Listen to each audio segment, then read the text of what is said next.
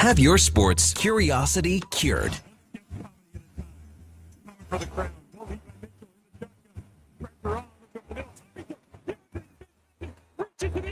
And he has his second touchdown of the ball game for Keandre Smith. Had 5 all of last year and almost halfway there. A veteran of the sports reporting game for over 25 years. Just go flat for Jalen Brunson. Allow him to operate at the top. 1-on-1. Brunson gets it, fires up a 3. Shot no good. The tip, it's gone. It's gone. It's gone. With 1.2 remaining. Knicks take the lead. OG Anunoby. It's 107-106. Breaking down Edmonton's favorite teams. Carolina has not registered a shot with a man advantage. The time just ticking away. The 4 minutes is really the most valuable piece. Toss the spare back in with Aho. Switch the clock in front. Here's a chance. This is Sports 1440 and the Kevin Karius Show.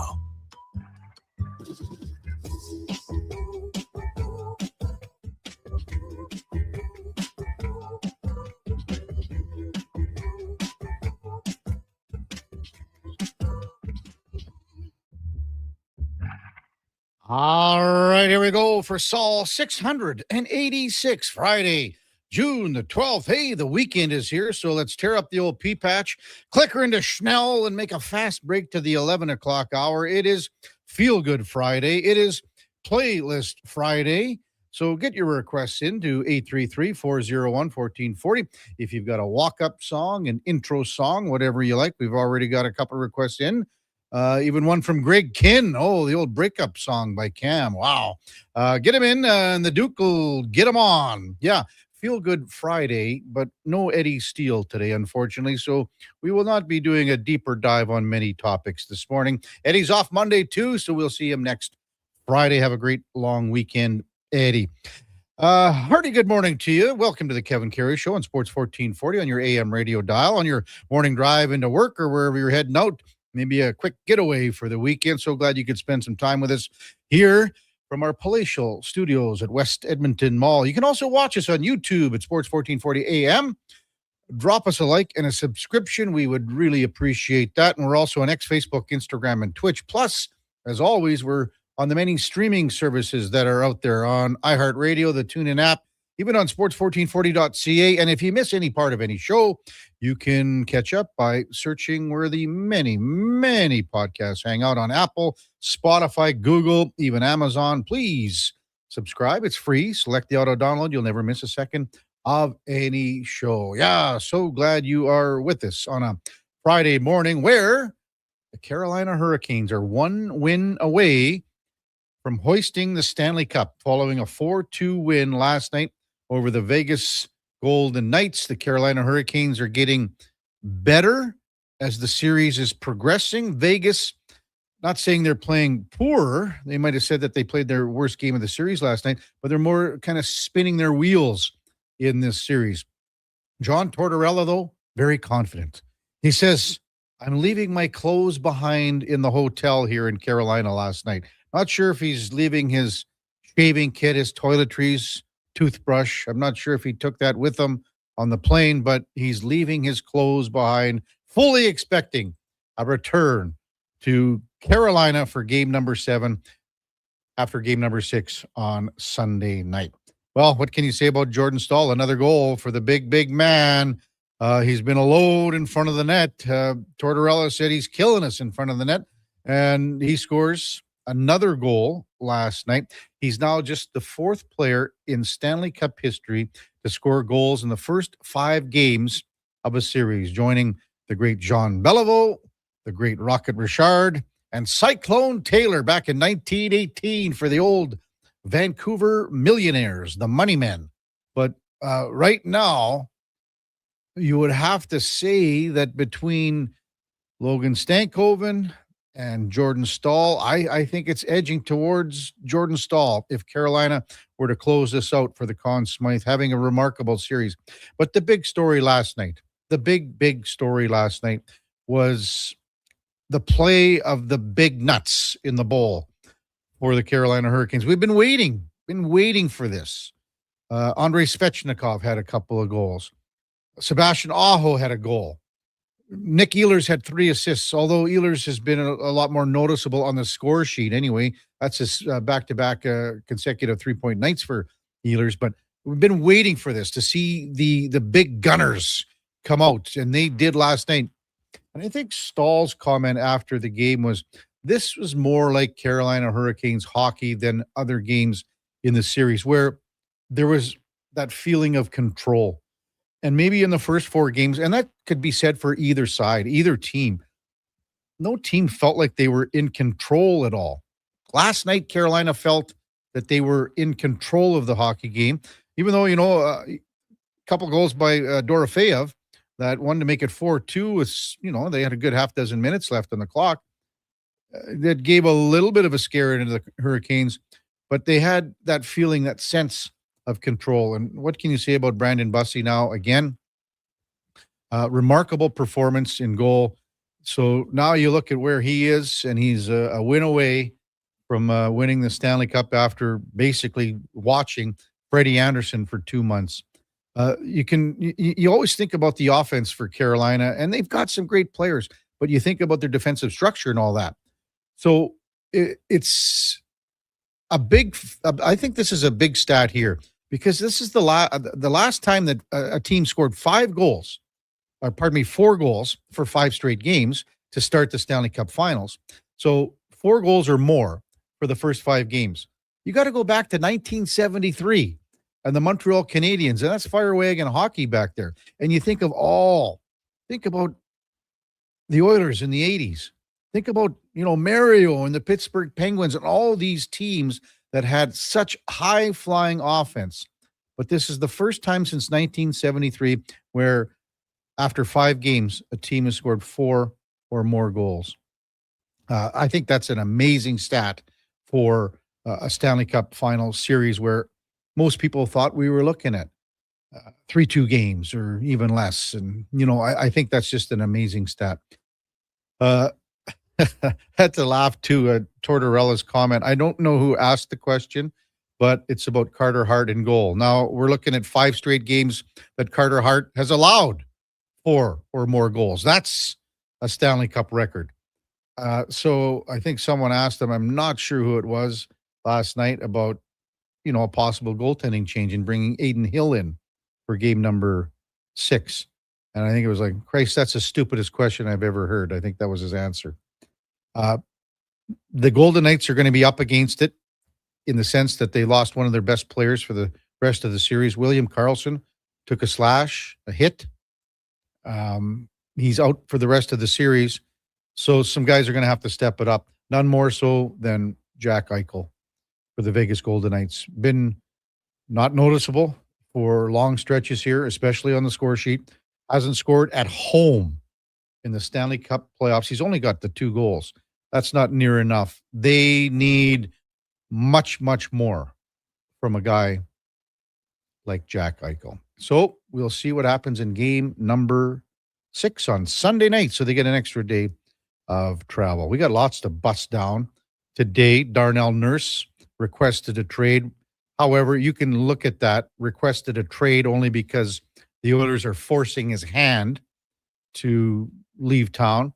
And, this is one of those ones where I think there's a little bit on both sides where, Darnell Nurse was a big part of this team for a long time. He was a hell of a soldier. He did everything that was asked. He had lots of warts in his game. Everyone knows that.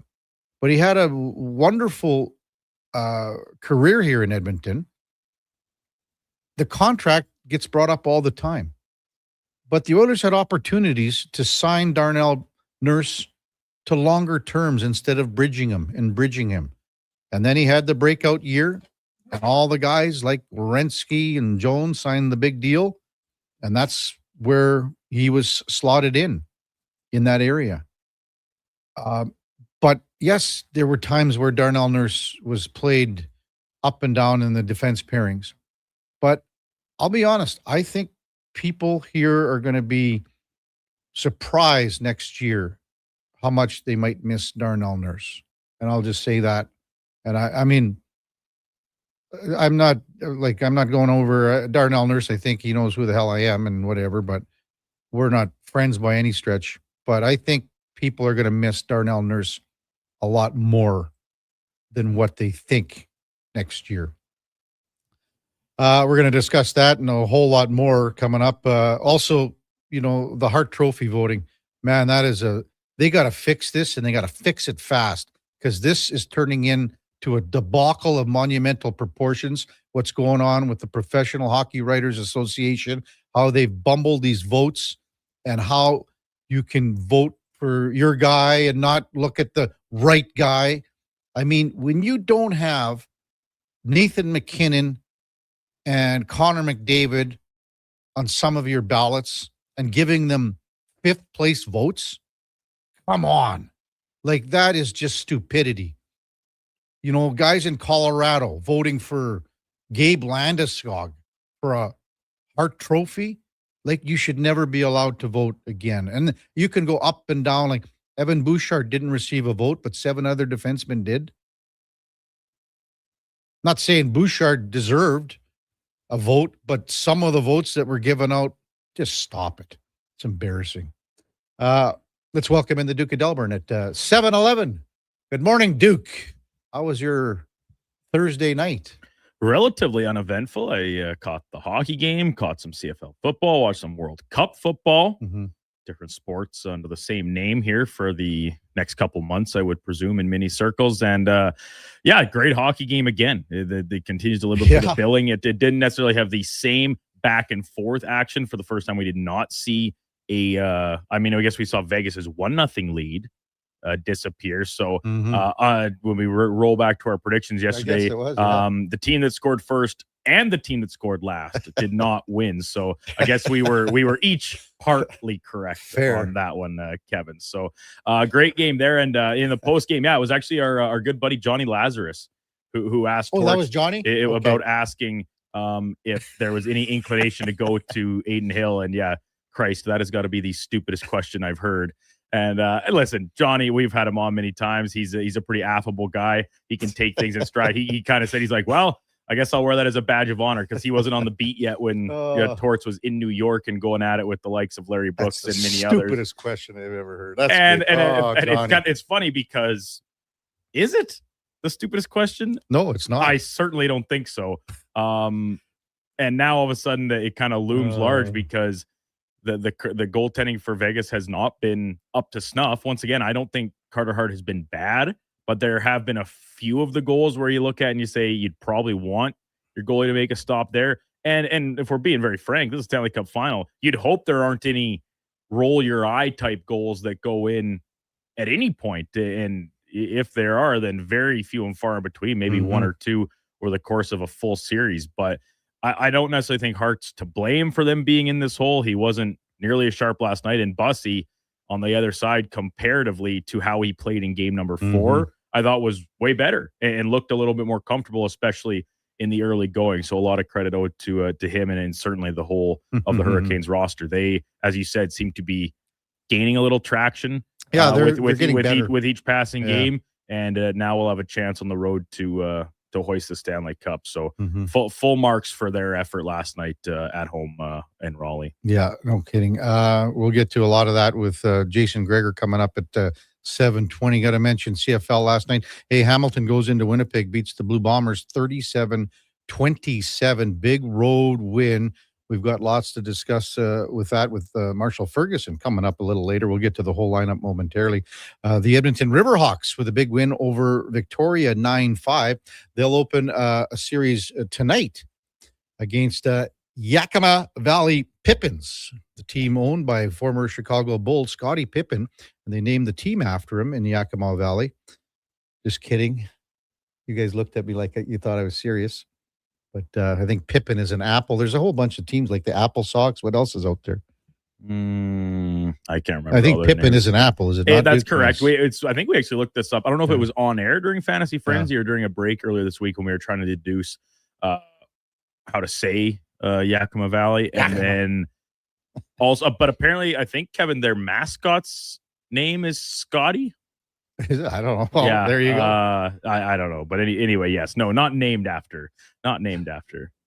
Scotty. Oh yeah, the mascot's name is Scott. Pippen. Scott T. There you Pippen. go. Good So, stuff. Oh, that's great. So they open up that set tonight. And of course, the big news today, Canada taking on Bosnia-Herzegovina World Cup. Moise Bombito looks like he's on the roster. So Canada will open up the World Cup after the two games yesterday in Group A. Mexico beat South Africa 2-0 and South Korea beat Czech 2-1. Laddie Schmid, not happy. He's probably on the plane last night when all of that. Maybe he watched the game on the plane. Who knows? Coming up on the big program, and 833-401-1440, tons of texts, and we'll get to them momentarily. And again, it's Playlist Friday, so get them in, we'll get them on. As mentioned, Jason Greger will lead things off right after the break. We got Mark Spector in his usual 8 o'clock time slot from Rogers Sportsnet. Marshall Ferguson did the game last night in Winnipeg. So he has, you can't talk to a guy that's better with boots on the ground the whole bit than Marshall Ferguson coming up at 8:20. Tyler Yaremchuk, old Chucker from the Daily Faceoff and Oilers Nation at 9:20. We'll have Cam Tate, another edition of Cam and Eggs. And then it's Friday. That means golfing with the G-Man. Gary Meyer, the golf pro, will slide in. We've got Adam Scully from Golf Talk Canada, talk about the RBC Canadian Open. Round 2 is underway. Whole bunch of golfers are grouped at 6 under par with the lead, including Sam Burns and Brooks Koepka. The Canadian Matt Anderson, Corn Ferry Tour player, is at 6 under as well, yet to tee off. I think he tees off momentarily. When we come back, Jason Greger will join us on the Kevin Carey Show with the Duke of Delburne.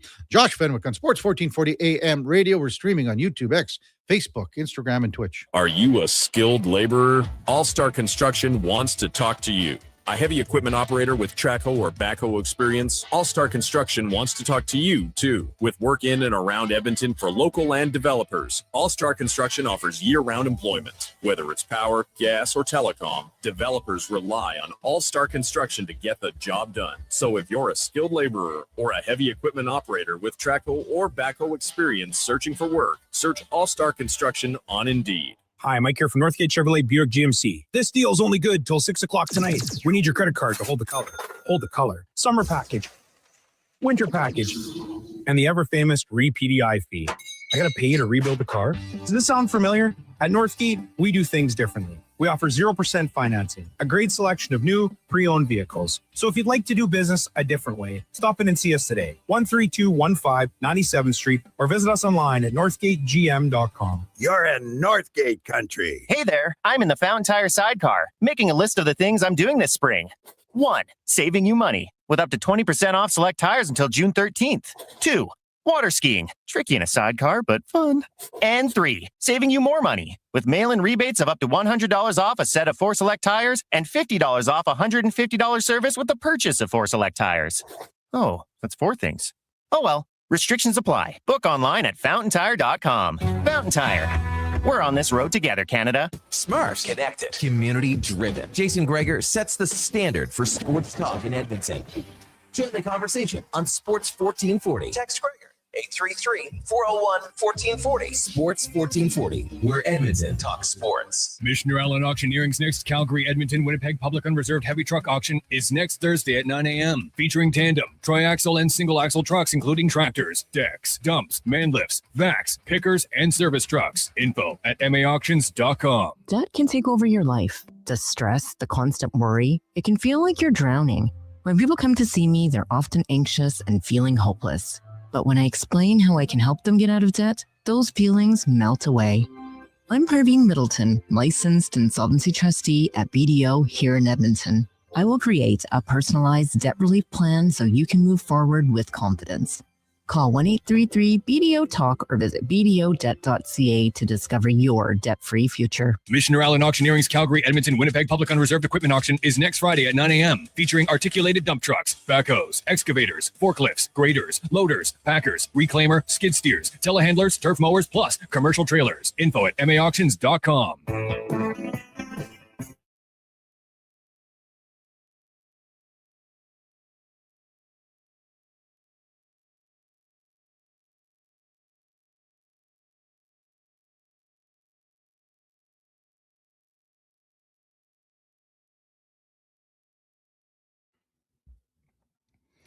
Portions of this hour brought to you by the Edmonton Elks. The Elks home opener, June 20th. It is going to be big. Lock in your tickets at goelks.com/tickets. Have your sports curiosity cured with the Kevin Karius Show. This is Sports 1440.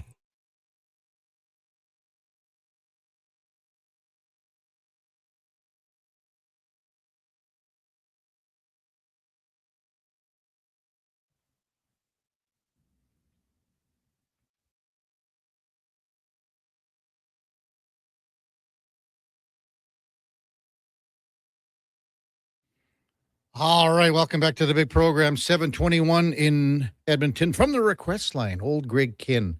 That's back to the early 80s, Duke, maybe around 1980. It was a terrible song for young kids that were seriously, I'm not kidding. Back then, if you broke up with your girlfriend, the boys would play that on the record player and you'd be bawling in the corner, man. That's how it worked. It's a true story, man. Time now for the Puck Report, brought to you by Fountain Tire. And at Fountain Tire, we take care of your vehicle and your vehicle only. Your focus is to enjoy summer driving. Worry-free. Book your appointment at fountaintire.com as we welcome in Jason Greger. You hear him daily from 2 to 6 right here in Sports 1440. Good morning, Greg. KK, how you doing? It's been a good morning already. It's, the weekend is here. We got Feel Good Friday, Playlist Friday. And we're possibly one win away from the Stanley Cup being hoisted on Sunday. And we were saying, like, Carolina's getting better and Vegas is, just sort of spinning their wheels a little bit here. So what do you think of the game last night? Well, outside of the 4-0 lead, Vegas has really, been trailing a lot in this series. So it's hard to always play come from behind. They've done it very well in the postseason in the third period multiple times, but you're right. Last night, Carolina just really, I thought, controlled much of that game. There wasn't stretches where you felt like, okay, Vegas is really pressing, and now Vegas has got the momentum. And every time they would have an offensive zone chance, it didn't lead to multiple. It didn't lead to chances in succession, and then it was out. And Carolina's just their relentlessness seems to be taking over now. It's going to be game 6 in Vegas. And we all know there's desperation now. Losing, you go home. So the first time you're facing elimination is Vegas on home ice. So I think they will be more than ready in that game. And the extra rest day probably helps them. Mm-hmm. You think it goes back to Carolina for 7? Well, I picked Carolina in 6 at the start, so I guess I have to stick with that. But like, selfishly, I hope it does. Like, who doesn't like a game 7 for a Stanley Cup final? Mm-hmm. Boy, when you look at Jordan Staal, he's been phenomenal. Again, joins Rocket Richard, Jean Beliveau, Cyclone Taylor as the first player in a long, long time to score in the first 5 games. He's just been an absolute tank. What have you seen in his game? Maybe that, that he's just taken it and risen to another level here. Well, he's really just using his massive frame to his advantage. Like, the Vegas players even talk about it. If Jordan Staal gets position on you and in front of the net, there's nothing you can do. Like, I know he's listed at 6'4" and 220. He looks way bigger than that, right? Like, when you just heavier than 220. Oh, 100% he is. Like, he's just, and the thing is, like, his skating's been better. Like, and that's why I always chuckle. Like, I keep seeing people talk about, getting players out of their prime and they're older. I'm like, this guy's 37. This is the greatest playoff run he's ever had. Never scored 12 goals. Not 12 goals, 8 goals and 12 points. Like, those are both career highs. And I know people are talking about, he should be the Conn Smythe winner. I'm like, but the Conn Smythe was always for best player in the playoffs. Mm-hmm. I don't know if you can have a guy who has 13 points be your MVP. I know he scored a lot in the Stanley Cup final, and maybe that will be it, but it just seems a little odd to me that that's going to be your Conn Smythe trophy winner, a guy who has 8 goals and 12 points. It seems a little off to me. But don't you think the list is shorter? Because if Carolina wins the Stanley Cup, you can't give it to Marner. There's no way you can give it to Marner. No. His season hasn't been that dominant. So that list is between Staal and probably Logan Stankoven then.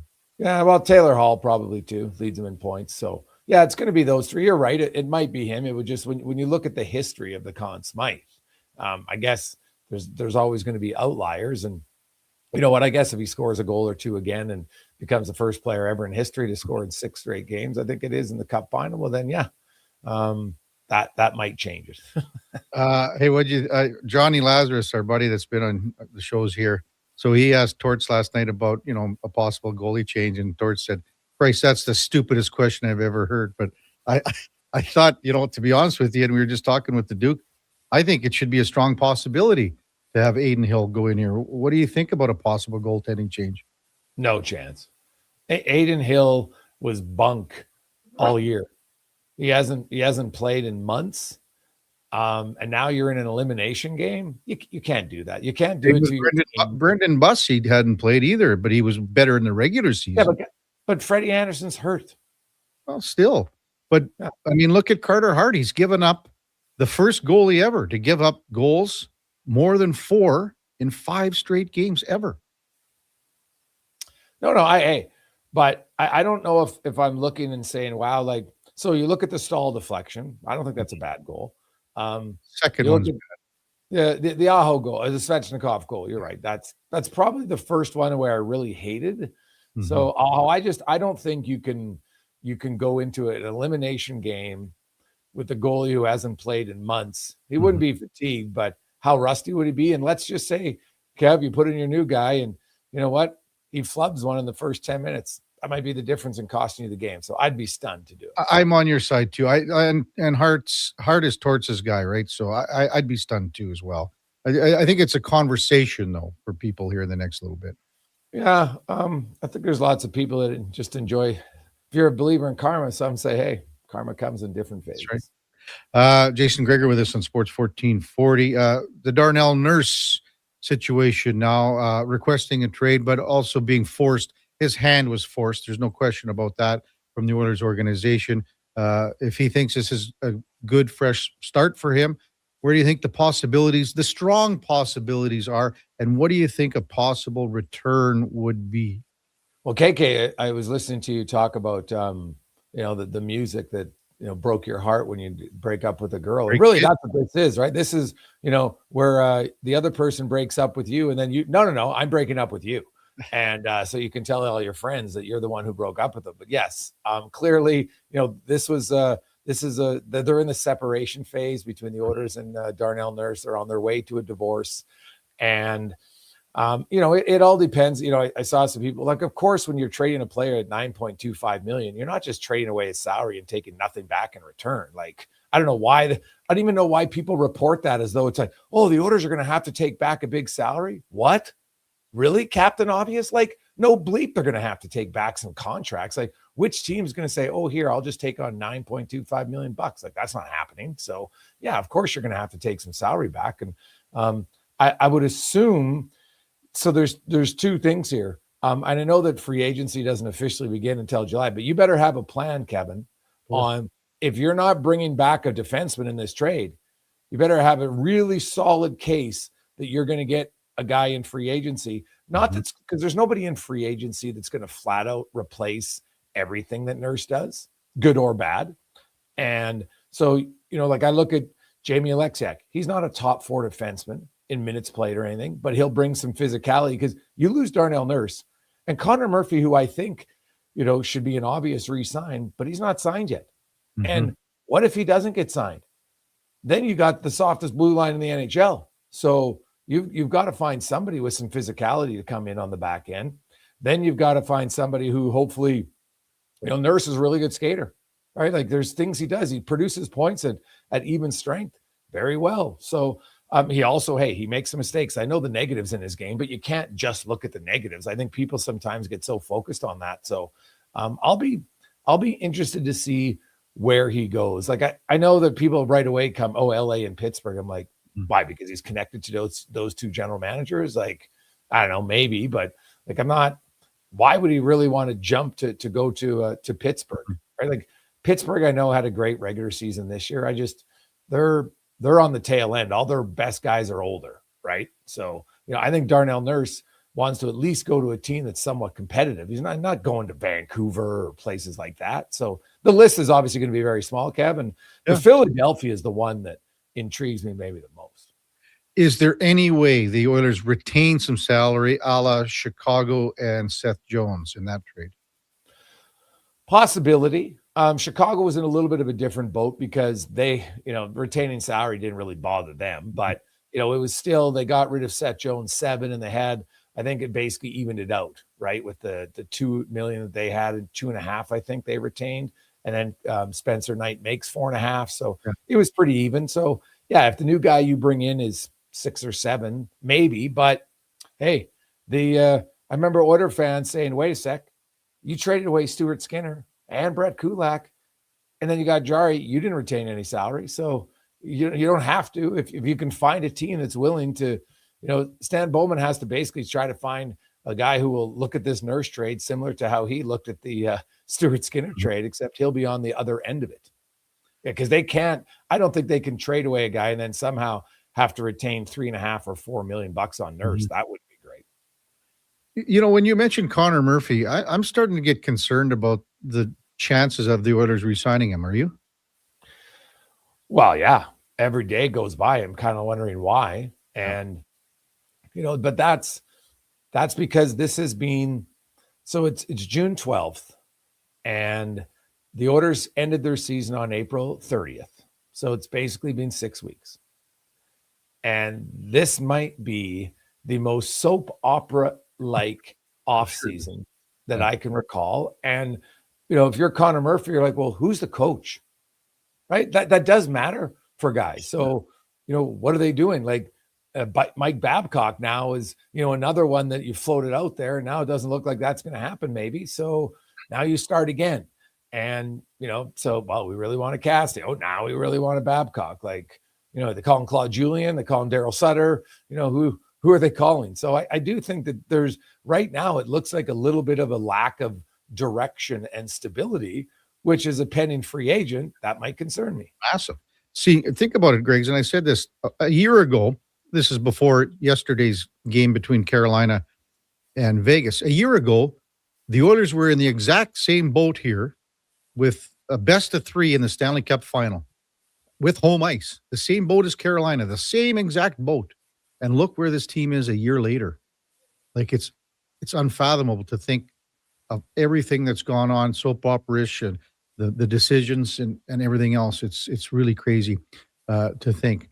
Want to get your thoughts on the Hart Trophy and other voting. When you see some of the votes yesterday for the Hart, and Connor, like you could make an argument for all big 3. I mean, you can make an argument for Kucherov, who won 10 points over McDavid. You can make the argument for McDavid, and you can make the argument for Nathan McKinnon. To be honest with you, and maybe you're in the same boat, whoever would have won the Hart yesterday, I said that would have been just fine with me. I don't care about how the top 3 were.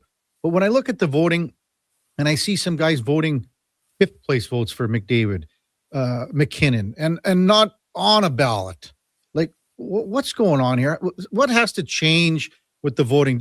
Does it have to get down to 100 guys or 60 guys or guys that don't cover national guys? Like, what do we got to do here to change this? Well, it's a fair question. I'll be transparent on my ballot. I had McKinnon winning and then I had McDavid second and Kucherov third. I thought those 3 were, you could make an argument for any 3 in any order. So no problem. Then I had Celebrini fourth and I had David Pasternak fifth.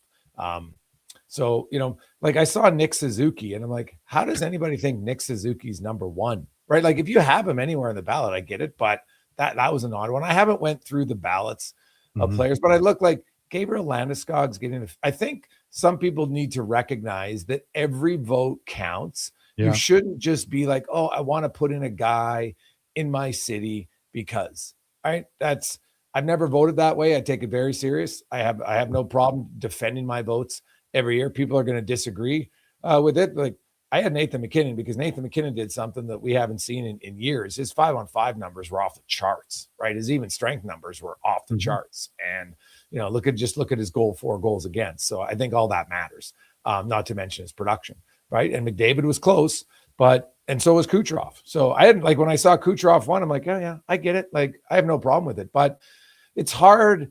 It's a good question. I could talk with the president, Stephen Wino, about that because you can't force people to vote in groupthink like everybody else. I would say this: you make your votes mandatory, but then you have to explain your reasoning why. I might not agree with it, but if you have a valid explanation, then maybe I can understand it. But to have some of those guys not on a ballot would seem very strange. Like if you're first, second, third, fourth, fifth, okay, whatever, everybody's going to have a different opinion of that. Like this year, the top three for me, I thought were the top three.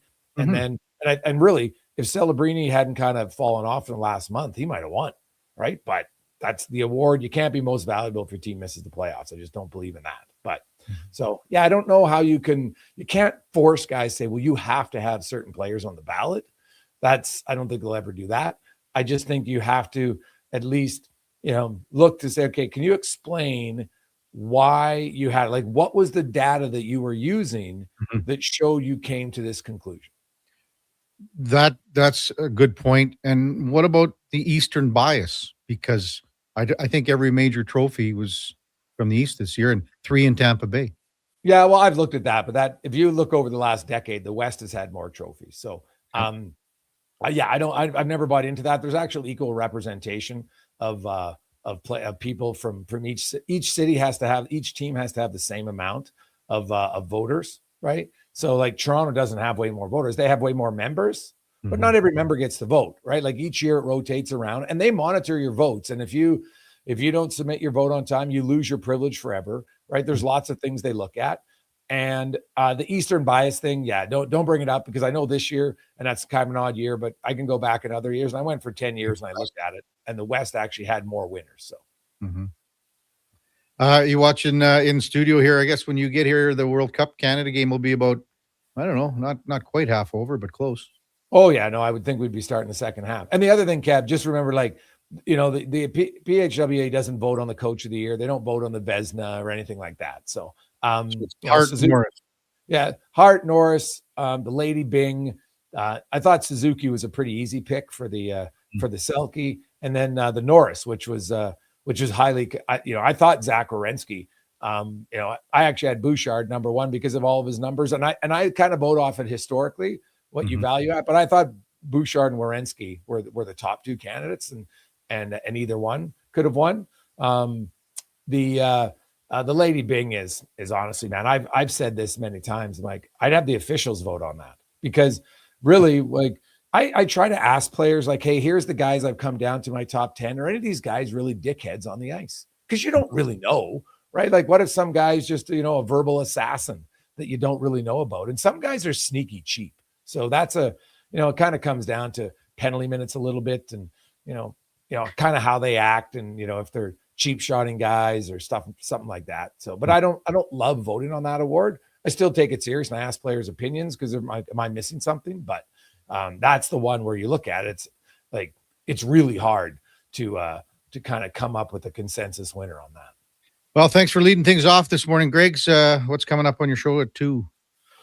Well, we're going to talk a little bit more about the soap opera that is the Edmonton Oilers. Obviously, World Cup talk. Like, for Canada, man, this is a massive game. History tells us, if you get a draw, that's fine. A win, unbelievable. But if you lose your first game, like, it's not impossible with this format that you can still get through, but it would be way harder. So, you know what? This is, Canada got a little bit lucky with no Italy in their pool now. So you got to take advantage of this. And it was interesting listening to Shinetti talk about how Bosnia thinks, like, they're kind of insulted that people think that Canada should even be on the same pitch as them. So this will be a hard game. And, weather's obviously going to be a factor, no question. But I don't know if you watched it, man, but I was right into that Czechia-Korea game last night. It was unreal. So we'll talk a lot of World Cup too. It's pretty biggest event in the world, and it's right here in Canada. So that's pretty awesome. Sounds good, Greg. Have a great weekend, big guy. You too, buddy. Jason Gregor, you'll hear him 2 to 6 right here on Sports 1440, and that's the Puck Report, brought to you by Fountain Tire. We care about one thing and one thing only. It is your vehicle. Book your appointment at fountaintire.com today. We are watching the RBC Canadian Open here in our palatial studios at West Edmonton Mall. I didn't see it, but I think Matthew Anderson, had to have eagled the first hole, because he was at 6 under. Now he's leading at 8 under. I'm going to do a quick check on that, but it looks like he's on the second hole, so he must have eagled the first hole to take sole possession of the lead. Is that what he did, Duke? There you go. That's pretty cool. This is a guy that's on the Corn Ferry Tour this year. He's from Mississauga, Ontario. He I believe he has missed the last 5 cuts on the Corn Ferry Tour, which you look at where he is right now, and hey, there's lots of golf to go here. Lots of golf, but at least you're put yourself in a position here. And as he said yesterday, he's rolling the ball well in the greens, and as he said, he felt in control of his game. So maybe he can keep it going for round number 2 here. Text 833-401-1440. We'll get to them when we come back. Plus, it's Feel Good Friday, Playlist Friday. Get them in, we'll get them on. If you've got a song you'd like to hear for a walk-up or an intro, the Duke will gladly play it for you. It's the Kevin Karius Show. Duke of Delburne, Josh Fenwick on Sports 1440 AM Radio. We're streaming on YouTube, X, Facebook, Instagram, and Twitch. Our new McCafe crafted sodas just drinks or something more? Like Sprite Berry Bliss, Creamy Strawberry Coke, and Orange Dream. All swirled with fizzy flavor and topped with silky cold foam. Only at McDonald's. At participating McDonald's restaurants in Canada. It doesn't start on game day. It starts before kickoff, before the first snap. It starts with you locking in your season seats. This is Edmonton Elks football. The only way to experience it is being there for every hit, catch, and touchdown. The Elks home opener kicks off June 20th against Montreal. Your season seats are your way in. Get yours now at goelks.com/season seats. Edmonton Elks. Our city, our year. Okay, new strategy. I'll just live in the freezer till October. It's spacious in here. It's spacious. There's a better way to survive the coming AC season. Pro Solutions is your one-call solves-it-all expert for AC repairs, tune-ups, and new installations. We offer convenient financing options and fast appointments so you can enjoy your entire home, not just the freezer. Now I can leave the frozen peas where they belong. Book now at prosolutionsinc.ca. Expand your brand with Fusion Promo Marketing. Fusion is your trusted partner for all things branded merch and apparel. Thousands of products perfect for businesses, sports teams, and corporate events. Fusion with a Z. Promomarketing.ca. Don't miss a moment of Blue Jays baseball this season. Join play-by-play announcer Ben Shulman for the game live on Sports 1440. The Toronto Blue Jays are on Edmonton's home for all things sports. Sports 1440. Heard of Uline? You know, the have-it-all in stock, ready to deliver shipping and industrial supply specialists. The company that does things for you that are unheard of, like keeping 41,000 items in stock in our own warehouses. With customer service reps on the line to get you what you need when you need it 24/7, 365 every time. Maybe you heard it here first. Want to hear more? Visit uline.ca. ULINE, your shipping and industrial supply specialists. Hi, Edmonton. Are you ready to serve up some summer fun? Join Subaru at the Edmonton Expo Center on June 13th from 11 a.m. to 2 p.m. for a free, family-friendly tennis event designed for all ages from 3 to 83. Whether you're a seasoned player or have never picked up a racket, come to have fun and celebrate the start of tennis season in a comfortable indoor space. Register today at edmontontennis.ca. Make some memories and welcome summer with Subaru. Welcome to Uncommon.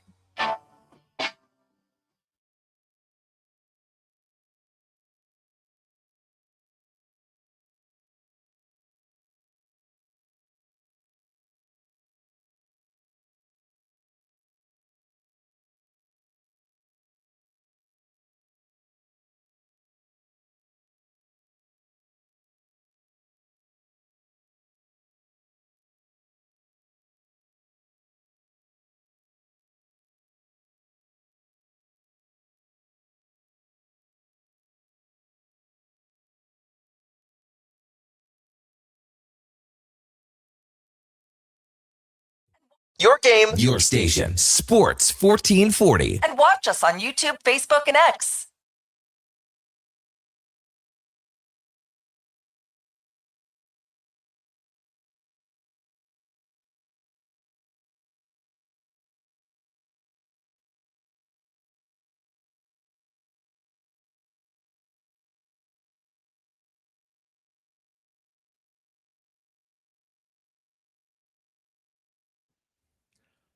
All right, welcome back to the big program. 7:45 in Edmonton. There's the Duke's request, his personal request on Playlist Friday. BA every day at 7:40. Kevin Karius, the Duke, and Josh Fenwick with you here on Sports 1440 AM radio. Van Ruin and Matthew Anderson tied at 8 under right now at the RBC Canadian Open second round underway at the Osprey. Text 833-401-1440. We're talking about it. Even Gregor brought it up, the Greg Kinn breakup song. IMAX says, what an awesome song, except for the junior high breakup. And Duke, that's true. Even Cam texted in and said, you guys are right about it. I was a DJ in the 80s. And when that was requested, there was a breakup, especially when it was a friend. Great song for the segment. Duke, I'm not kidding. There is a party at a guy named Brad Stick's house. I had broken up with someone and she broke up with me. Oh, yeah. I wonder how that went. Well, like mutual, probably. No, I don't think it was. I think, back then, small town, Duke, you know how it was. Okay, maybe it was different for you, but there was a group of. Well, yeah, I wasn't taking girls out to sock hops and drive-in movies, Kev. Oh, I'm talking when you're like different. Okay, 14 years old or 13, and you're just starting to get going. Yeah, okay. You're grade 7 and whatever it is, grade 8. I don't know. Maybe you guys are different in small town Delburne. I don't know, but there was sort of I hate to say it, but there was like a group of guys and a group of girls, and you almost just you went from one to the next to the next to the next. Yeah, then, because it's almost like at that age, in my experience, they were playground romances. And I get it. Yes. You're in 7th and 8th grade now. Yeah. You don't actually have, but you're in junior high and you're just kind of hormones are starting to go. Exactly right. And it's maybe you hold hands walking down the hallway and you talk. Come on now, Duke. You talk at the locker before jetting off to class if you guys don't have the same schedule or something. That's pretty much the extent of you. And then for us, Kevin, in that era. You get home from school and you immediately hop on what at the time was MSN Messenger. And it was the precursor, like texting existed already, but especially in small town, not many people had cell phones that young. And so MSN Messenger was the precursor to texting your sweetie. And you'd hop on there and you'd change your status and your title. Maybe you'd have her name in it with some hearts around it or something. And that's just how it was. Yeah. And then you'd wait to see that they were online. You hit him with a message and maybe you just trade a few back and forth. So that's the difference. Young love. Yeah, Duke, that's the difference. So they didn't. Computers weren't invented yet when you were in 7th grade. Kevin. I'm almost twice as old as you. So that's the difference. Like it was, it was all face to face. Like there was no messing around. Would you ever make it like a phone call in the evening? All the time. Call their house and then her dad answer. Hello, hello, Mr. Anderson. Is Tracy there? No, see, Duke, because back then there was a thing that was coming out. It was called Star 69 or 68. I bet it was. No, seriously, that you because what would happen is if the dad answered the phone, you hung up. So you're not gonna. No, I totally. You were scared. You were a scared kid. I completely understand what you're saying, but then how many times can you do that before all of a sudden he answers and says, "Hey, quit calling here, you little punk ass kid." Well, exactly. See, but then you'd go on to the next one, dude. So, so when you talk about you kind of worked like you were just rolling through all of them at the same time. Dude. Yes. Come on, Kev. You're such a dog. At least have the courtesy to focus on one at a time. And then when you have your little junior high breakup, then you just go to the next girl in the group. Like I said, there's only 10 girls total. We had a good selection, to be honest with you. Honestly, small. And they were all 10s, I bet. I'm not kidding, Duke. You'd be shocked back in the day in grade 7 and 8 at the Melville Junior High School. It was a very good stable of young, beautiful, talented, smart women back in junior high. Very talented, I'm sure. They were. Text 833 401 1440. Matt LeDuc says, forget cell phones. Phones weren't even invented when KK was in school. Yeah. Kevin, what was it like to hear the recording of Alexander Graham Bell's first telephone call? It was outstanding. Kyle said, and we talked about this off the top, Kyle, where's Eddie? I was hoping he was going to go more in depth about the Elks today. A deeper dive. A deeper dive. Yeah, it's too bad that now we're not going to have Eddie on Monday, so we won't be able to do a deeper dive for a whole week here. Well, I guess we're just very thankful that the Elks themselves don't play, so we're not missing out on that specific element of a deeper dive. Yeah.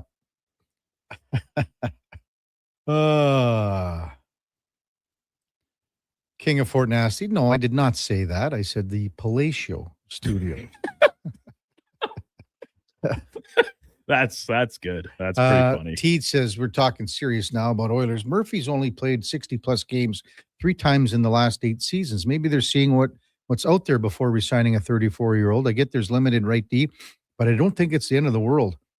Hey, that is a valid point, and that's a valid point, especially when you look at Darnell Nurse here, because Darnell Nurse, one thing about Darnell, I mean, you couldn't get more of a reliable defenseman as far as being in the lineup for, almost the entirety of his career here. Played through a lot, even in the playoffs. He talked about, the hip thing and everything like that.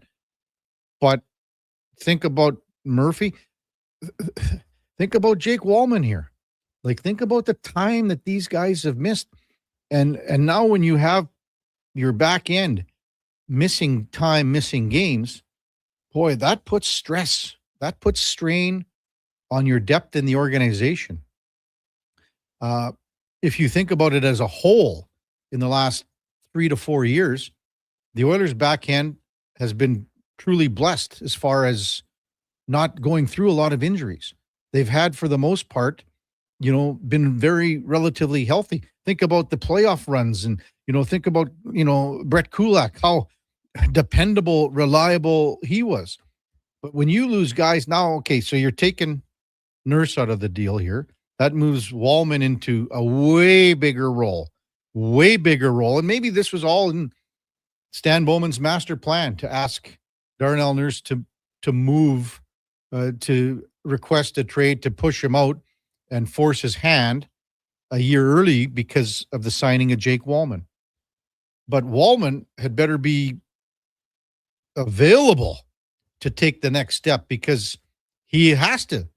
There's no one else in the organization that is even remotely close to being a second pair left D, is there? Because there is not now.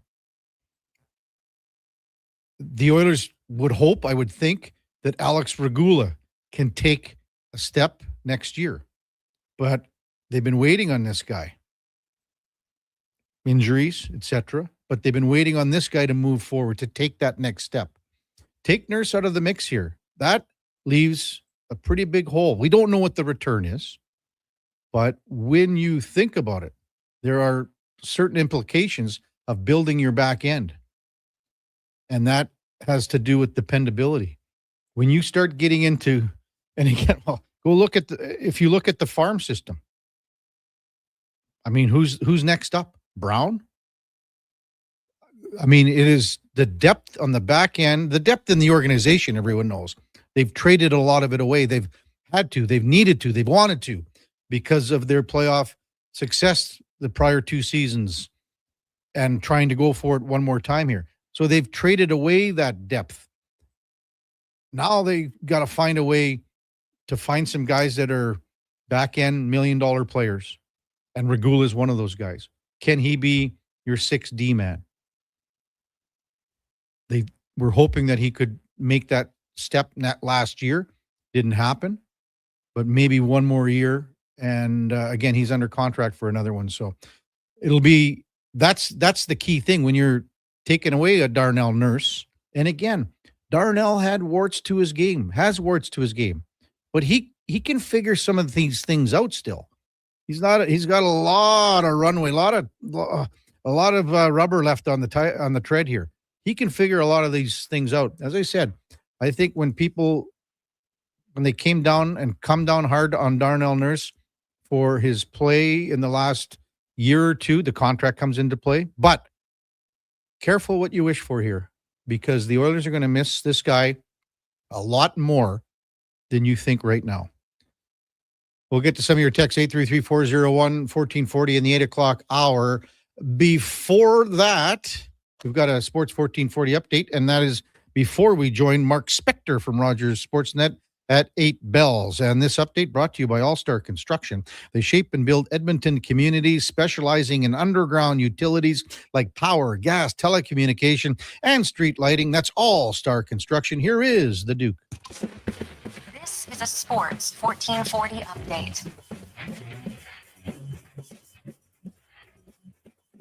Carolina Hurricanes found themselves on the brink of a second Stanley Cup victory in franchise history. They beat the Vegas Golden Knights 4-2 last night to take a 3-1 series lead in the best of 7. Andrei Svechnikov scored twice. Nick Ehlers had 3 assists, and Brandon Bussey made 23 saves on 25 shots for the victory. World Cup kicking off yesterday, starting with Mexico at home. They blanked South Africa 2-0, and Korea comes back from a 1-0 second half deficit to defeat Czechia 2-1 in their opener. In the majors yesterday, lighter schedule with several teams in transit. The Tigers run it up on Minnesota 11-0 the final. The Cubbies beat Colorado 9-3. Baltimore top Seattle 7-5. Braves and White Sox got postponed due to weather, and the Dodgers get past Pittsburgh 8-6. But some tough news there. Shohei Ohtani left the game due to soreness in his knee. WCL action last night from downtown Edmonton. The Riverhawks avoid the sweep at the hands of the Harbor Cats, beating Victoria 9-5.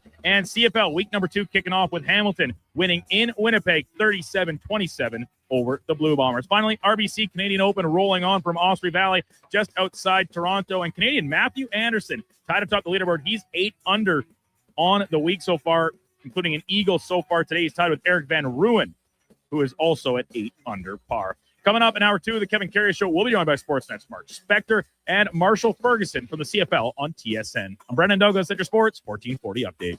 Sports 1440 in West Edmonton Mall and Wetaskiwin. CKJR is a Stingray radio station. Download the free radio player app and listen wherever you go.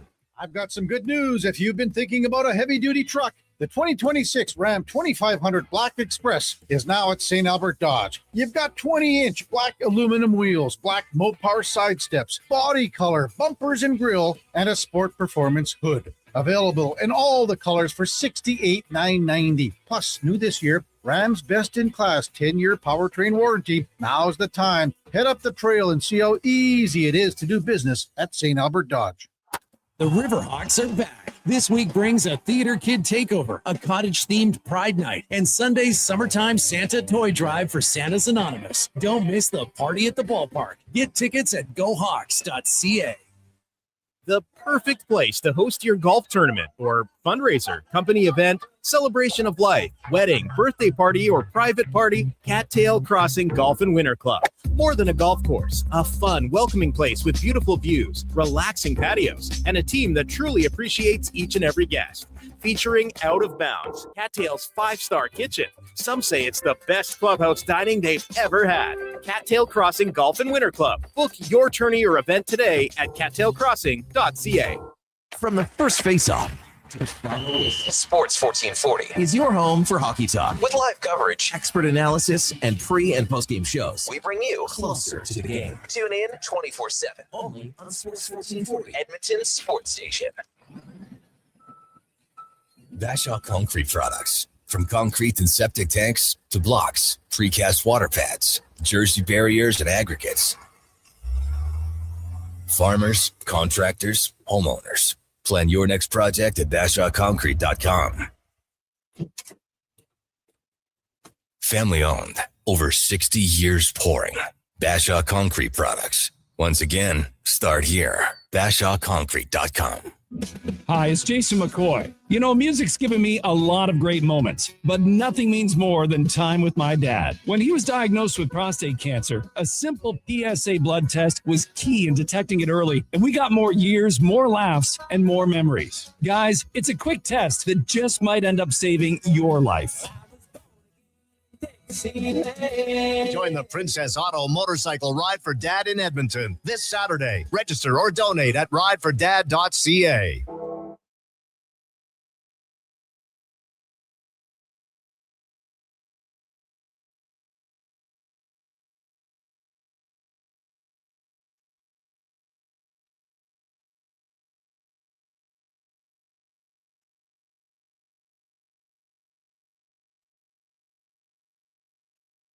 Stories, guests, and insights. This is Sports 1440 and the Kevin Karius Show.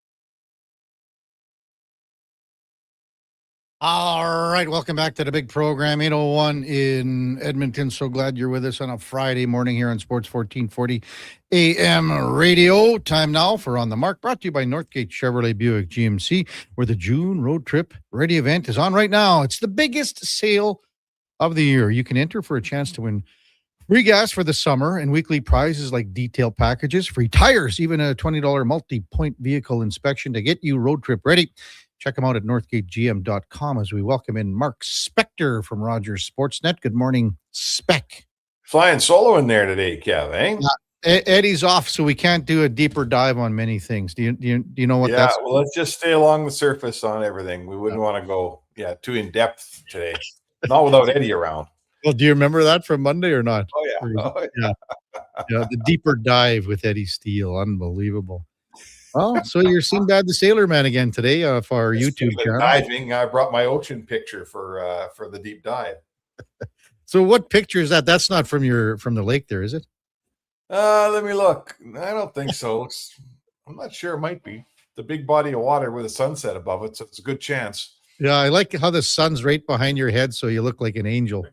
There you go. Well, I generally have a positive glow about everything I do, Kev. You know that. Yeah, the positivity is just exuding. Oozes out. It oozes.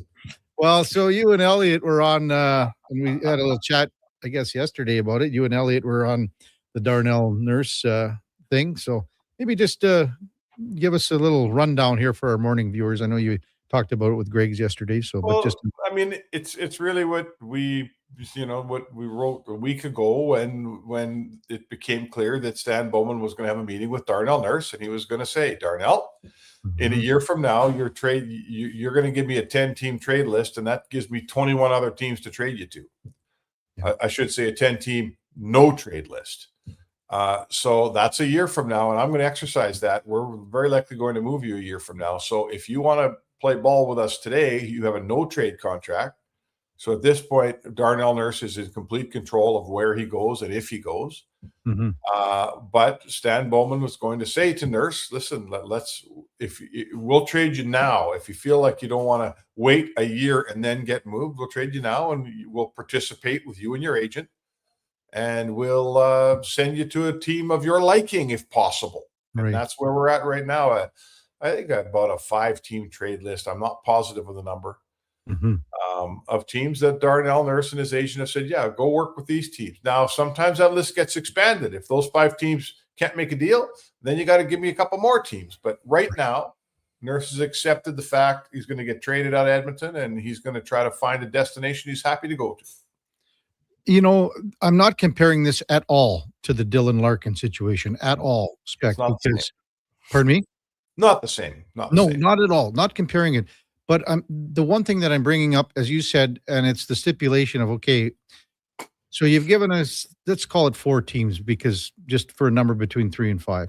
Sure. If something happens with these 4 teams and the deal isn't there, and you have to expand and you have to get to whatever, say Darnell Nurse's 10th choice, and he's like, well, I don't know now. You know, maybe the return isn't there, because there has been some whispers about Larkin, and this is the comparison, not the comparison. This is the end result that I'll bring up. Maybe it's not a total done deal that Dylan Larkin is not back in Detroit. Is there a chance you think at all that, you know, you work the phones, the deal isn't what you want, but so you don't pull the trigger on it from the Oilers' perspective, and then there's a slim possibility that he comes back, or is there no way you can walk this back now? Well, I mean, both things are a little bit true. You can never say never. There is a possibility that there's just no deal out there that exists that Stan Bowman can find. I don't think that's the case. Yeah. You know, I think the parameters of this deal are pretty wide. How much do you retain, or what type of a contract do you take back? You know, can you make a hockey trade where you get back players that you actually like a lot, or are you just taking back players to facilitate a deal? There's a huge cross section of options for Bowman.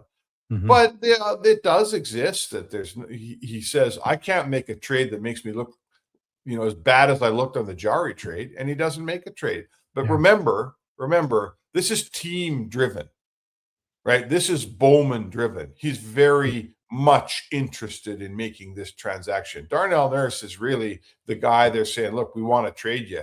Do you want to hang around a place you're not wanted? And he goes, okay, no, I don't. So trade me. If he came back, it would be uncomfortable, really uncomfortable. It wouldn't be great. So Bowman's really set up a situation where he better be able to make this trade, because you don't want Darnell Nurse back at training camp, a sour guy who knows he's not wanted, slapping on the alternate captain's jersey for your team. That doesn't work well for anybody.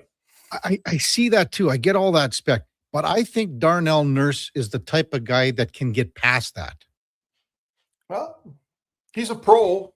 You know, he's a pro, and he wouldn't help himself by coming back and not playing well. So sure. Yeah, that's what I mean. I think he would say, you know what? I'm going to stick this up your ass.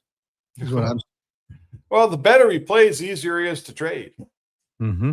You know, I think, and I'll predict this, either way, next season, I think you're going to see an invigorated and a different and likely a better Darnell Nurse. It's either going to be very likely for a second team where he's getting a new lease on life and a fresh start, and all the old things are washed away, or it's going to be in Edmonton where, as you say, he's shoving it up there, you know what, because they've caused this uncomfortable situation for him. But yeah, I think you'll see a bit of a different Nurse next year, and that's good for everybody. Mm-hmm. So, I mean, you looked at, and you've seen a couple of the teams that are surfacing out there, but what do you think a return would be? And to pony that, do you think that the Oilers would retain any salary, a la, you know, what the Hawks did? Different situation with Seth Jones because they got a lot of cap space and things like that. But is there a possibility of that to facilitate a deal? Well, I mean, first of all, like, let's reverse engineer this thing. Nurse gives you 3 to 5 teams, call it 5 teams. He's not picking basement dwellers that are just trying to get to the floor. Like, he doesn't want to go to probably a Columbus. He doesn't want to go to a Vancouver. Like, nothing against those cities, but they're a long way away. I guess Columbus would tell you they're closer. I've heard that for years, but you know, he wants to go to a place that's got some promise. So let's take a place like Philly. That's a place that's talking about perhaps acquiring Darnell Nurse. They can't just take 9.25 on their cap. They don't have room for that. No good team does, Kevin, right? Not at all.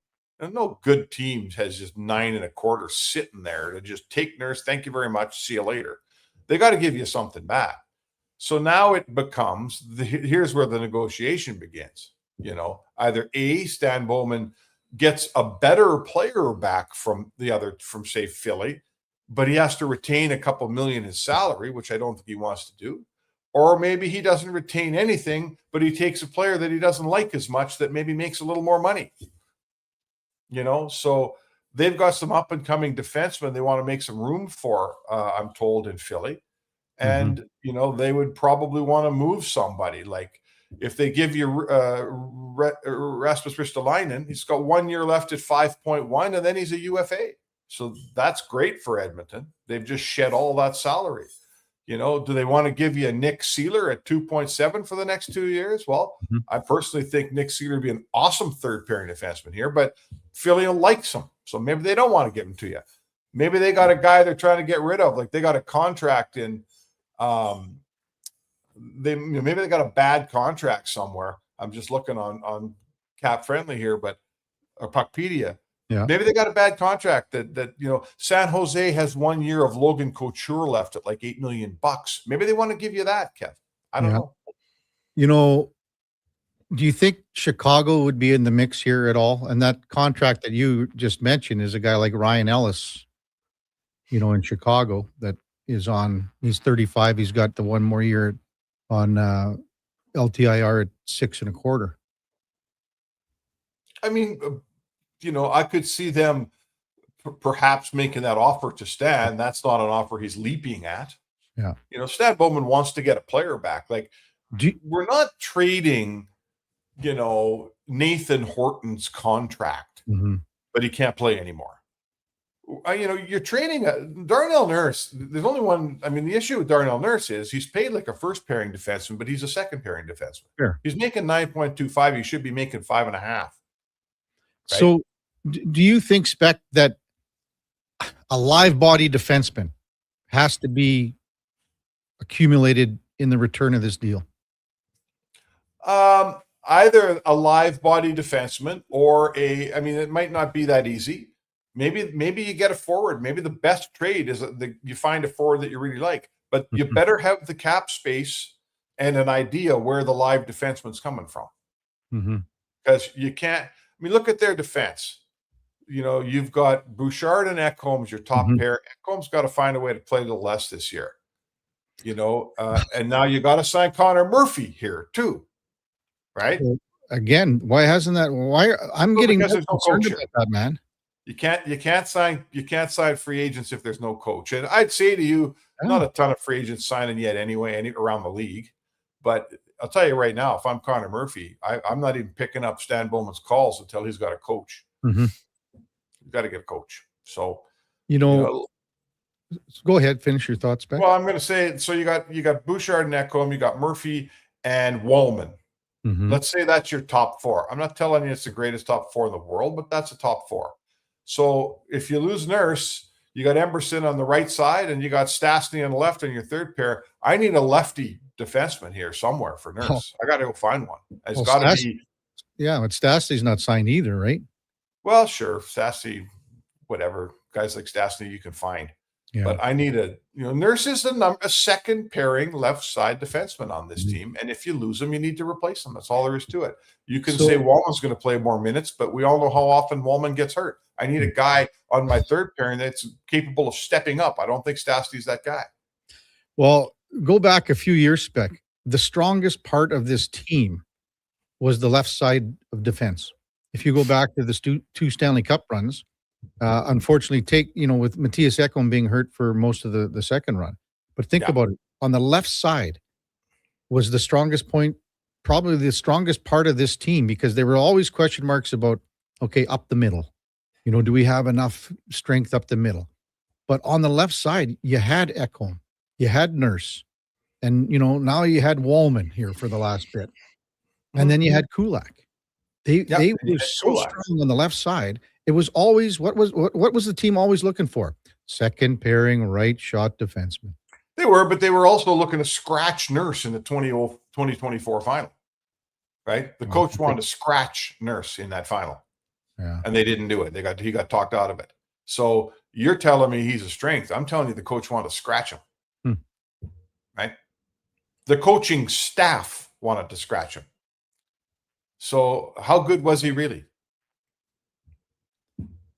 I don't know. I've said a few times, I think, they're going to miss him. The team's going to miss him a lot more than they think. Hey, for sure you'll miss him. But you know what? You got to break a few eggs to make an omelet, Kevin. You can't just keep running back the same core group that doesn't win and say, well, we're going to win this time. Listen, I get it. And he is, you and I we'll argue all day over how much they'll miss him and how much his value is. There's no argument that he's making $4 or $5 million too much. Like he's been throwing the cap off on this team since the day Holland signed into that contract. And I know why I signed him. They just lost Larson. Just before that, they'd lost Clefbaum. Then Seth Jones signed. Then Werenski signed. Holland said to me, he says, I can't lose Clefbaum and Larson and Nurse within 3 years. I can't do it. And I totally agree with that. He made the move that he had to make.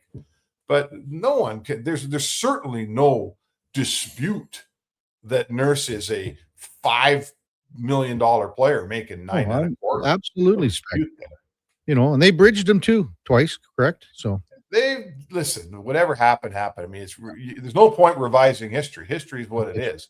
But he's not worth the money, and because he makes that money, he gets opportunity and plays more. And you go, I got to play this guy a certain amount, and I'm telling you, how many defensive coaches have left this town, and I've talked to every single one of them, left this town saying, "Man, that guy killed me out there. He wasn't.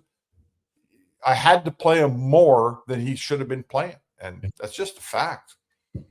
Mark Spector with us, Sports 1440. Hey, quickly, what did you think of the Hart Trophy voting and some of the ballots that continue to scratch your head with all your buddies at the professional hockey writers? I mean, listen, I thought it was going to be very, very, very close anyway, and it was. That's as close as you can get. Was it 10 points? 10 points, yeah. Yeah, so that's just that's a couple of second, third place votes. Like, yeah, well, for sure it is, Spec, and it's a couple of fourth and fifth place votes too. Well, when you're not voting and you don't have McKinnon and or McDavid in your top three, what are you doing here? Or even like as a fifth, I could see some guys going, okay, Celebrini's going to sneak in here, but if you have, how can you not have some of these guys on your ballots? Well, I agree. I voted. I had. How did I go? I think I went. I went McDavid first, and then I think I went McKinnon second and Kucherov third. Yeah. I believe how I went. I forget my fourth and fifth. I'll look them up. Hey, listen. Like I make this point all the time. There's 190 voters spread out as equally as possible east to west. It's impossible to have 85 west, 85 east. There's just not enough people in the west. And you know what? We vote every year, and every year people complain. But if you look back in the big picture, we do a pretty good job. You can't tell me that Kucherov is completely undeserving. No. I'm not saying that. You could make a valid argument for all three of these guys that were the finals. And one of them won. So what's the problem? Well, the problem is stupid guys voting for giving a fifth place vote to Gabriel Landeskog. Yeah, that's a stupid thing to do. Sure it is. But how much does that really a lot of that sways things. Maybe that's a vote where that goes to a McDavid or whatever, or maybe a McKinnon. Huh? If the guy's voting for Landeskog as his fifth place guy, you think he's, hey, listen, like you can't get, let's say 200 people. I think the number of voters was like 191 this year or something. Yeah, and I think 100 of them are dumb writers. Sure, pal, but that's I'm not the only one that says that. Like when you think about it and you look at the votes and go through all of the ballots, it doesn't make any sense to me at all.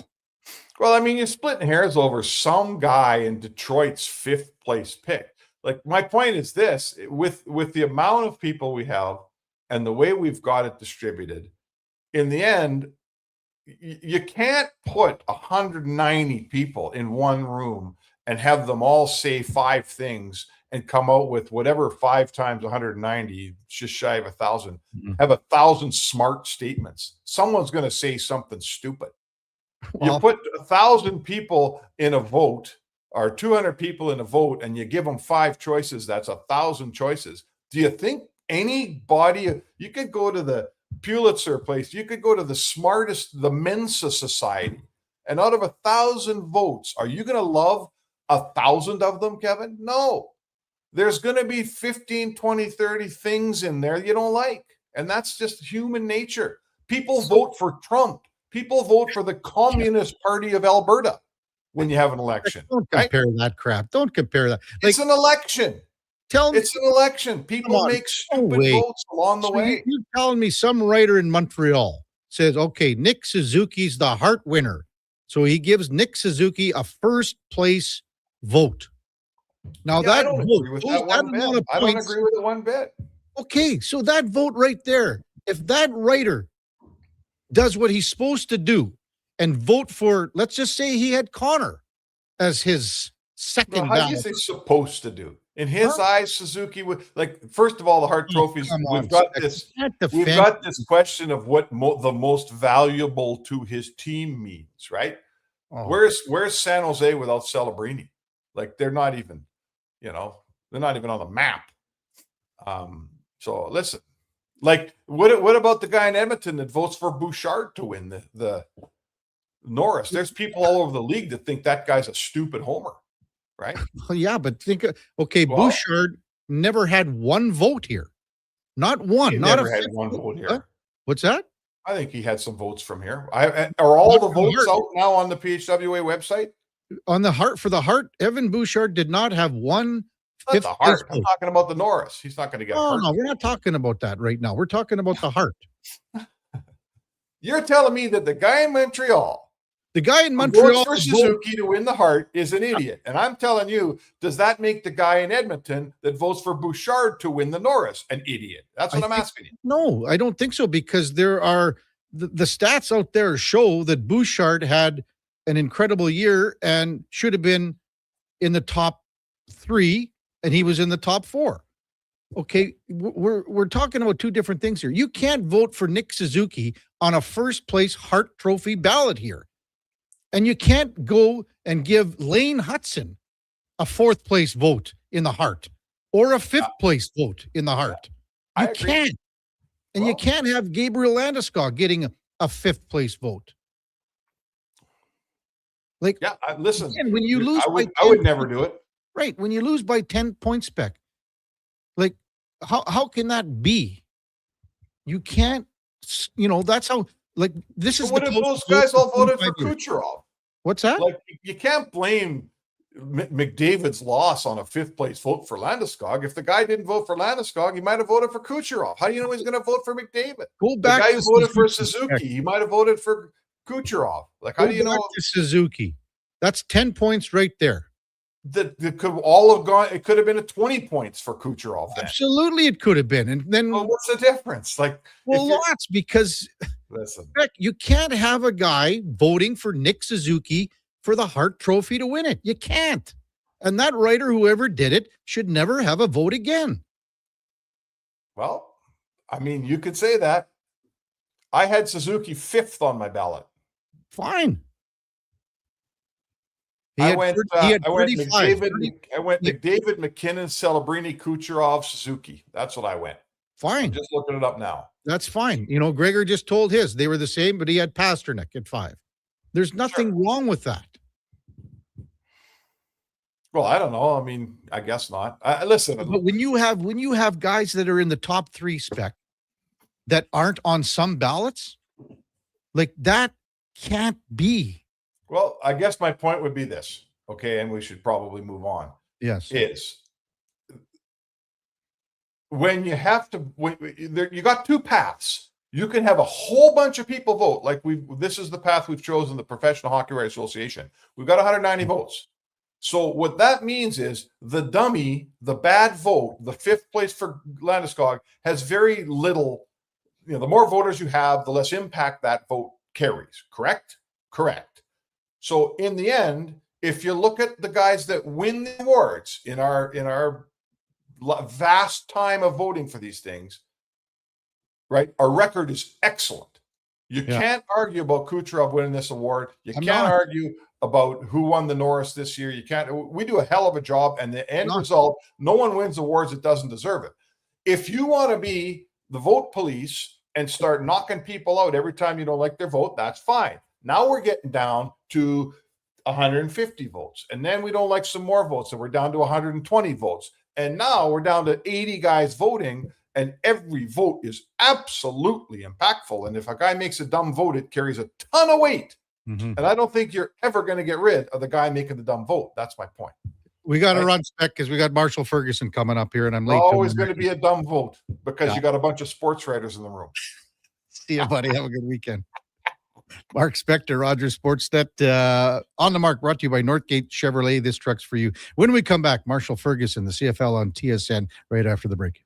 Say hello to your new favorite drinks. Introducing new McCafe Refreshers. Icy cool, undeniably refreshing, and available in 3 flavors: strawberry watermelon, mango pineapple, and blackberry passion fruit. Only at McDonald's. Home ice advantage is real at the rink and on your windows. Novo Blinds is Edmonton's own custom manufacturer, trusted by customers around the city. Factory direct pricing with the fastest turnaround around. Book a free in-home consultation at novoblinds.ca. Missioner Allen Auctioneering's next Calgary, Edmonton, Winnipeg Public Unreserved Heavy Truck Auction is next Thursday at 9 a.m. Featuring tandem, triaxle, and single-axle trucks, including tractors, decks, dumps, man lifts, vacs, pickers, and service trucks. Info at maauctions.com. For over 60 years, the folks at Diablo Boots have been selling the best Canadian-made boots. Handcrafted in Winnipeg, Canada West makes the best quality cowboy, biker, and work boots for Diablo Boots with replaceable soles and heels. Why buy cheaper quality like Ariat, Justin, and Red Wing made in China when Canadian-made is better? Support Canada's workers and Diablo Boots for the best boots. So save on boots by Save On Foods. That's Diablo Boots, 3340 Gateway Boulevard on the east side of Save On Foods. Canada West and Diablo Boots, the 2 best names in the boots business.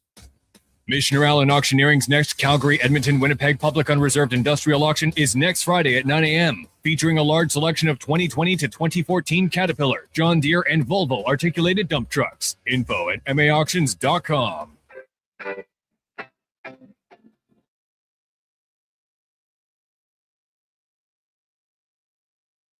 Sports 1440. All sports, all day. On YouTube, Facebook, and X. Thanks for listening to Edmonton's sports leader. All right, welcome back to the big program, 8:26 in Edmonton, and time now for the headliner of the day, brought to you by Mr. Rooter Plumbing. Hey, because your pipes take a beating on game day too. Ready for overtime, even when your plumbing isn't. MrRooter.ca. Check them out as we welcome back Marshall Ferguson, the CFL on TSN. Good morning, Marshall. You're with Kevin Karius. Thanks for jumping on Sports 1440 this morning. And sorry for leaving you hanging there, but I was just getting into it was spec about all the Hart Trophy voting. But hey, thanks for coming on this morning. Really appreciate it, Marshall. Oh, now we got Marshall. Can we get... Have we got him now? Marshall, are you muted? You might be muted. We'll try to get Marshall. He's out walking and about somewhere, probably in Winnipeg. There we go. Sorry about that. I haven't guts, used this Marshall. before. My bad. I was just about to say, I remember doing AM radio, and you sink your teeth into a great topic like that, and nothing else really matters. So I do not take offense to it. Trust me. No, but I apologize. Usually we're bang on with you, but where are you walking about? Where are you walking about at? Yeah, I took the 5 a.m. flight out of Winnipeg after the CFL game last night. That's I learned from the great Dwayne Ford. You always take the first flight out. It doesn't matter if it's the red eye or if it's 4 a.m. or if it's 8 a.m. or whatever. So I got out. I was able to get back to, I live in Ancaster, just outside of Hamilton, or kind of part of the Hamilton burbs here. So taking my dog for a little walk to reintroduce myself to her, because Dad runs away far too much during the CFL season. So Great stuff. What kind of dog? What's the name of the dog? What do you got? This is Sky. She's my 11-year-old Husky Shepherd. So she's, yeah, she just wants to go out for like 2 walks a day and then sleep the rest of it and be grumpy with me because she's a Husky. So they just pride themselves on how grumpy they can be with their owners. Oh, good stuff. So kind of a quick turnaround for you after last night's game in Winnipeg as we're having a look at Sky. That's nice dog.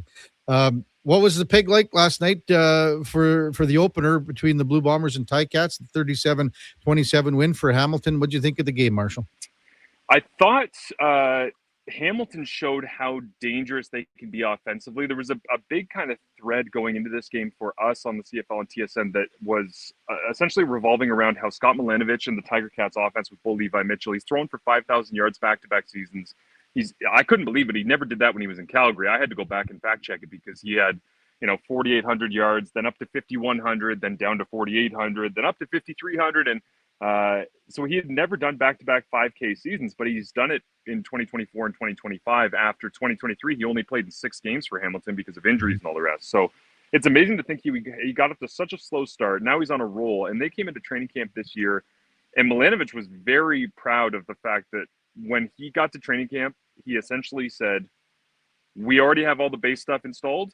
I'm not changing any of the stuff that we ended last season with. We're only going forward from where we left things off. And it's obvious, like Hamilton's offense, along with the fact that guys like Keandre Smith at receiver are developing and Curly Gittens Jr. adds Canadian talent, it shows more and more and more like their depth of talent and the fact that it's not a basic offense with Kenny Lawler running deep routes. I think that's the misconception about Hamilton is, well, Lawler gets all those touchdowns, so isn't he has a certain gravitational pull that changes the way defenses play Hamilton. But Hamilton showed last night that Keandre Smith can dominate Dietrich Nichols if he needs to, and he did. They showed that Carrick Wheatfall, who they picked up from the Blue Bombers, could dominate Jonathan Moxey, which he did. So to have your third and your fourth best receivers winning one-on-ones and getting big chunk plays, if Hamilton does that, Bo's going over 5,000 again this year. Oh, yeah. Marshall Ferguson with this CFL on TSN. You just mentioned Keandre Smith. Is this a star, a CFL Canadian, a star in the making? And I want to pony that. How much did you watch him when he was at Guelph too, Marshall? Yeah, so I was, typical crash course in the CFL draft where I wish every year, and I try to get better at this, and hopefully I will over time. But right now it's wishful thinking because we're so busy with the CFL that maybe when we only have 3 games a week, I'll have the time to go and watch some of the U Sports stuff, right? It'll open up some of those doors. But I was not unfamiliar. I had known Keandre, I had heard of him, but I hadn't really studied him all that much. And then I saw kind of the explosion and the burst and the way that he ran every route violently, and he caught the football and yards after the catch with an intention, with a purpose. And I was kind of like, yeah, that looks like, I'm a big eye test guy when it comes to CFL draft. Even I forget the name of him, the running back that was in Elijah Collins, I believe, for the Ottawa Redblacks last week. Like his second play of the game, I kind of turned to Paul Lapalisse. I'm like, I don't think that guy's the answer, because he just doesn't really look the part. Keandre has looked the part since essentially day one. It was interesting too, after the game last night, he was walking up to the Tiger Cats team bus, and I don't talk to him very often. It's not like we're buddy. We live in the same city, so we go for beers or anything. And I saw him walking up the tunnel. I was like, Keandre, just so you know, because I heard him talk and smack about the CFL and TSN top 50 players list and the fact he wasn't on it. I was like, just so you know, this is the way the voting process works. And so I said, we got to pick a certain number of players at different positions, and then we rank our top 40. They take it from a point system from there, and you rank a top 50. And then I was like, that's the reason you're not on the list. That's the reason you essentially get screwed. It's not that you're not great. It's that we can't have 12 receivers and 1 offensive lineman. Because trust me, as a quarterback, as much as I love the big hoggies, I would have every quarterback somewhere in that top 50, because I think the quarterbacks are more important than the third best defensive lineman, just on the impact of the game. So, and Keandre basically was like, well, by next year, you guys won't have an option. He's like, I'm going to make so many plays that you guys aren't going to be able to ignore me. And I believe him. Yeah. Every year he's been better and better, at 1,000 yards last year. You think he's capable of, in that 1,400 yard area, maybe a bit more? I think his max in my mind is probably somewhere in and around like 12, 13. I think he can definitely get 1,000 again. And the reason I say that is that Tim White has a streak of 4 straight seasons with 1,000 yards receiving. All of those were in Hamilton. Tim White's in Winnipeg now. So I think a lot of people assumed, well, Shamar Bridges is going to jump in because he was the former most outstanding rookie. He's got lots of potential. He's got a big body, but I don't think he understands the CFL game and the nuances and the route running and the waggle the way Keandre does, as we saw last night. So I think what we're going to see from Hamilton's offense this year through 2 games, at least this is what I believe, is that Carrick Wheatfall is not one of those nice little pieces that you add at the end of the CFL free agency cycle, and he gets 40 catches for you. I think number 1 is Kenny Lawler. If they could throw to Kenny Lawler every single play, they would. But defenses aren't going to allow that. So if Kenny Lawler gets taken away, now you've got your choice as to whether or not you run a roll coverage towards Keandre Smith or Carrick Wheatfall. And the great, I think, kind of the ace up the sleeve of Scott Milanovic and Jared Baines and the whole coaching staff in Hamilton is Curly Gittins Jr. is a really damn good receiver. Like, people forget how good he is because he's taken this detour from Toronto to Edmonton, and the quarterback play hasn't been great. And now he's back in the East, and he's on a team that's got lots of receivers. And if they decide, and this happened actually last year in the game where Hamilton went on the road to BC. I don't know if you remember when Keandre Smith had like 15 catches for like 100 some odd yards and 2 touchdowns, including the game winner in overtime. The reason that happened was Hamilton thought they were going to get a certain type of coverage, and they got the exact opposite, where essentially Mike Benavides just decided there is no way we are letting Kenny Lawler beat us. Anybody else can beat us. And Keandre was like, I'll beat you. That's cool. Yeah, give me the opportunity. So I think he can go for that 12-13. He can play that Robin to the Batman of Kenny Lawler. And then it depends on how much teams want to roll coverage and take away Kenny Lawler. Yeah.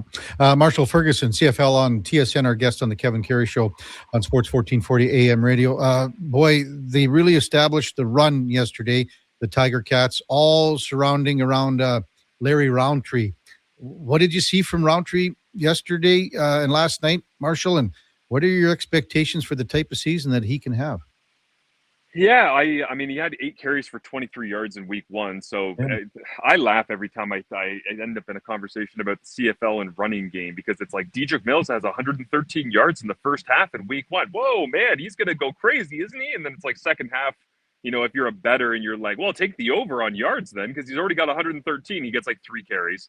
Like, it's the CFL running game is the most unpredictable thing I think that exists in our game, just because you never know when a team is going to completely go, yeah, I don't know. That seems like kind of a lot of work to have to go get it. Why don't we just chuck it down the field? So for Roundtree, the interesting notes on him for me are he's down 30 pounds coming into the CFL, which, again, I've learned from talking to Dwayne Ford that Dwayne has seen guys, that he played with, and now that he's been covering for decades, if a player comes up from the United States and they actually want to be great in this league, they will ask the right questions. And a lot of the time, that question at various positions, but specifically big body receiver, big body running back, is what should my body look like if I'm going to have success north of the border? And at running back, like, you can be a thumper, but you got to be able to run, and you also got to be able to pass protect. And so it's kind of this balance of, like, you got to have strength, you got to have a good lower body base, you got to have that top end speed, but you got to be available as much as possible. And I think when he came in 30 pounds down from the way that he was playing in the U.S., it said to me that he was showing up with a purpose, and that he had asked the right questions, and that he had a plan on how to earn the starting running back job. I was at Ticats training camp for a couple of days, and probably the most interesting battle was running back, because they had 4 of them that were really talented American guys. And Roundtree in the preseason game in the rain, again, just like last night for a while, against the Toronto Argonauts, their first preseason game for Hamilton, he was far and away the right choice. He was physical, downhill, quick, understood how to hit the running plays that, whether it's a basic concept, inside zone, outside zone, ISO, pulling around, trap plays, whatever. He has that right mentality. So what can he do this season? I mean, Bo's going to throw for 5,000 plus, I think. And that's going to leave, 30% of the offensive snaps available for running plays. If he stays healthy, I could see him getting up close to 1,000 yards potentially, but it's probably going to take some big explosive plays, though. And nobody's chasing down Dedrick Mills, Brady Oliveira, or Justin Rankin for the top 3. So just like we talked about the Hamilton receivers, where, Keandre's fighting for that 2-3 spot. In terms of the league, man, if the Tiger Cats are a pass-happy team, which I think they will be, and you have a running back who ends up 4th in league rushing, that would be a huge success. Yeah. Hey, Marshall, I know it was kind of dictated by the score, and they were playing from behind, but why do you think the Blue Bombers went away from the run game yesterday? There wasn't much going on there. Yeah, it's a good question. I mean, we didn't, do our post-game analysis video that we sometimes do on TSN, and I think we would have dug into the Tommy Condell question if we needed to, because this is one of those things that I'm very fortunate that I've been enough of a loser and nerd to have to dig into these numbers over the last decade since I've been covering the CFL. But when you look at run pass play call percentages as a direct relative to the score differential, it's amazing how formulaic it is. Like, that's the old, if the clock is at 10 minutes remaining in the third quarter and you're down by 7, can you still run it? Yes. If the clock is at 8 minutes in the fourth quarter and you're down by 7 and you're going into the wind, do you still run it? It's like, everything becomes very formulaic.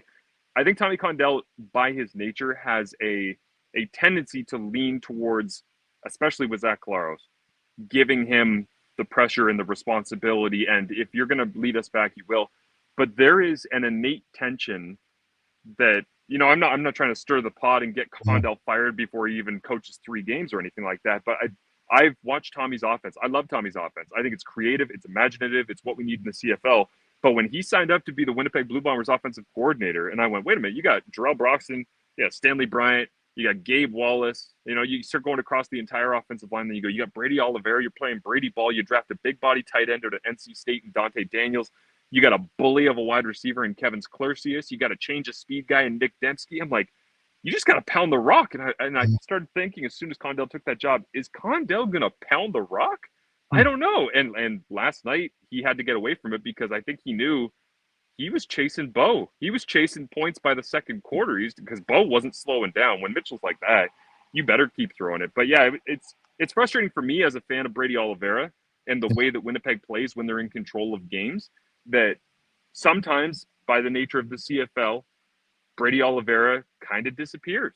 And it's not really Brady's fault. It's not really the offensive coordinator's fault. It's the fact that they play in a league where it's just not conducive of having success running when you're trailing. Right. One more for you, Marshall, before you get on your walk and continue it, just regarding the Edmonton Elks here. I know it's just one game, but this team really needed a win to start off the season. Have you got just a feeling, just from, an Eastern standpoint, of maybe a little bit more of a buzz around Edmonton and the Elks than what we've seen for a number of years here? Yeah, we were talking last night over by the TV truck after the game because we were going, man, so who's got next? We were like, well, Hamilton's got BC. That's tough. We'll see how BC looks against Saskatchewan. And then we said, well, what does Winnipeg have? Oh, they have a bye. Man, that's a bad way to go into a bye week with a loss at home like that in your home opener. And then we said, but who do they have after the bye? And that's why I bring this up, was we all went, oh, man, Edmonton's going to get Winnipeg's best after they come off of a bye, and they're angry about how week 2 went, right? So so Edmonton's going to go up against that. They got a good game against Montreal that I'm covering this coming Saturday, 8 days from now.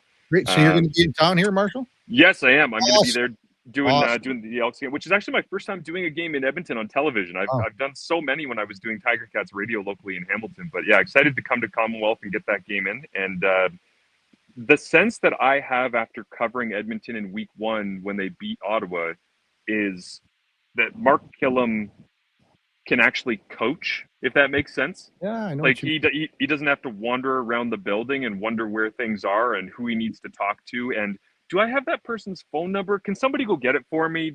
Is the person who's manager of football operations going to be here tomorrow, or are they working from home on Wednesdays, or are they?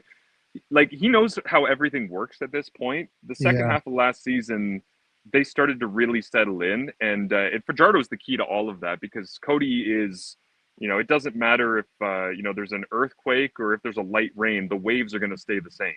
He does not get all that rattled at this point in his career. So Edmonton, to me, is lots of potential. They're starting to settle into who they really, truly are. Killam is the base of that. And then I think the game changer for them, if they're actually going to take a step in the West Division, is how many turnovers they can create defensively. Because J.C. Sherritt, in his second year as a defensive coordinator, he's got some absolute dogs that are on that defense. He's got guys that can go and rip the football out at any moment.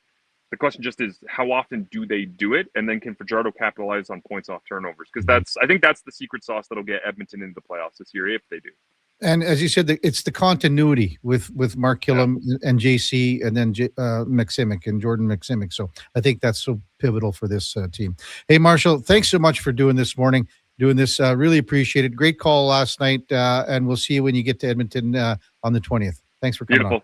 Thank you, Kevin. Appreciate it.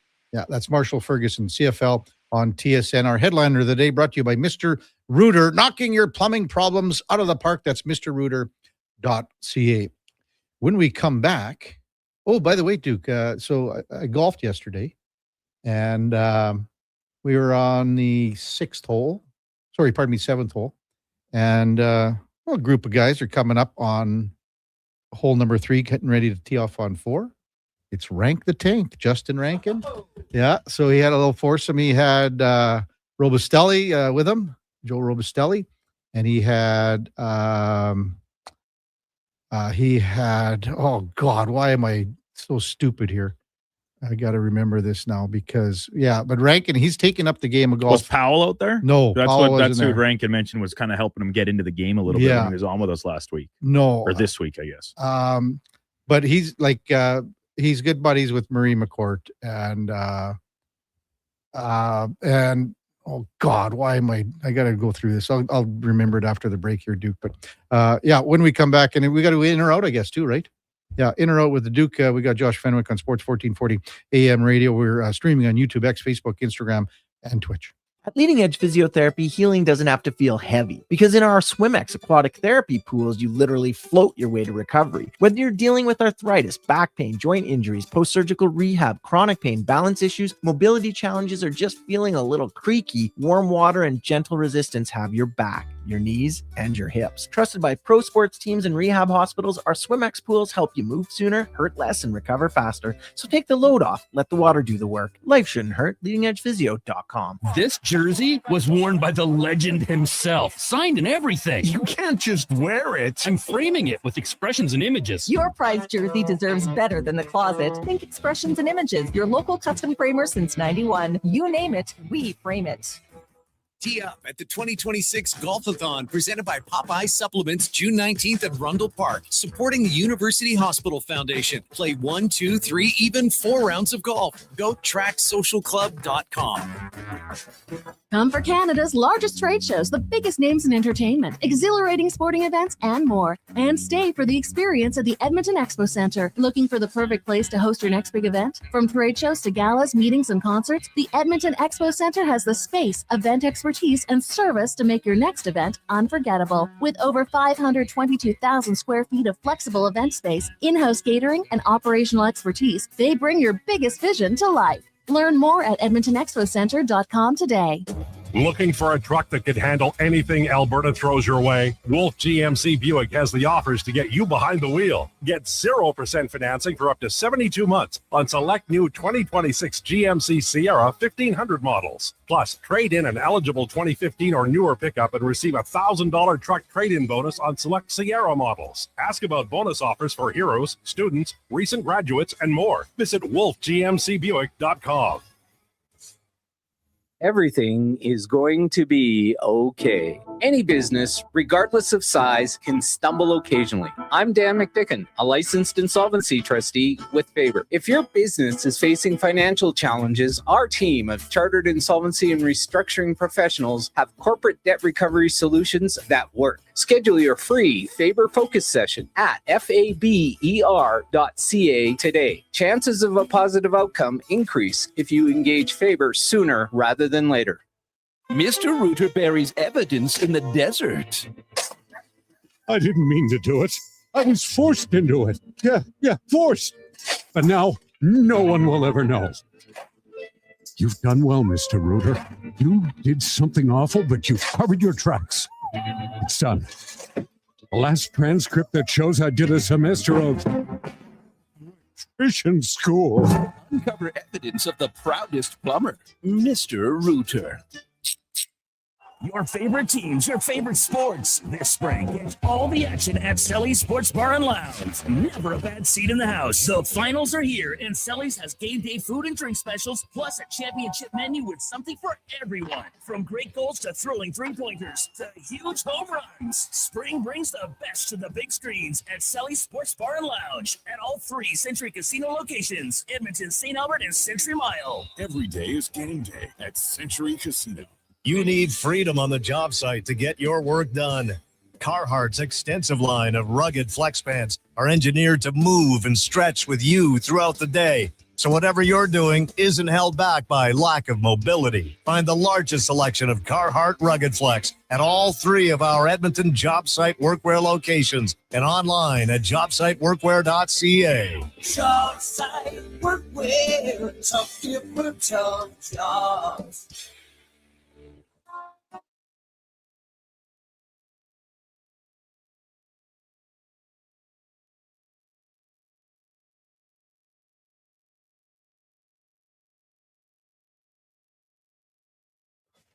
Karius Show, breaking down Edmonton's favorite teams, even though his favorite Junior A hockey team is the Yorkton Terriers. Thanks for checking in with Sports 1440.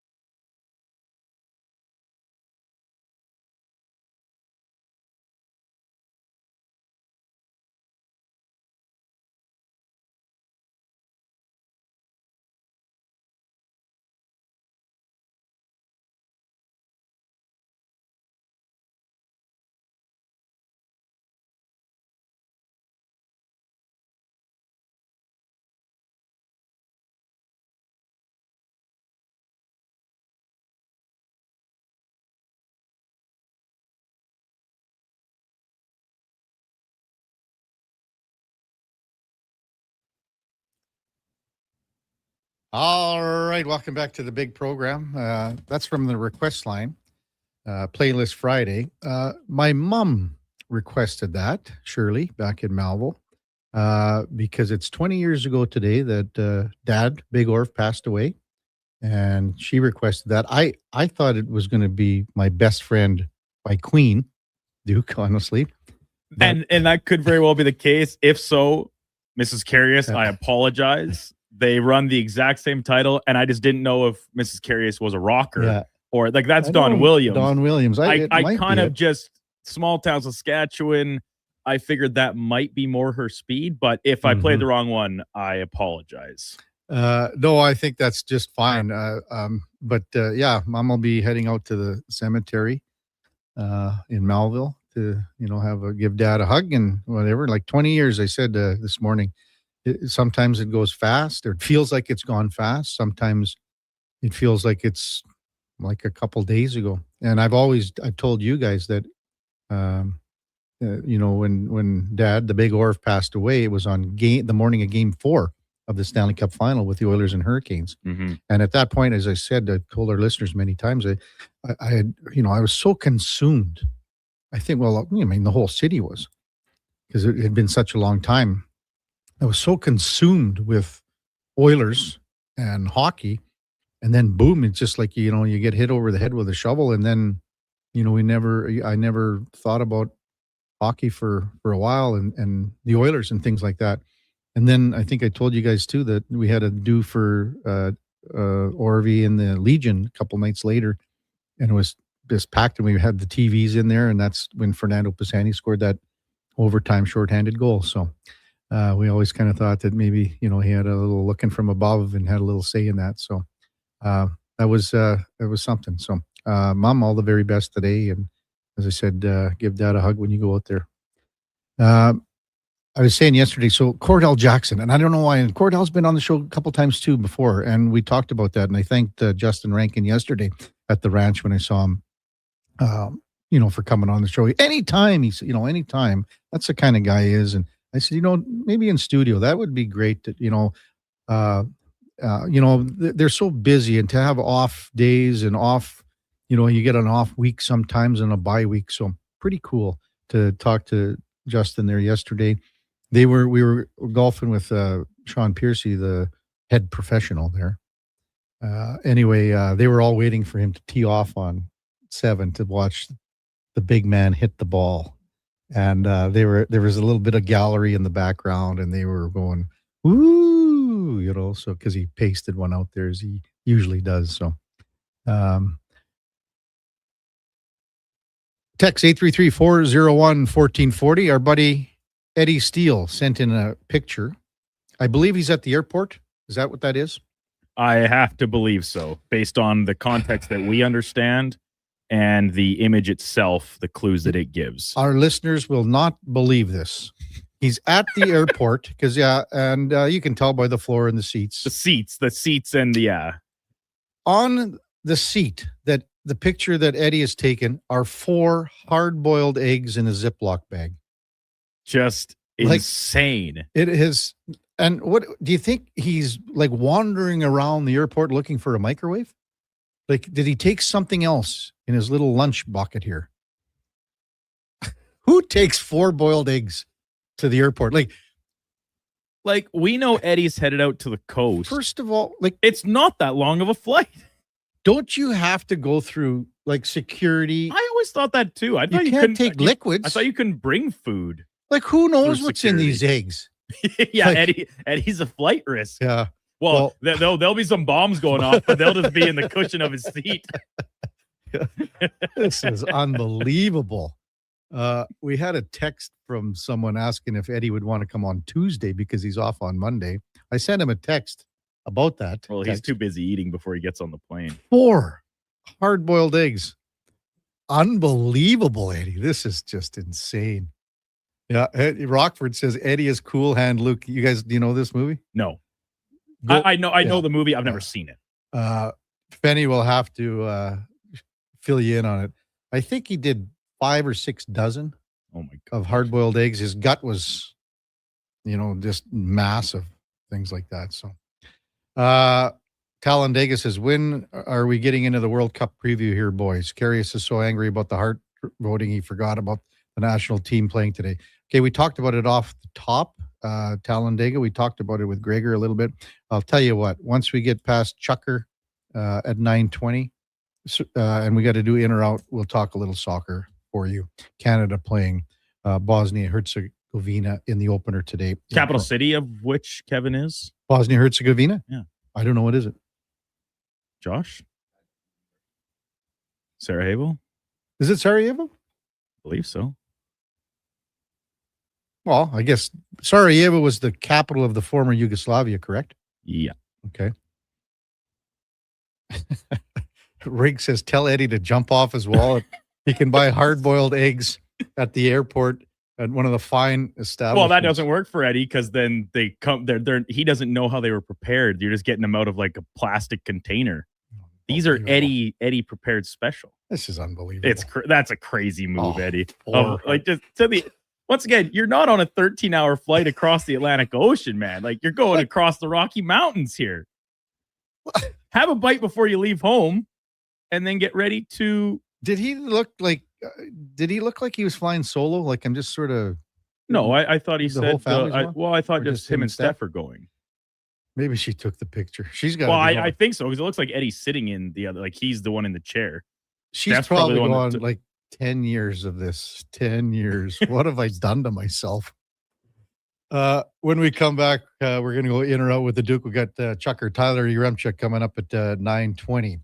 Before all that, time now for a Sports 1440 update brought to you by Fusion Promo Marketing. Expand your brand. High quality promotional products for businesses, sports teams, and corporate events. Get noticed at fusionpromomarketing.ca. That's Fusion with a Z. Here is the Duke.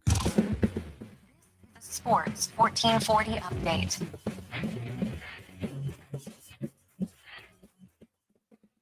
Carolina Hurricanes are now 1 win away from capturing a second Stanley Cup win in franchise history. They defeated the Vegas Golden Knights 4-2 last night from Raleigh to take a 3-1 series lead in the best of seven. Andrei Svechnikov, that is 2 goals. Nick Ehlers 3 assists in the victory. World Cup kicking off yesterday from Mexico. Host nation, Mexicans defeating South Africa 2-0. And Korea came back to defeat Czechia 2-1 in the nightcap. Lighter day in the major with several teams in transit. The Tigers running up on the Twins 11-0.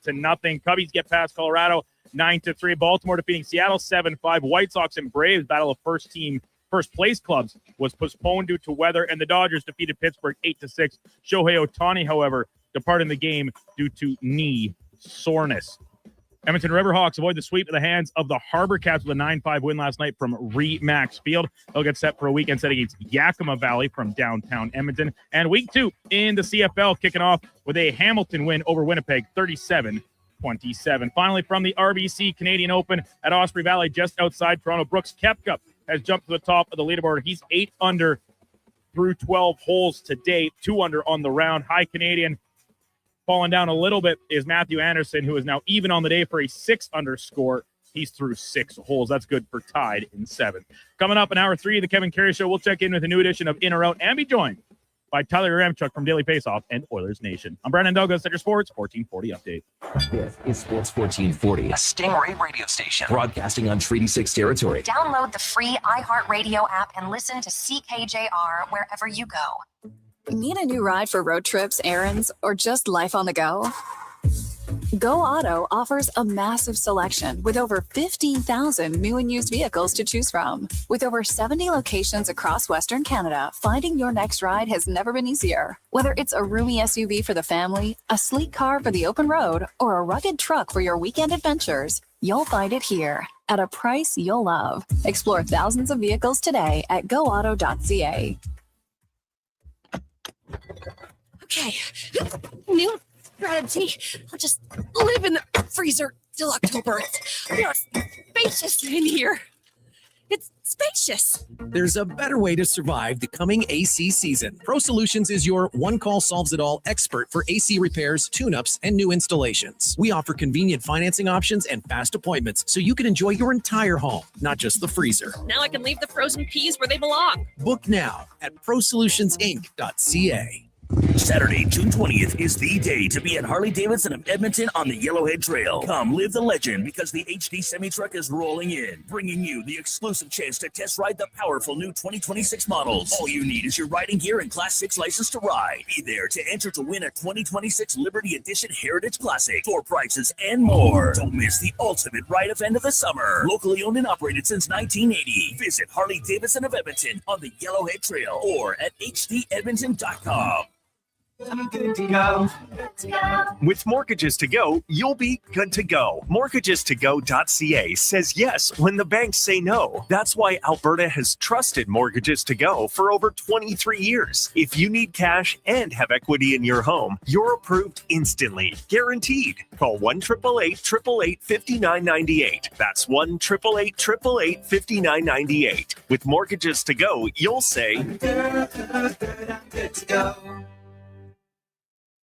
Summer weekends in Alberta mean one thing: tournament season. I brought the folding chairs. I brought the sunscreen. I brought the umbrella, just in case. But who brought the snacks to get through a doubleheader? I got Alberta's best beef jerky. Wilhauk Beef Jerky, the ultimate sideline fuel. Whether you're cheering on the kids or watching the pros, load up on Alberta's best beef jerky. Wilhauk Beef Jerky, because you can't have summer fun with salad. Only available in Leduc. Don't let equipment failure stop you cold. At AWS Welding in Nisku, our factory-trained service techs are on hand for all welding equipment repairs. We're a fully warranted center for Miller, Lincoln, and ESAB. And we service all makes and models. Proper, regular service extends the life of your gear and keeps it running at peak capacity. Don't wait for a breakdown. Book your service appointment today at 780-979-0470. AWS Welding. We make it happen. From the locker room to your radio, Sports 1440 is Edmonton's sports leader. Real talk, big personalities, and your texts. It's interactive. It's fun. It's where Edmonton talks sports. Sports 1440. Everybody loves a beautiful day in Edmonton. Hey, it's Jamie, and Green Drop Lawn Care is giving you one more reason to love the nice weather. Next nice day service. People always ask, how soon can Green Drop get here? Well, when you sign up with Next Nice Day service, we'll be there by tomorrow. Assuming Mother Nature cooperates, we'll be fertilizing and treating your weeds by the very next day. We'll even include drought fighter at no additional cost. Just another reason we have been Canada's lawn experts since 1979. Easy online signups only at greendrop.com. Are you overwhelmed by debt and getting non-stop calls from creditors? It can feel like there's no escape. Debt doesn't have to be a life sentence. A single call can turn things around. My name is Parveen Middleton. I'm a licensed insolvency trustee at BDO right here in Edmonton. I can help you become debt-free with a solution just for you. Let's put an end to those calls from creditors together. Call 1-833-BDO-TALK or visit bdodebt.ca to discover your debt-free future.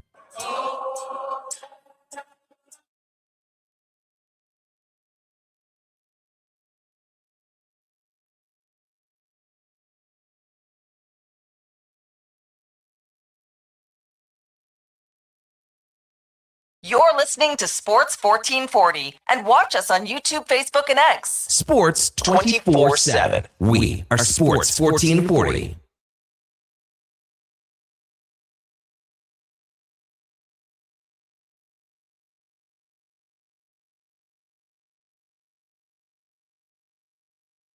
Rest of that one. No one. So that's a getting ready. that's a patriotism play. Okay. For the game today. Yeah. I haven't looked at it yet, but apparently a lot of people are raving about Kiefer Sutherland's little 4 Oh yeah, you didn't see it. They no. TSN posted it. I assume they had it before one of the broadcasts, and then it was out on Twitter. Yeah, I watched it. Really nicely done, beautifully done by the Good folks for at TSN. Kiefer Sutherland. Yeah. Time now for In or Out, brought to you by Pro Solutions. If you need fast AC service, Pro Solutions offers expert repairs, tune-ups, installs with flexible financing. Book your appointment now at prosolutionsinc.ca. Okay. You know what? Moving too fast. Bottom line, are you in or you out? In or out of what? No time for questions. Just action. In or out? Well, then I'm out. I'm sorry, Jet. Actually, you're already in. Are you in or are you out? On Sports 1440. I thought you would go, I'm in, Bob. We would have had a really cool moment, but you kind of ruined the whole thing. All right, Duke, let her buck. Before we start, I want to apologize. Eddie is not going to the left coast. I double-checked his text message. His itinerary. Yeah, I need to be abreast of his movements at all times. Flight tracker. No, he's headed out east. So it is a longer flight than just over the mountains, as I originally said, so I don't want to be slandering him. I still don't think it's a four hard-boiled egg trip. I get, 1 per hour, I suppose. You know. Once again, condolences to those sitting around him on the flight. It's just going to be rancid in there. The Edmonton Oilers, Kevin, they are addicted to being at the top of the news cycle, just as maybe some of the coaching stuff quieting down while the league goes about its investigation of Mike Babcock. Darnell Nurse has requested a trade out of Edmonton, waiving his no movement clause to make this happen. Some supposed list of 10 to 12 teams have been put forward to the Oilers. The most logical landing spot in a trade involving Darnell Nurse is down the left coast and the San Jose Sharks. You know what? I'm going to probably go in on this, Duke. However, like Speck brought up Philadelphia. You have to look at it too. Do these teams want Darnell Nurse? And if they do want Darnell Nurse, they want to get him where they think they're winning the trade, which is it's a slippery slope for the Oilers. It is a slippery slope. When you look at what the Sharks have on defense and their potential restricted free agent signings and unrestricted free agent signings, I think they just have one of those, Duke. I'm not sure. They have the Russian kid, isn't he? He's under contract. He's got one more year left. Dmitry Orlov. And then Shakir Mukhamadullin. That's the guy he is an RFA. Okay. Left-handed shot guy, can play both sides, just 24 years old. And then Nick Leddy, John Klingberg, Vinny Desharnais, Mario Ferraro, all UFAs. Their only D-man under contract with substantial experience is Dmitry Orlov, one more year. And then, of course, their former top pick, Sam Dickinson. So that Shakir guy is what I was talking about. That's the guy that they still got to. So they're going to sign him for sure. I think they're probably going to re-sign Mario Ferraro. I think they should, certainly. I think, they need to re-sign. There's no way you're turning over a 5/6 of your D core. The thing for me, Duke, is that, and I don't know why, and maybe this isn't a hill that I should die on, or even the Oilers should die on, about getting a serviceable defenseman in return. And that's why in Philly, that's making more sense because, he's got 1 year left. And the Ristolainen potential as part of a return, it absolutely tracks and makes sense logically. But I just hone in on the Sharks because of what we just talked about. They don't have any defensemen. No. So all of a sudden, you recognize that is a point of need for the other team too, and not just let's see what we can pry out of Edmonton or get a viable NHL caliber guy without giving up much of anything.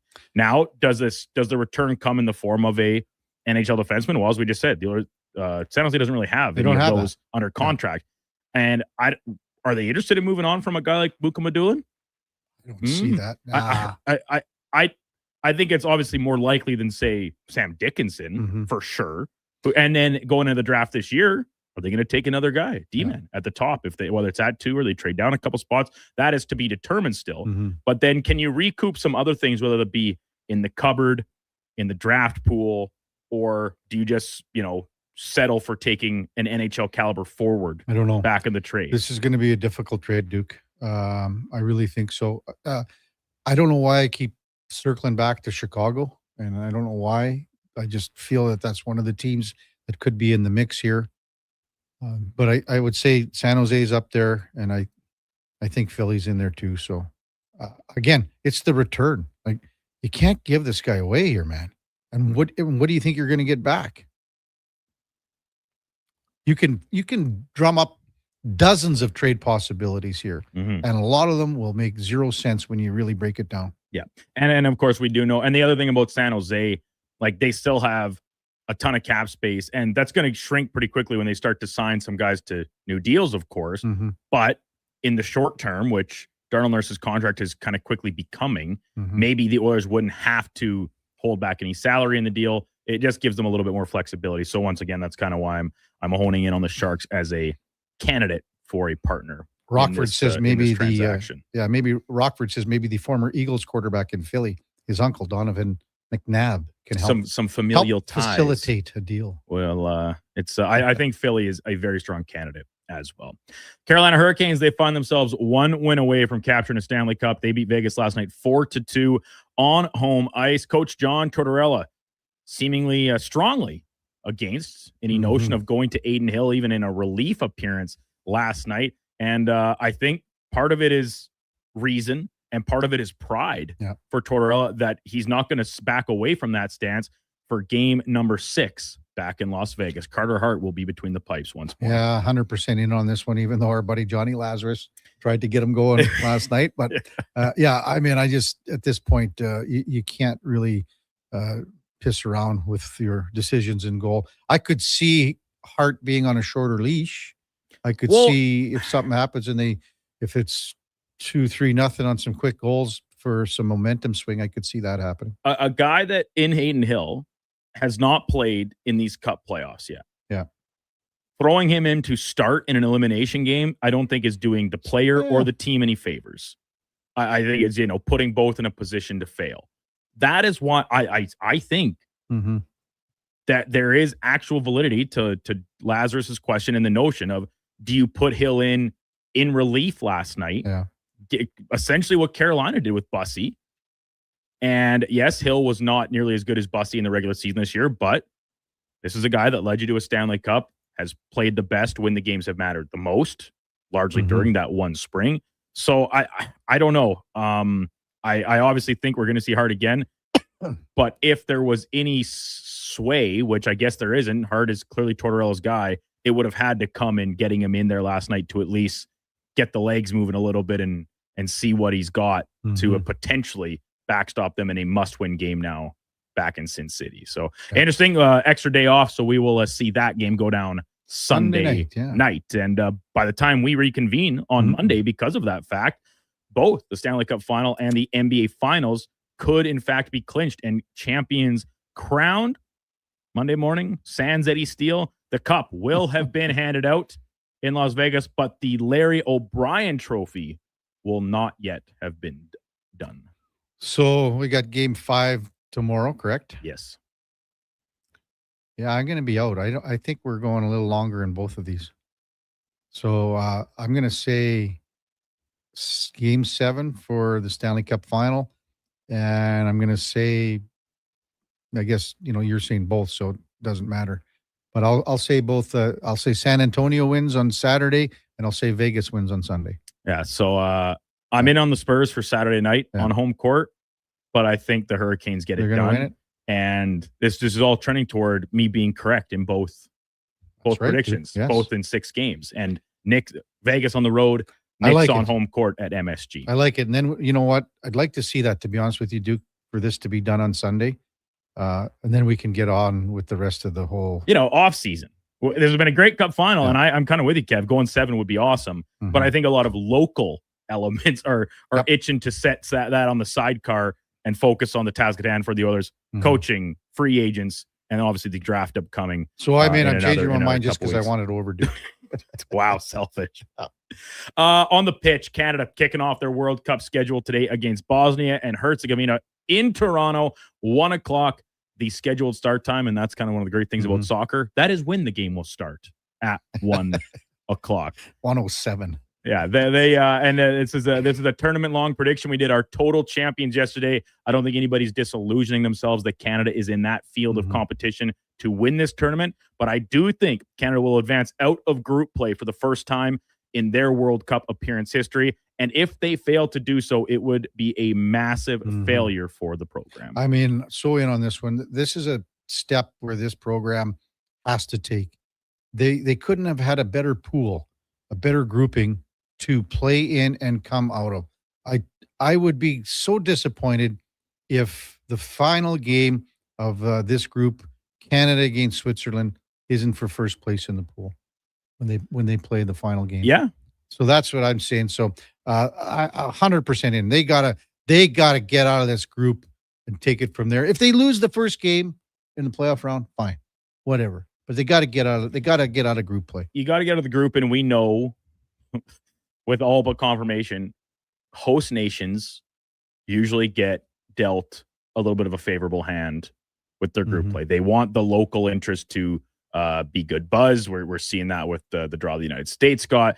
Canada, yes, Switzerland is a quality team. They're also not in that realm of like tournament favorites. Bosnia and Herzegovina, they seem very confident, but I think they're a team that is certainly in that realm of Canada. So like my prediction wise, I'm going to beat Bosnia and Herzegovina, beat Qatar, and hopefully draw if they could with get a draw Switzerland. there, yeah. I think you're in a good spot. And then assuming Switzerland kind of goes the same route, you're talking about goal some differential, tiebreakers to determine first or second. Either way, you're coming out of the pool. If you're falling to third place in your own pool, we know there are some third place teams that get out. I can't see the third place team in this pool coming out into knockout stage. Right on. Yeah, I'm in, dude. Lastly, this day in the year 2000, the turn of the century, X-Men debuted in theaters, Kevin. Ooh, did it? A very popular comic book out of the Stan Lee and Marvel universe, now set to join the Marvel Cinematic Universe in some upcoming films. There's no shortage of cool mutant characters to latch onto and root for, but the is Nightcrawler, the German teleportation. It's like got a prehensile tail. Nightcrawler is sick. Without question, I'm in, Duke. You got a lot of experience here, Kev? Never seen one X-Men Can you movie. name? No, I don't know any of them. Wolverine? Okay, I've heard of the Wolverine. Dr. Xavier? Okay, I've heard of the Wolverine, and that's it because the guy that played him, he was the guy that was Eddie the Eagles guy in the Eddie. That's your reference point on Hugh Jackman? Yeah, that's right. He was in the Eddie the Eagle movie. I thought you were going to say he was the lead in The Greatest Showman. I don't know that one either. But no, I'm going to be. This is insane, Kevin. I understand you're not like a superhero guy. These were popular when you were a youth. These comic 2000, books. that's no youth. That's when for the me. movie came out, Kevin. These comic books are like 60 years old. Yeah, I never read any comic books, Duke. Not even Archie? Yeah, okay, Archie and Jughead. And those guys, come but on. that's it. Yeah. Come on. I never read any. I wonder, was there ever any crossover comics between Archie and the X-Men? Now that's a comic I would read. The X-Men show up in Riverdale to stop a chemical leak at the local plantation or something. Anyway, that was good, Duke. We got to get to Chuck. I don't know. I got to get to Chucker here. We left Marshall Ferguson hanging. We're not going to do it to Chucker. So good stuff that's in or out.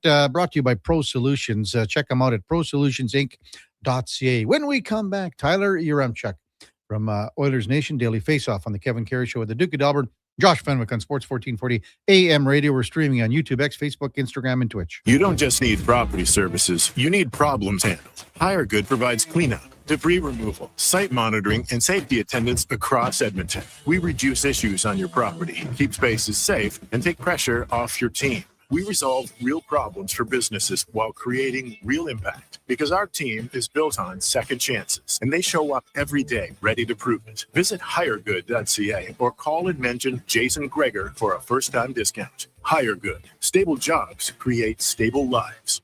Are new McCafe crafted sodas just drinks or something more? Like Sprite Berry Bliss, Creamy Strawberry Coke, and Orange Dream. All swirled with fizzy flavor and topped with silky cold foam. Only at McDonald's. At participating McDonald's restaurants in Canada. Hey, sports fans, we've got a clear choice for you. At Crystal Glass, we provide customers with the perfect glass for any job. From home to auto and even commercial, installation or repairs, we're your team. Call 310 Glass or visit crystalglass.ca. Crystal Glass.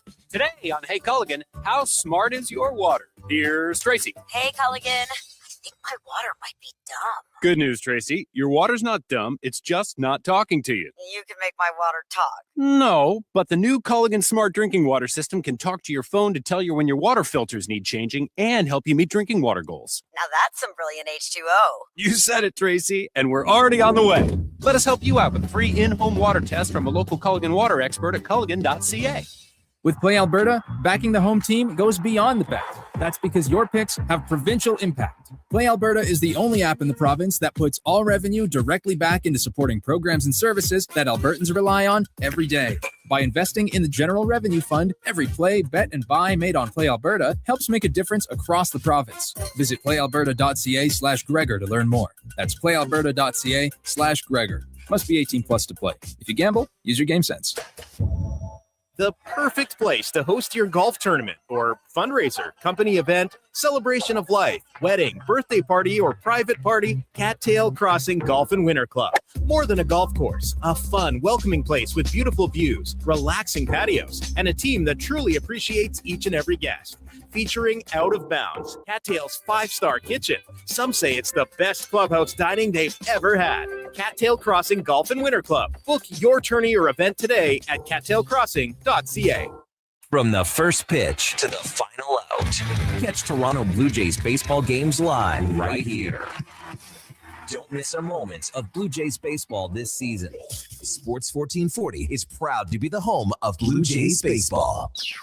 The funny thing about hitting the road to leave it all behind is you don't really want to leave it all behind. So Sherwood Honda has the SUV with plenty of room for all you want with you. Think Honda CR-V, the Honda Pilot, or maybe even a Ridgeline truck. With this kind of lineup, you can go where you want and bring all you want with you. You sure would make it easy to leave your cares behind by starting at Sherwood Honda.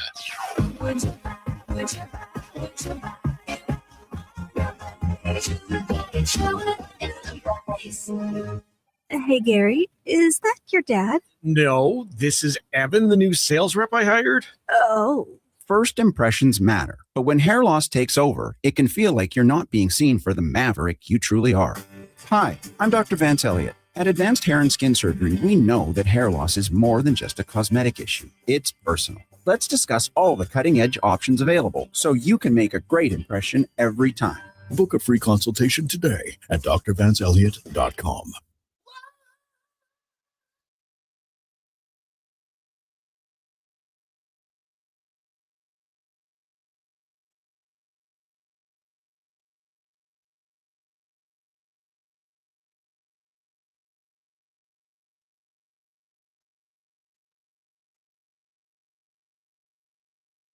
Just in time for the morning skate. This is the Kevin Karius Show on Sports 1440.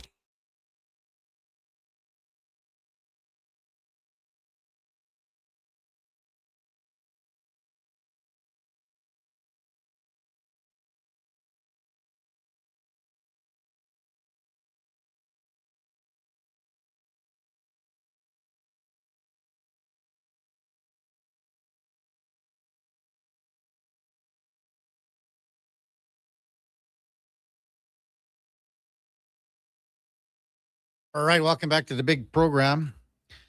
9:23 in Edmonton. That's from the request line. Appreciate all your texts. I think we're close to being full up, but send one more our way. We've got a couple slots. You never know. We might have an opening.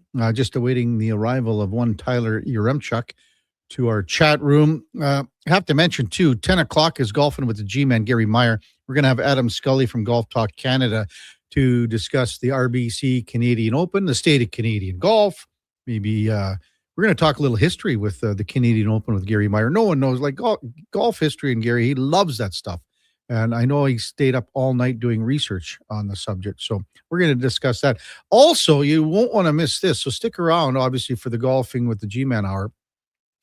Tarek Deeb and the good folks at the Country Club Tour. We're going to start giving away a foursome from the 7 courses at the Country Club Tour.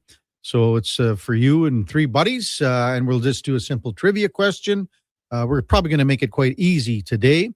So we'll start a little trivia here on a Friday, moving forward with the Country Club Tour or a foursome for one of their 7 courses in town. Hey, time to talk a little hockey with Tyler Yaremchuk from the Daily Faceoff, Oilers Network. Oilers Nation, pardon me. Good morning, Chucker. You're with Kevin Karius. Thanks for jumping on Sports 1440 this morning, big guy. Really, really appreciate it. Always happy to be on. Thanks for having me. Hey, before we talk hockey, I heard you were down in Vegas and you were at the ball game there. What was the score that night that you went to the ball game there? 15-14 in the 12th inning for the Milwaukee Brewers beating the Athletics. It was, I think each team blew a 4-run lead at some point in the game. There were 11 home runs, including one from Jonah Heim, because they were playing out of the Las Vegas AAA ballpark. The game-tying home run in the 9th inning from Jonah Heim had an expected batting average of 0.00 and would have been a home run in 0 of the other 30 major league ballparks. It was wild. So did you must have stuck around for the whole game even, and were you there at the beginning? Because what was his name? Soderstrom or Langoliers, I can't remember who it was that hit the 500-yard shot or whatever. Yeah, Langolier's first pitch of the game hits one like off the scoreboard. It was insane. So me and my producer Pat Puff, we both had the over and we had Brewers on the money line. That was our sports book bet down in Vegas, because you got to do it when you're down in Vegas. Anyways, so when the Brewers came back and erased their 4-run deficit and took a 4-run lead of their own in the 9th inning, Pat and I were both like, perfect. We are out of here. Like, the Brewers are up. We're going to beat the traffic. And then we're halfway in our Uber home and I look on my phone and I'm like, are you kidding me? They blew it. What was the atmosphere in there? I mean, they're a couple of years away from getting the ballpark done too, the A's. Yeah, the atmosphere was good. They were giving away like Las Vegas A's jerseys, so everyone was kind of dressed up supporting the home team, and it was fine. There were a lot of Brewers fans too, but being in Vegas and getting to see the site where, because I was staying at Park MGM, which is pretty close to where that new ballpark's going to be. It is in an awesome location. It looks like it's going to be sweet, like looking at the renderings they had outside of it, and it's coming along pretty quick. I'm kind of excited. Like, I was imagining, like, oh man, when the Jays play the A's, like going down there, staying on the strip, watching a couple ball games, like it's going to be pretty sweet. Yeah, I'm going to be going for sure in a couple of years. And the A's, they got a young team. If they can keep building, once they get into that building, you never know, they could be making some noise here in the West. Well, and the other big thing is as long as they're making money as well, and that ownership group pays to keep these young guys. Like, you look at, Kurtz and Langoliers, and they have so many bats that are just unbelievable. But the issue for that franchise, at least when they were back in Oakland, was always keeping those guys. So hopefully if they're in Vegas, they can actually, make some moves to be like a consistent powerhouse. Yeah. Tyler Yaremchuk with us, Daily Face-Off Oilers Nation. So we were talking about it most of the morning. It seems Carolina is getting better as this series is progressing in the Stanley Cup final. Not saying Vegas is going the other way, but they're sort of stuck in neutral here, if you want to call it that. What do you make of this series going into game number 6 on Sunday night? Yeah, it really has that feeling. And listen, each team had kind of had periods where they would take over the game and really dominate for stretches. Specifically, the second period was dominated by Vegas in games 3 and 4. The third period was dominated by Carolina in games 3 and 4. But last night was the first time where that's about as close to a wire-to-wire win as we've had in this series. So Carolina started to dominate, and a part of it is their big dogs waking up, right? Like Aho and Svechnikov combined for 3 of the 4 goals. And then you look on the other side, Jack Eichel hasn't really been able to do anything at 5-on-5 in this series. He's got a couple of assists. He plays good away from the puck, but if this was any other superstar centerman, we'd be criticizing them for how poor their offensive production is. Like, you're Jack Eichel, you get paid all that money. You get paid all that money to produce in the big moments, and he hasn't done that. So Marner has been great, although he's been quiet even for the last couple of games. But Marner's been great. Stone's been great. Eichel's been quiet. Then you look at the flip side for Carolina. Well, Stahl's been great for the entire series. That Hall, Stankoven, Blake line has been awesome for the entire series. And then last night, when you finally needed your big dogs to step up, Aho and Svechnikov, they did that, and that's the difference maker. That's why they're up here, is because their big dogs finally woke up, and Vegas's big guy didn't. Well, I mean, Eichel has been a disappointment for me. Just 2 goals, and none of them on home ice in the playoffs. When you look at their setup here, Chucker, moving forward to game number 6 on home ice, William Karlsson, in all likelihood, is done for the series. How do you fill that void? Who's going to go into that second hole at center? Do they, what do they do on that first line? Do they move someone down there and flip up Dorofeyev? Like, what do you think they're going to do? I mean, there's got to be a part of you, like the combination of Karlsson and Marner was so good. And William Karlsson, we were singing his praises yesterday as a guy who, like, every player will tell you they love playing with guys like William Karlsson because he makes the game simple. He does a lot of really difficult things. But if you're trying to get Jack Eichel going, and you also kind of look at how Mitch Marner sputtered for the last couple, and you have last change in game 6. Maybe it's not something that would work in a game 7, a hypothetical game 7 if you're back in Carolina, but how do you not just load up, go full power, put Eichel and Marner on the same line, and then with last change, do your absolute best to get them away from Jordan Staal? Because that's been the issue here. Look at the faceoff numbers. Jordan Stahl's winning at least going into yesterday, he'd been winning 70% of his faceoffs. That is an absolutely insane clip in this series, and Eichel's faceoff percentage was sub 40% heading into game 5. That's because the two of them are on the ice together. Jordan Stahl's been eating his lunch in the faceoff circle, and if Eichel's not starting with the puck, he's not going to produce offense. So if I'm John Tortorella, I'm going Marner with Eichel, and I'm doing everything in my power with that last change to get them away from Jordan Stahl. See, I'm going the other way here, Chucker. I think with Carlson out, I think Marner moves to center, and Dorofeev goes back with Eichel and Barbashev, and Stone ends up playing with Carlson and Howden. And then you figure out what you're going to do on the third line, because obviously you're missing someone with Carlson out. Yeah, and you could even you could flip Hurdle to the middle too. He's played a little bit of center this season, so they do have some versatility. I worry about putting Marner at center and losing that offense, especially if Jack Eichel isn't producing. Like, Marner's been the guy scoring at 5-on-5 for them. So by moving him to center, you're putting too much on his plate, and then all of a sudden, if Eichel's not producing and Marner's got to worry about the defensive side more, is anybody producing? Yeah, I mean, there's options, and that's what he's going to have to look at. Tyler, you're Amtrak with us here on Sports 1440. You mentioned Jordan Staal. If Carolina were to close this out either Sunday or Wednesday, is he your Conn Smythe winner? Yeah, and I'm going to pat myself on the back here, because I was beating this drum after game 3, and people were still kind of like, no, it's all Marner's. It's Marner's even if Vegas loses in this final. And I kind of said, like, is no one paying attention to how good Jordan Staal has been defensively? Like, as much as his goals at that time were great, and he had goals in 3 straight at that point, and 5 straight is obviously way more impressive, and the 2-goal game in game 4, like, he's added to his case. But I was saying in game 3, I was like, this guy has scored some massive goals in these playoffs. You go back to game 1 of the postseason, he sets the tone, first shift, drops the gloves with Brady Tkachuk, brings this whole Carolina team right into the fight. Like, he's been wildly important in a bunch of really important areas for this Carolina team. So he's absolutely my MVP if Carolina wins this thing in 6 games. I like Stankoven because he's been productive, and I know people will be like, oh, Jordan Staal has whatever it is, 13 points. How can you win the Conn Smythe Trophy with 13 points? I think anybody who knows this sport knows that it's not all about points. He's scored big goals. He's taken on the toughest assignments. There was a stat someone threw at me off the cuff the other day that throughout these playoffs, the centerman who's matched up with Jordan Staal in a game has not scored a goal yet in these playoffs. That's insane. We were talking about his, the measurements, his height and weight is, I think he's a 6'4" guy, but there's no way he's 220 pounds. This guy is way bigger of a load than that.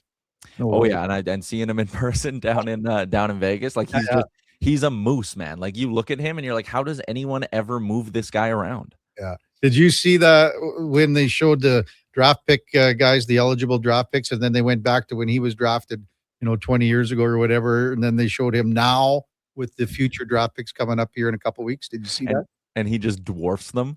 Just a monster over. Insane. Yeah. Tyler, you're Amtrak with us here in Sports 1440. Our buddy Johnny Lazarus asked John Tortorella, would you consider a goaltending change for game number 6? And he says, Christ, that's the stupidest question I've ever heard of in my life. But there's some validity to that question. Do you think that Carter Hart, I think he's going to get the start in game 6, but how short of a leash do you think he has? Yeah, I don't think you can go to Aiden Hill after saying, like Johnny asks about the idea of putting in Aiden Hill for a period, and to John Tortorella, that's the stupidest question he's ever heard. If I'm Aiden Hill sitting there, I'm going like, really? I'm that bad that you can't even contemplate putting me in? I thought it was a really good question, and Johnny's going to join me on Daily Face-Off Live in about half an hour here when I go live, so we'll talk about it. But like, Carter Hart is the first goalie in Stanley Cup final history to allow 4 or more goals in the first 5 games of the series. Like, he hasn't been good at all. And I said earlier, he had some signature moments earlier on in this series, a couple of big saves at timely moments, but his numbers are terrible, and he hasn't had a truly good full game yet in this final. And you look at the other side with Brandon Bussey. He's only played twice for Carolina, but these last 2 games by Brandon Bussey have been the 2 best goaltending performances in the series. And now that team's up 3-2. And I'm not saying that, Vegas is in a different spot if they start Aiden Hill, because I don't think he's that good of a goalie, and he's really struggled for the bulk of this season. But you can kind of say, like, hey, Carter Hart deserves to keep playing, while also saying Carter Hart's a big reason why they're down 3-2 in this series. Tyler, you're Check with us here on Sports 1440 AM radio. We do a little segment, as you know, called In or Out. I'm going to read you the first question as it was presented to me, Chucker. The Oilers are addicted to being at the top of the news cycle. Darnell Nurse has requested a trade out of Edmonton. The most logical landing spot is to the San Jose Sharks. Would you be in or out, Chucker?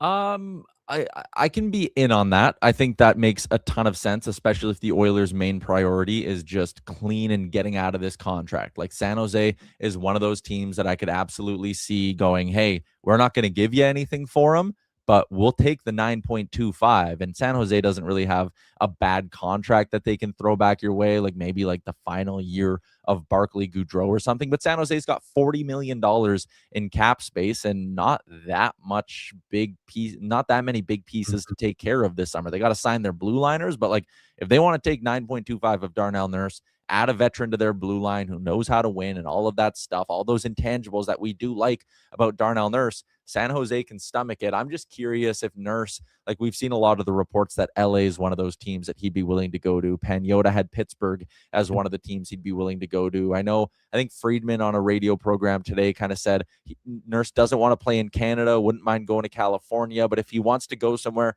where he can still win, that's where I think LA is maybe more of a preferred destination than the San Jose Sharks. But who knows? Maybe he looks at San Jose and says, hey, that's a team who probably gets into the playoffs in the next number of years. At some point before the end of his contract, he'll have a chance to contend with them. And maybe the idea, after going through everything he has in Edmonton with all the outside noise, maybe the idea of going somewhere where he can walk out of the rink and just go live a somewhat normal life, maybe that's enticing to him. So I'll agree that San Jose would be a fit. Are they the number one fit? I'd call it a coin flip between them and the LA Kings. Yeah, and I agree with you in the sense that, there were so many rumors and stories and talk about, a Morgan Riley, straight up swap for Darnell Nurse. I think Darnell is in the same boat where you think what you just said, Tyler, in the sense that I'd like to try something a little different. I don't want to go from the frying pan into the fire here in a Canadian market. Yeah, and Morgan Riley kind of presents the same risks from an Oilers perspective too. It's like, could a change of scenery help him? Yeah, probably. Is he a guy who can, give you the 19, 20 minutes a game that you want? Sure, but he's still overpaid at $7.5 million. So if I'm the Oilers, priority number one in this is not getting a big return. I know, not to rip on Jim Matheson, but like Matheson was like, oh, maybe they'll ask for an Alex Laferriere from the LA Kings. And it's like, no, like, the Oilers aren't getting top 6 wingers or first-round picks for Darnell Nurse. The priority here is finding someone who will take the contract without taking anything else with Darnell Nurse. Just get rid of the contract. Yeah, I agree in that sense. But do you think the Oilers would retain any salary a la, what Chicago did with Seth Jones? And I mean, Chicago, they made out pretty well in that trade. There's no question about that. Yeah, and that's where the equation changes. Is like, okay, if you go to a team and they say, hey, we have a first round pick that we'll give you if you keep $2 million of Darnell Nurse, then I'm kind of like, yeah, $7 million in cap space freed up, and I get a first round pick just for keeping a little bit of coin. Like, I can do some damage with that first round pick on the trade market. So it's a sliding scale for me. Like, if I'm just getting rid of Darnell Nurse, the other team's got to take the full contract. If I'm keeping $2 million, $3 million to bring him closer to market value, I don't love doing it. But if you're gonna give me a couple of quality young assets, then I'd absolutely contemplate it. I mean, part of it too is they should have their top 4 kind of set for next year, right? Like Jake Wallman and hopefully Connor Murphy. I'm kind of banking on Connor Murphy getting re-signed. But if you can bring back Murphy, you have Murphy and Wallman as a second pairing, Bouchard and Ekholm's your top pair. Like, you don't need to go out and spend $5-6 million replacing Darnell Nurse. So again, if you have a little bit of dead money on the books, but you've acquired some more assets, I'm not totally against it, I guess, is the answer to your question. Is your concern level rising that Connor Murphy doesn't re-sign here with what's been happening with this organization in the last several weeks? No, I don't think so, because I think Murphy's one of those guys who, he played for so long in Chicago without ever getting a chance to play in the postseason. And he's made a lot of money in his career, north of $40 million. So, more so than Dickinson, where, Dickinson has a bit of playoff experience. He hasn't quite made as much money as Murphy. Dickinson was a guy I looked at and when I kind of feel like he'll go to the highest bidder. And if he can get a 5x5 somewhere, all the power to him, go take it. Murphy's a little bit different because I think the Oilers can get pretty close to a market value offer for him, and he should want to win. And north of 40 million in career earnings, he shouldn't be pinching his pennies and trying to get every last dime out of a contract here. So I'm not worried about it all that much. I think even if it is a Mike Babcock hire, a player like Connor Murphy, who's hard nosed and all those things, he shouldn't be worried about having to play for a hard nosed coach like Mike Babcock. So yeah, I'll be worried about it on June 26th if nothing's done, but not now. Tyler Yaremchuk from Oilers Nation Daily Faceoff. Thanks for coming on as always. Hey, when you have Johnny on, are you going to ask him if he's the new Larry Brooks of the media or what? Well, yeah, that is Johnny's based in New York too, so there's a little bit of a connection there. But yeah, I'll definitely poke some fun at Laz for that one. But all the power to him. Johnny didn't hide away, right? He's owning this. He's like, hey, it's a badge of honor to be yelled at by Torts, and I get it. Well, make sure you ask him that I asked him that to see if he thinks he wants to take over that crown. Okay, sounds good. Thanks, Chucker. Take care, man. Tyler Yaremchuk, Daily Faceoff, Oilers Nation. It's game number 6 of the Stanley Cup Final. Will it be over on Sunday night? We will see, but it has been one of the very best Stanley Cup Finals that we've seen in recent memory. The Oilers a couple years ago, that was great too, just because the storylines of coming back and everything like that. But this one has been, maybe we look at it as being a great Stanley Cup Final because our expectations weren't that high for it as far as excitement, unpredictability, swing changes, lead changes, momentum changes. Maybe that's how we look at it too. Hey, when we come back, we'll get to more of your text at 833-401-1440. We'll talk a little bit about the World Cup game for our listeners and our texters. Canada and Bosnia-Herzegovina slated for a 1 p.m. start time later this afternoon. It's the Kevin Carey Show with the Duke of Delburne, Josh Fenwick on Sports 1440 AM radio. We're streaming on YouTube, X, Facebook, Instagram, and Twitch. Say hello to your new favorite drinks. Introducing new McCafe Refreshers. Icy cool, undeniably refreshing, and available in 3 flavors. Strawberry watermelon, mango pineapple, and blackberry passion fruit. Only at McDonald's. Whether you're a craft beer connoisseur or more of a wine aficionado, there's always something new to discover at Sherbrooke Liquor, a unique, family-owned, independent liquor store. The selection? Incredible. The non-alcohol section is also very impressive. Sherbrooke Liquor, expert, knowledgeable staff with a passion for unique finds. More than just a liquor store, we're a community. Alberta's best, the one and only Sherbrooke Liquor. Wine, spirits, and oodles of beer. Visit SherbrookeLiquor.com. There's still time to book your tournament at the Ranch Golf and Country Club. As one of Alberta's top tourney courses, the Ranch makes hosting fun and easy for any group or business. No matter how unique or unusual, they'll accommodate your vision for an event no one will soon forget. Start planning your tournament today at their beautifully landscaped course on the outskirts of West Edmonton. On-site event coordinators are here to help, but hurry, availability is limited and booking fast. Visit theranchgolf.com. At Hughes, it's all about getting in and out quick and clean. No cash, no problem. With Hughes' new tap and wash system, all you need is your debit or credit card to get your vehicle sparkling clean. Find us at HughesCarWash.com. You may get up early, but more than likely, the team at GS Construction have already gotten up before you, grabbed a coffee, headed to the site, and started their day. So while Edmonton wakes up, GS crews are already underground, quietly keeping things moving, upgrading, and laying the new underground infrastructure for our growing city. If you're the kind of person who goes to sleep with their steel-toed boots on, GS Construction wants to hear from you. We're looking for a maintenance foreman as well as a building and yard attendant. Visit gsconstruction.ca for more. You wanted local sports on weekends. Saturday mornings at 9, check out the Saturday Sports Setup, where we'll tee up what's happening on the weekend sports scene. Tune in Saturday morning at 9 on Sports 1440. Soccer? Huh. June's biggest event is happening right here at Metal Supermarkets. The Big Bin Sale is back. Everything in the off-cut bins, 30% off. A wide assortment of miscellaneous metal priced to clear. Just in time for your next DIY project. But hurry, it's selling faster than a guy kicking a ball on the grass to another guy. And, forget it. When's hockey season start anyhow? Metal Supermarkets, the local convenience stores for Southside, West End, metalsupermarkets.com.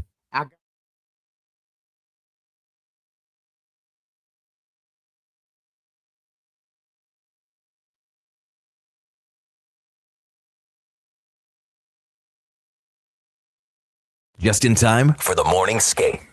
This is the Kevin Karius Show on Sports 1440.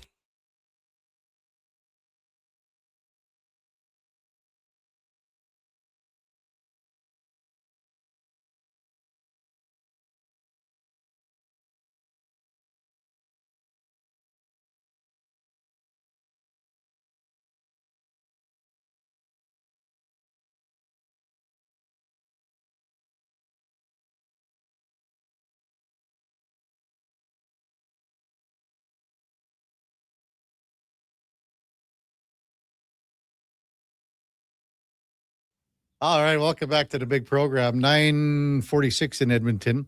Text 833-401-1440. This is the best pick or an invitation that we've seen in a while from KG. Think about this. This is KG. He's at the airport, and he texts in while listening. He says he's at the Booster Juice, and he's a musician, and he's playing songs there for people going by. He says, hey, tell Eddie to stop by the Booster Juice at the airport and I'll play him a song. He sends a picture of that. Is that cool or what? That we got a guy listening at the airport? KG, hey, thanks for listening. Thanks for texting. And I think Eddie's on his way already. He said that he has a middle seat. He's been separated from his wife on the airplane. So here's Eddie. Like, he wouldn't spend the extra bucks. Eddie wouldn't even upgrade to choose your seats. So any of the people texting in suggesting that Eddie should, get off his wallet and just buy and listen, we know Eddie's not tipping back cocktails anymore, but maybe a nice orange juice or even a Virgin Caesar or something while enjoying a breakfast before getting on the plane. There is no chance that's happening. He didn't even pay for a seat to sit by his wife. Beside his wife. And Eddie, we know how big of a guy Eddie is. He's in the middle jacked. He's squished between two people. My God. Come on, Eddie. Why would you do that to yourself? I don't know, Duke. Is there a way you can listen to this show? Like, would Eddie can you listen to this on a plane? If there's Wi-Fi on the plane. So then you would just listen. Remember to when I was there? going to Mexico, Yes, I watched the whole show that morning on my flight down to Cancun. Oh, man, this is unbelievable. So he takes 4 hard-boiled eggs through security, eats them while he's waiting for the plane to get going. Then he gets on the plane. He's not sitting by his wife. I mean, he's not ordering anything like you said, but you think he'd order a meal? No. On the plane? No. I don't know. I think if you're ordering food on the plane, once again, on a flight that's anything less than 6 hours, you're a dummy. Like, that's just silly. Yeah. Oh, man. Now, maybe a drink or something. Of course, I'm a little more open. Eddie's just having water. He took his own water on. Well, yeah, you're not. Yeah.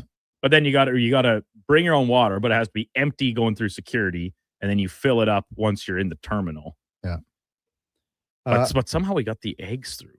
I can't. He must have smuggled them in, like he put them in an orifice or something. I don't know what that's. That's gross. That's even worse. Well, they're in a plastic bag. It's not a big deal. Yeah, whatever. Canada plays Bosnia-Herzegovina here in a little over 3 hours' time, 1 o'clock. On the pitch, it's not called BMO Field. What do they call it now in Toronto? Probably just Toronto Field. Every other, like I know in the States, it's just Kansas City Field, New York Field, Dallas Field. Mm-hmm. They took all the, even if they're not corporate names like Arrowhead or anything, they're not calling them that. So. Anyway, I don't know how much you know about this Bosnia team, but Toronto Stadium, excuse me. Toronto Stadium? Okay. Toronto Stadium.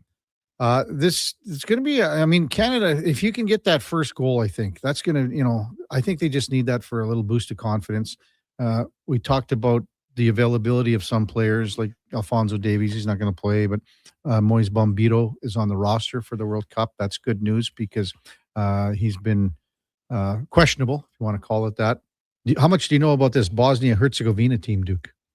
Absolutely nothing. Well, they got the captain, Eden Zeko. Okay. Apparently not a bad player. He's kind of an experienced guy. Apparently they've got a lot of good talent in the final third, like Kerem Alibijikovic and Esmer Berakatovic. And then they've got Emiradim Demirovic and then Haris Tabavkovic. So they've got some guys on the backside there. Lots of Viches. Yes. Well done on your pronunciation there, Kevin. You're much more suited to that Eastern European name pronunciation than you are some other nationalities, I think, as previously discussed on this show. I always get confused, Duke, and you'll be able to tell our listeners this about the ending of the, so it's when it's VIC, the European is Vich and the standardized is Vic. You know what I mean? There's always like an anglicized version. That's what I mean, anglicized. Yeah. Yeah. So, yeah, I believe so. Yeah. So Vich is the European. Well, it's just like even I think if it's a C, regardless if it's VI, like look at the town in Czechia, Liberec, right? It's not Liberic, it's Liberec. I thought it was Liberace. Yeah, well, there Liberace. Yeah. There you go. Yeah. So it's you get a little too far north in that Eastern European Iron Curtain area, that's where you start to get lost in it and you start turning it into Italian instead of Czech. Yeah. So I think for Canada, the most important part is, again, to press, play aggressive, play offensive, soccer, football, be aggressive and dictate the play. And Duke, I think you're in the same boat here. You and I, out of all the sports that we talk about, this would be our least that we can say we're knowledgeable about. Oh, yeah, I don't know. I don't know a lick about soccer. It's a sport that I watch for entertainment value. I'm not trying to break down the game. I know I've never played it. I have not watched it growing up. It is something that I'm just watching because it's on, and I like to get into the groove of things for stuff like the World Cup, and that's frankly pretty much it. Show a little national pride when Canada's playing, regardless of event. But outside of that, yeah, it's just not my sport.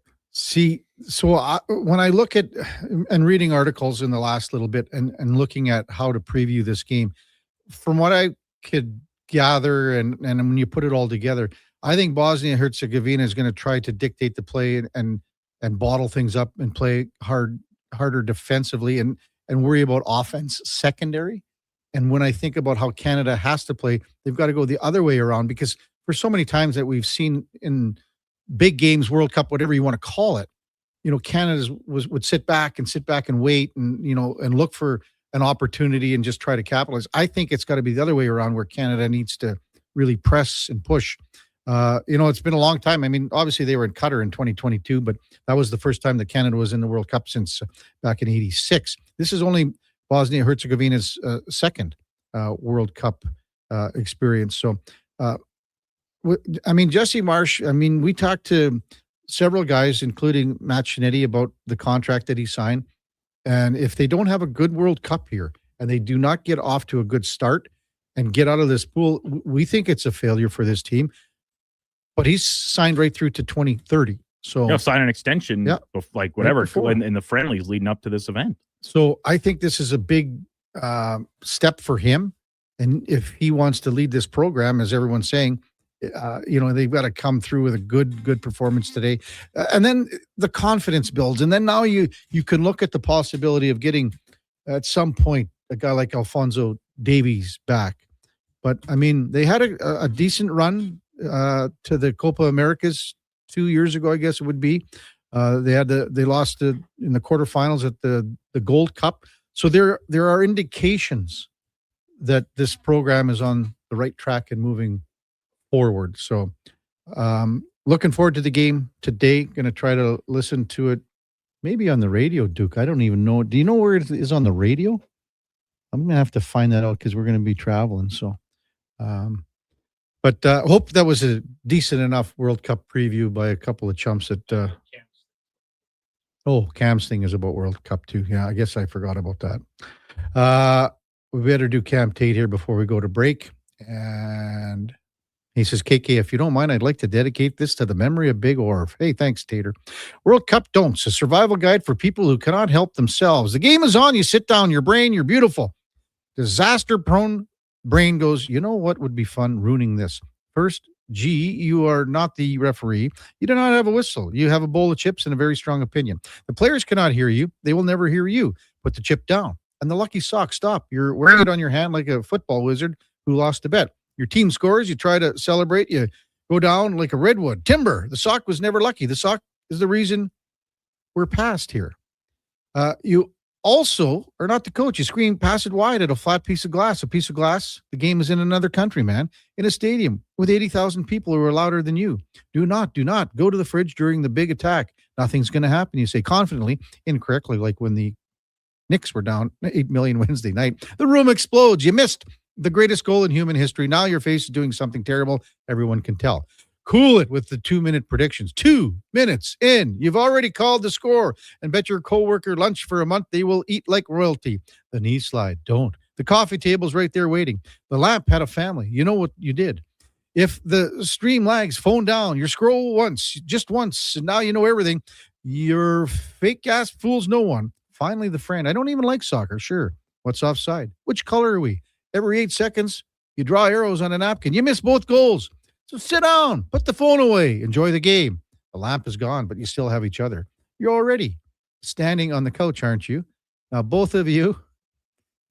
I can't say that, Tater. Another edition of Cam and Eggs.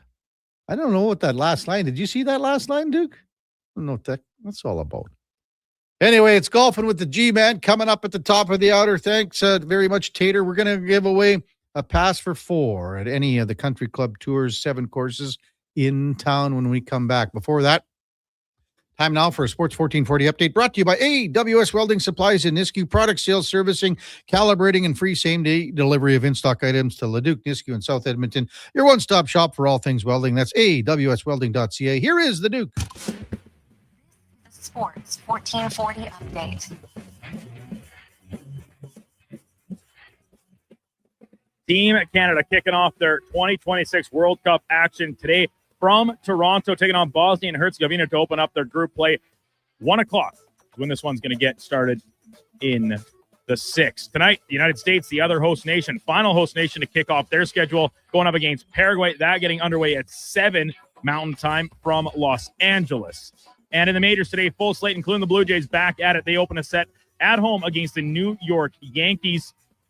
Starting pitcher TBD for Toronto. What's going to be another collective effort game for the pitching staff. First pitch coming just after 5:30. You catch that game right here on Sports 1440. Join in progress at the conclusion of the Jason Gregor Show. Elsewhere, the Mariners are in Washington. Orioles taking on the Padres. Red Sox hosting the Rangers.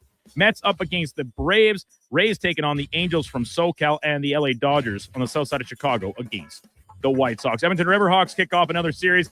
First of 3 against the Yakima Valley Pippins tonight from Remax Field, starting just after 7 o'clock. And week 2 in the CFL continuing with the Argonauts in Montreal, kicking off just after 5. Finally, the RBC Canadian Open continuing from Osprey Valley just outside of Toronto. Ryan Fox now in a 4-way tie atop the leaderboard with Brooks Koepka, Ben James, and Hao Tong Lee, all at 8 under. Top Canadian at the moment. Still, Matthew Anderson, who is 6 under on the week, even on the day, through 9 holes. Coming up in hour 4 of the Kevin Karius Show, we'll be joined by longtime golf pro Gary Meyer and Golf Talk Canada's Adam Scully. I'm Brandon Douglas at your Sports 1440 update. Sports 1440, the Stingray radio station. CKJR broadcasts from West Edmonton Mall and Wetaskiwin. Download the free Stingray music app and listen wherever you go. Did you know there are actually 3 seasons we experience in June? Spring, summer, and construction season. And while roads may be narrowed and detours are everywhere, GS construction crews are on site every day doing the work because the city doesn't stop, and neither do we. As we build and upgrade infrastructure, life continues around us. That's why we never lose sight of what matters most, making sure everyone, including our team, returns home safely at the end of the day. For more on what we do, visit gsconstruction.ca.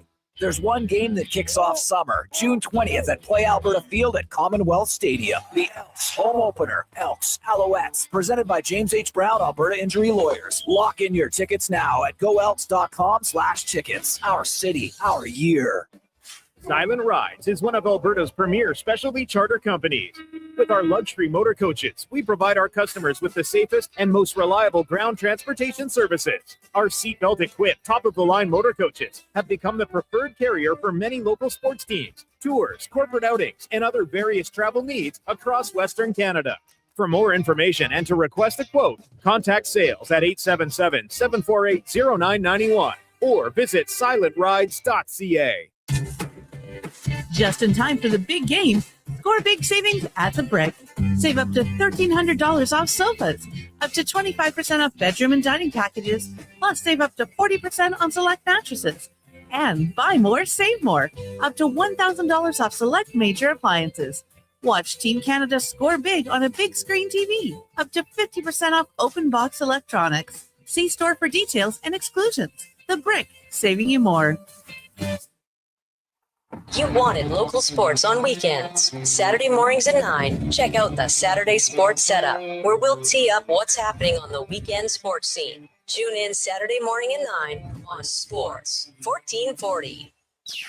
The funny thing about hitting the road to leave it all behind is you don't really want to leave it all behind. So Sherwood Honda has the SUV with plenty of room for all you want with you. Think Honda CR-V, the Honda Pilot, or maybe even a Ridgeline truck. With this kind of lineup, you can go where you want and bring all you want with you. You sure would make it easy to leave your cares behind by starting at Sherwood Honda.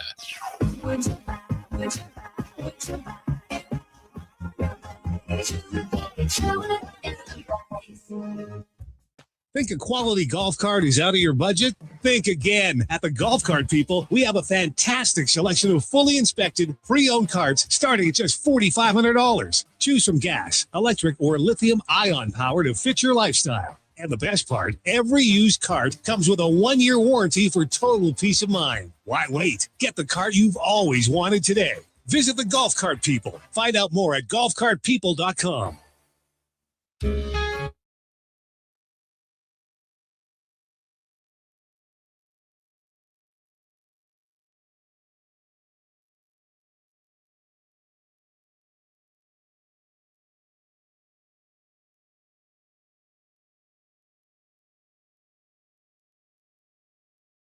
Have your sports curiosity cured with the Kevin Karius Show. This is Sports 1440.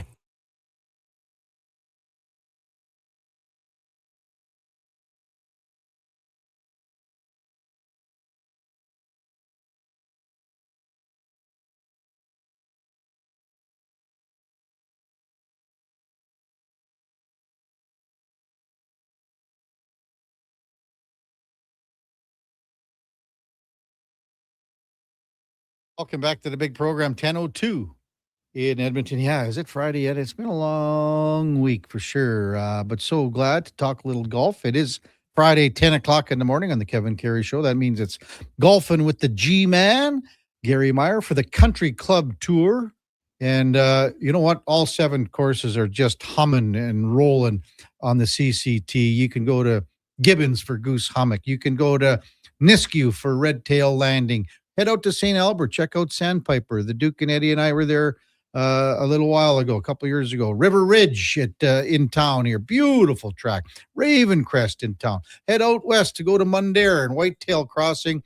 And then if you want to slide into Wetaskiwin at Montgomery Glen, 7 quality courses on the Country Club Tour. Check them out at countryclubtour.com. Get yourself one of the CCT cards. You save yourself a bundle. And the good news, we're going to give away a pass for 4 to one of the courses, and we're going to do a little trivia here as the morning show gets rolling. We've got a question in the hopper, but time to welcome in Gary Meyer. And first of all, Gary, happy belated 70th birthday on Wednesday, big guy. Isn't that unbelievable? Huh? If I'd have known I was going to live this long, I'd have taken better care of myself. This is so.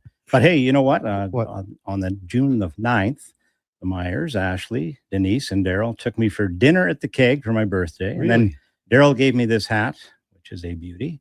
Yeah. Yeah. Go ahead, read it. It took me 70 years to look this good. Yeah, that's right. Now I look like Yosemite Sam, actually. I just figured it out. You darn fool of varmint. But and then on my birthday, my daughter Jessica and my grandson Wyatt bought me a sturgeon fishing trip. What? Yes, on Where? the Fraser River. Holy in moly. Mission, BC. How was that for big time? No. Huh? Oh, am I excited? When is it? Do you know? We're gonna be fishing on the 5th of August. You're a lucky guy. With Matt. He's the man out there. Now, I'm sure you've seen Pete Peters with his picture out there, right? No. Oh, Pete went out there and we did a quick little story on it years ago. He was part of the group that caught one of the biggest ones out there. Oh, really? Like it was the size of a house. Yeah. Almost. Well, they get, these are dinosaurs. I mean, these things are, the pictures, these are white sturgeon that they fish, but I'll get a hold of, let's talk to Pete about it. Yeah. Oh, God. He will tell you, he'll talk both your ears off. Yeah. So he showed me the guy. picture. Yeah. Well, Pete's the best guy in the world. But I think, I got to think about this now. I think at least a half dozen guys were in the water. Yeah. Oh, no, it's a big deal. Yeah. It shows pictures of, the one group, they caught 10 in one day. Really? Yeah. Now, I don't know how long it takes to bring them in. I guess it all depends on how strong you are. So I'll probably only be, bringing them in for a month and a half. Well, I'm pretty sure Pete said it was like well over 1,000 pounds. Wow. That's how big it was. Yeah. He shouldn't have beat it to death on the shore there with that stick, though. No, you put them right back in the water and turn them loose. You know what happened was then the joke started coming because, they said it got away and it swam between Pete's legs. Yeah. Yeah. It's bad when they yell sieve when you're fishing. Pete, how did you let that one go through with your legs? Still, his best line was because he was in goal when Wayne Gretzky scored the 50 and 39, right? Right. Yeah. Yeah. And everyone said, geez, Pete, how could you let the 5 goals in? And he goes, never mind. Hey, I wasn't in goal for the 50th. It was an empty netter. Yeah. I was in goal for the first 4. But well, there you go. Yeah. Nice. Oh, so nice. Are you excited? Canadian Open, I know we talked about this earlier, and even when we were texting, and I think our listeners know this from Gary coming on, a historian of the game. Gary loves the history of golf in Alberta, in Edmonton, our country, all over. Yep. So, I mean, well, Canadian this is Open's a upcoming. tournament, Yeah. 1904 was the first, and Royal Montreal. It's the third oldest continuously running tournament on the PGA Tour. So you got the Open Championship, which is the British Open, and then you've got the U.S. Open, and then you've got the Canadian Open. Unreal. And no, it's been, back then it was 36 holes, and there's only 2 players that have won the British, the Canadian, and the U.S. Open. And that's Lee Trevino in 71 and Tiger Woods in 2000. Wow. One player won the Canadian Open 4 times. Leo DeGal, and that was in 1924, 25, 28, and 29. Now, it's pronounced actually Deagle. Okay. And plumb bobbing was something that he invented. Really? And they used to call that deagling. You would deagle. 3 players have won it 3 times. Tommy Armour, Sam Snead, Lee Trevino. One of the greatest golfers to never have won the Canadian Open? Arnold Palmer. No, Palmer won it. He won it. Yeah. Was one of his first victories. Yeah. Was the Canadian Open. Best. I don't. He came second to Bob Charles when they played at St. Charles. Was it Jack, you mean? Or yes, what? it was. Jack Nicklaus. Wow. Yeah, Nicklaus. Never won the Canadian Open. Biggest margin of victory in the Canadian Open was Tiger Woods, 8-stroke victory. And that was the year of 2000 when he hit that shot out of the bunker to 18. Many feel that's one of the best shots ever. Well, yeah, he said to his dad, because Dad was watching on TV, he said, Dad, did you see the shot? He said, yeah, but it didn't stay on the green. He had a 6-iron. Yeah. From 218 yards. Yeah. And unbelievable. But they've played the Canadian Open has played 30 times at Glen Abbey. It's been 10 times at Royal Montreal, 7 times at the Hamilton Golf and Country Club, 6 at Mississauga, 6 at St. George's, and 5 at the Toronto Golf Club. It's been west for 8 times in its history. And we always talk about that, Gary. We get people texting in all the time. Why isn't this tournament out west Well, more? it's a big thing drives it is the sponsors, of course, and because of the capital, plus the fact that you had to take an ox cart to come out west here, and we just got that darn instant on lights and them flushing toilets. Yeah. So there's that. But no, it was out at Shaughnessy 4 times. Yeah. I got to play Shaughnessy, great golf course. I didn't realize, and I found this out today, that they played at Point Grey, one of the Canadian Opens, which amazed me. Do you know the year on that? I don't have the we year. can find it. but, Yeah. And they played St. Charles in Winnipeg and Niagara in Winnipeg, where we played the Club Professional Championship. Yeah. And it was here in Edmonton in 1958 at the Mayfair, where Wesley Ellis Jr., no relation to Ron Ellis, Former 72 Team Canada. Yeah, that's right. Yeah. He won it. And going back to Canadians that have won, there's been 6 Canadians win. There's a couple of Albert Murray won it twice in 08 and 13. Carl Kiefer won it in 09 and 14. And then Albert's brother, Charles Murray, won it in 06 and 1911. George Cumming won it in 1905. And then 43 years later, Pat Fletcher at the Royal Montreal Golf Course, he won it. And then there was a 70-year stretch where Canadians were shut out until Nick Taylor wins it in 2023. Okay, yeah. Now, there was a big battle to get Glen Abbey to, they were going to turn it into a 3,000 home housing development. And there was a fight for Save the Abbey, which they did. It's still operating today. You can play out there. And amazingly, $241 is what they're going to charge you to peg it up at the one-time home of the Canadian Open. Now that you mentioned Nick Taylor, I think we'll throw our trivia question out there for the Country Club Tour. So the question is, and this is for Round of Golf for 4 at any of the CCT courses, and we just went through them. And yes, Mundaire's to the east of us, not to the west. Thanks for that texter that corrected me. Yeah, that's a long drive. If Wow. you're heading, You heading go around. west. Yeah, you zip around. Long way to go to get them sausages. Who did Nick Taylor beat in the playoff to win the Canadian Tour? Canadian Open. Canadian Open, pardon me, 3 years ago. Who did Nick Taylor beat in a playoff 3 years ago? I believe it was the 4th playoff hole, I think. And, I think it was. Yeah, I think you're right. Yeah. Anyway, the longest putt, Jim Nance, incredible call, the whole bit. So get your text 833-401-1440. We'll make that call on lucky winner as Duke puts it into the drum barrel here in our Sports 1440 studios at West Edmonton Mall, and we'll let you know.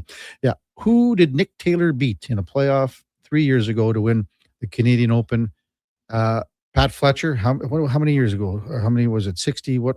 54 is when or Pat whatever it Fletcher was, won it. Yeah. so- Yeah. I knew Pat's 2 sons. The one, Alan, I knew really? very well. Yeah. Well, Fletcher Golf became a big supplier years ago.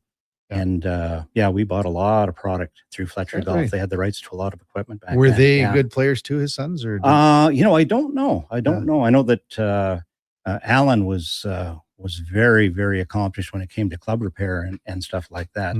He came out, we were in Calgary doing a seminar, and he was showing the guys how to pour epoxy inserts into wood, wooden drivers Right. and 3 woods and that.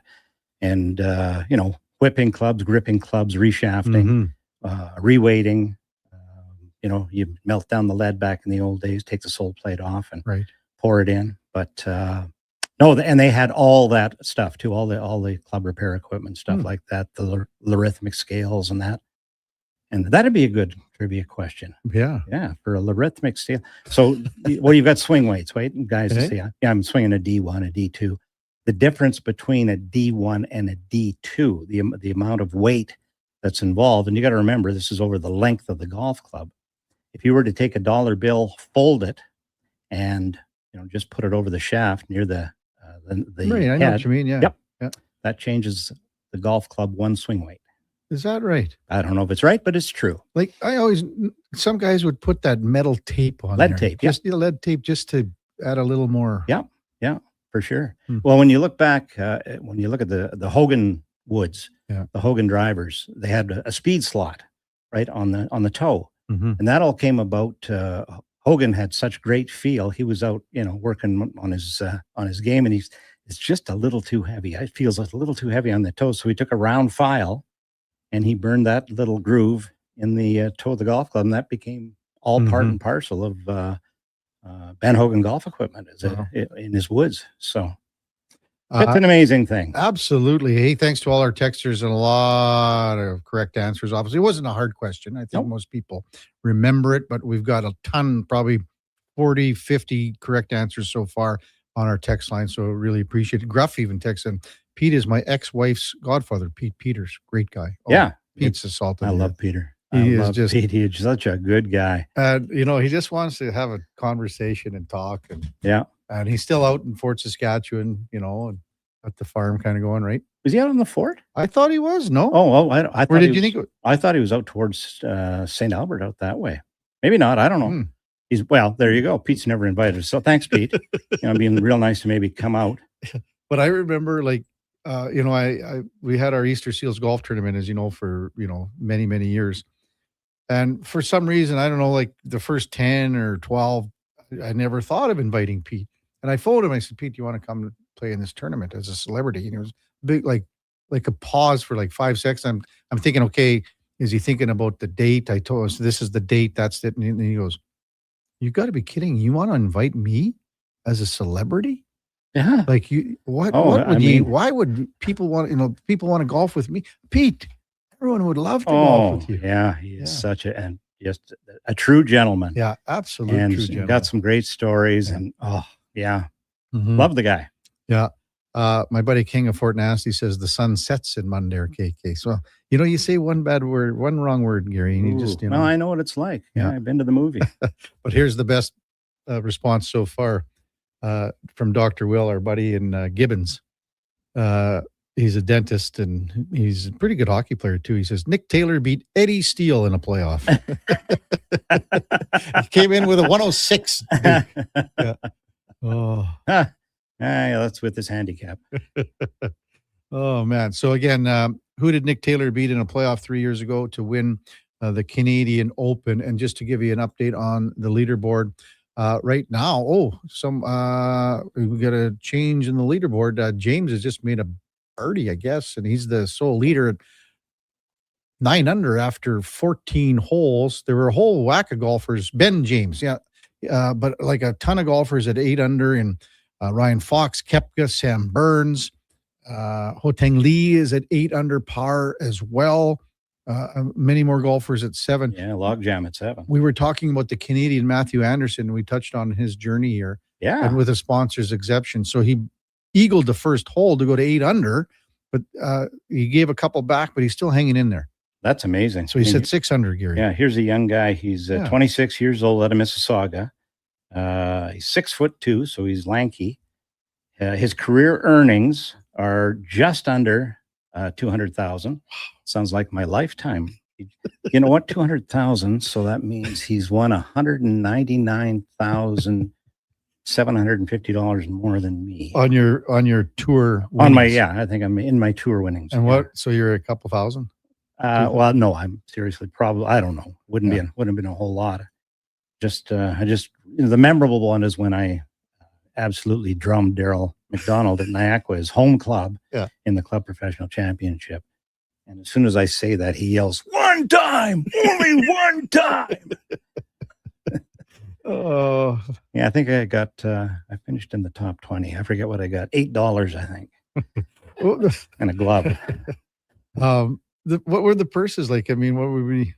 Back then? Oh God, it wasn't very much. Guys were $2,500 if you won the Alberta Open. I think back in the day.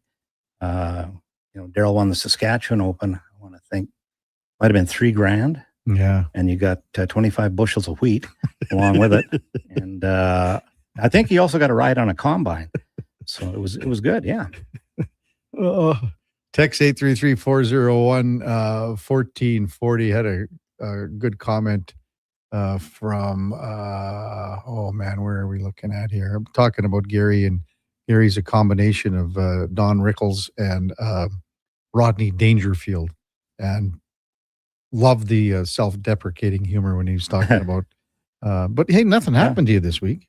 Well, the week's not over yet. I could still fall down and half kill myself. We're going to take a quick break. Adam Scully, because we were just waiting for him because he's on site. Yeah, he's right there. on site. at Osprey the Valley. Yeah. And for those of you that don't know, Osprey Valley is about 60 kilometers outside of Toronto. Perfect. We're going to get Adam with us right after the break. Kevin Karius, Gary Meyer, golfing with the G-Man for the Country Club Tour on Sports 1440 AM radio. Hi, Mike here from Northgate Chevrolet Buick GMC. This deal's only good till 6 o'clock tonight. We need your credit card to hold the color. Hold the color. Summer package. Winter package. And the ever-famous re-PDI fee. I gotta pay you to rebuild the car? Does this sound familiar? At Northgate, we do things differently. We offer 0% financing, a great selection of new, pre-owned vehicles. So if you'd like to do business a different way, stop in and see us today, 13215 97th Street, or visit us online at northgategm.com. You're in Northgate country. Hey there, I'm in the Fountain Tire sidecar, making a list of the things I'm doing this spring. 1. Saving you money, with up to 20% off select tires until June 13th. 2. Water skiing, tricky in a sidecar, but fun. And 3, saving you more money with mail-in rebates of up to $100 off a set of 4 select tires and $50 off a $150 service with the purchase of 4 select tires. Oh, that's 4 things. Oh well, restrictions apply. Book online at fountaintire.com. Fountain Tire. We're on this road together, Canada. It's time to hit the greens. Elevate your golf game with Country Club Tour Golf Academy. No matter your experience, our PGA of Canada teaching pros are here to help. Enjoy lessons year-round between our 7 CCT golf courses and 2 state-of-the-art indoor facilities. Choose the location convenient for you. We offer private lessons, group lessons, expert club fittings, and junior camps. Visit our website to learn more and get ready to take your game to the next level. Booking is easy. Go to countryclubtour.com/golf academy and schedule your lesson today. Come for Canada's largest trade shows, the biggest names in entertainment, exhilarating sporting events, and more. And stay for the experience at the Edmonton Expo Centre. Looking for the perfect place to host your next big event? From trade shows to galas, meetings, and concerts, the Edmonton Expo Centre has the space, event expertise, and service to make your next event unforgettable. With over 522,000 square feet of flexible event space, in-house catering, and operational expertise, they bring your biggest vision to life. Learn more at edmontonexpocentre.com today. Wondering what you can afford? Let Go Auto do the math with our free car loan calculator. No pressure, no awkward convos, just quick answers on your budget and payments. Bad credit, no credit? We got you. Text check to 780-777-7777. That's check to 780 all 7. Find out what you qualify for and start shopping with confidence. Go Auto. Drive what you love with payments that make sense. School's almost out, and road trip season is just around the corner. But if your brakes sound like they're grinding harder than a hockey fourth liner, it might be time to visit Napa Auto Parts. Napa has all the quality parts, tools, and know-how to help keep your vehicle running smoothly and road ready. With over 85 locations in Alberta, visit your local Napa store today or shop online at napacanada.com. That's Napa know-how. Alberta is growing, but our highways are crumbling. Are you tired of the rough ride? In the last 15 years, our population has grown with hundreds of thousands more cars and trucks on our highways. Today, more than 15% of Alberta's highways are in poor condition. Cutting highway maintenance doesn't save money. It makes repairs more expensive. Don't let the government ignore the problem. Your MLA works for you. Tell them to fix our roads. Visit fixourroads.com for more information. A message from the Alberta Road Builders and Heavy Construction Association.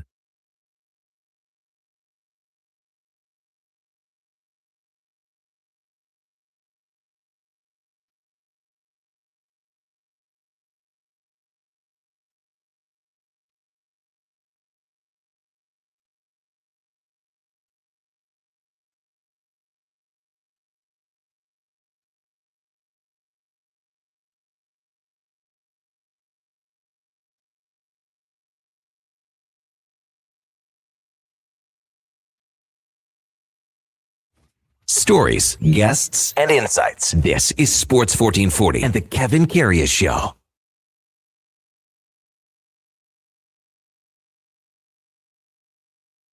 All right, welcome back to the big program, 10:24 in Edmonton. Time now for the game of the day, brought to you by St. Albert Dodge, where the 2026 Ram 2500 Black Express packages have arrived. They've got the 20-inch black aluminum wheels, the Mopar side steps, body color bumpers and grille, the sports performance hood. Check them out at stalbertdodge.com as we welcome back Adam Scully from Golf Talk Canada. Good morning, Adam. You're with Kevin Karius and PGA golf professional Gary Meyer. Thanks again for jumping on Sports 1440 this morning. Really appreciate it. Gentlemen, thank you for having me. How are you? Good out here, but not as good as you out there, Adam, being on the grounds, boots on the ground, on site for the RBC Canadian Open. What's it like to cover this big fella? Well, it's amazing. Thank you. It's great to be here at TPC Toronto at Osprey Valley for the second consecutive year. It's a big ballpark. There's 3 golf courses on this great pretty year. And they've done it right. It's a breezy day here. We've seen scores this morning. Brooks Koepka's front 9 scorecard was volatile, to put it lightly. But he's up there and playing well. But no, it's great to be here. We were broadcasting here all week on both TSN and TSN radio, and I had the chance to actually play the course on Monday in the Golf Canada Foundation Celebrity Pro-Am, which was also a treat. Mm-hmm. What was that like for you to be out there and see exactly what these guys are going through right now in the course of the 4 days? It was great for a couple reasons. Professionally, it was great to actually provide some insight to see what certain putts would do, how the rough was, how firm the fairways were. And I got to do the same thing last year, which was great. And the golf course has changed quite a bit, I would say, since when I played on Monday. It was hot, probably around 30 degrees Celsius. And right now it's about 22 here and breezy. There's been a lot of rain in the area, mostly overnight on Wednesday night. Got some pretty heavy rain for about an hour or so Thursday during the first round yesterday. So it's softened up quite a little bit, but you can tell with the wind and the gusty breeze that players are having issue with this wind. It's making it quite a challenge here, and it's quite a jumbled up leaderboard. Gary? Who did you end up getting in the Pro-Am, Adam? Well, so they do 2 Pro-Ams here. So on Monday, they do their it's the Golf Canada Foundation, their Celebrity Pro-Am, and then Wednesday, 2 days ago, there's a Pro, and they play with some lucky people. So interestingly, I was the celebrity in our group, which was funny. So I got to play from RB, and I actually scored pretty well. Wow. So it was a nice day, and also nice to break 80. So that was good. Well, that's good. Well, like I always say, it's not scoring on the golf course; it's scoring at the big social after that. So that's always great. Absolutely, yes. The 19th hole was busy for some on Monday. Not me, but it was busy for some. Put it that way. So cool. Adam Scully from Golf Talk Canada, our guest, golfing with G-Man Gary Meyer here on Sports 1440 Radio. When you look at this leaderboard, it's really, it's congested right now, heading into, the latter half of the back 9 for some, and some have yet to tee off. But what do you make of the leaderboard here so far, Adam? It's great. And golf course, a jumbled up leaderboard means a bunch of players are facing similar challenges. And one name I was looking at pre-tournament, and who's now at the top, Brooks Koepka, who has obviously had an interesting return to the PGA Tour, where you can just tell the game is trending. 4th in strokes gain approach heading into this week, 132nd in strokes gain putting. So one of these weeks, he's going to putt well, and he's putting well so far this week. And I mentioned that volatile front 9, the back 9, which was his front 9, earlier this morning, where he made a couple of birdies, he made a double bogey, and then he eagled the 18th hole, highlighted by a 393-yard tee shot down the center of the fairway, straight downwind, bit of a speed slot on that 18th fairway. So I'm really curious to see how Brooks Koepka continues this play. Obviously, next week as well, a big one with the U.S. Open, and he won the last time the U.S. Open was at Shinnecock back in 2018. So he's obviously a name. Sam Burns, who lost in that playoff to Ryan Fox last year, and Sam Burns has played some consistent golf this year too. I followed him around when he was playing with Rory McIlroy at the Masters when I was down in Augusta, Georgia earlier this year during that third round. He finished T7 that week. He's been knocking at the door too. And he's sort of the opposite of Koepka, where his putting stats are through the roof. Like if you combine Brooks Koepka and Sam Burns, they would pretty much be unstoppable. That'd be like a Scotty Scheffler, Rory McIlroy-esque type of player. So it's great to see some names up at the top. And how about defending champion Ryan Fox also playing well too? Wow. Now you say we're watching it on TV here, but and you can tell that what were the greens running at when you played? I believe they were around 11, but they were saving them a little bit because it has been very warm in the greater Toronto area after just what I'll call tumultuous spring. It was freezing, it was raining, it was not so good. And then it sort of flipped the summer pretty quickly. So saving them a little bit. Some of the greens certainly receptive, but it was quite interesting how there were 114 players at even par or better after the first round, and the top score was 6 under. And you'd think if there were 114 players, someone would have gone out and shot 8, 9, 10 under par, but that certainly wasn't the case on day one. As Gary said, Adam, we're watching it in studio, and man, she seems to be really blowing. How much is it affecting the players out there?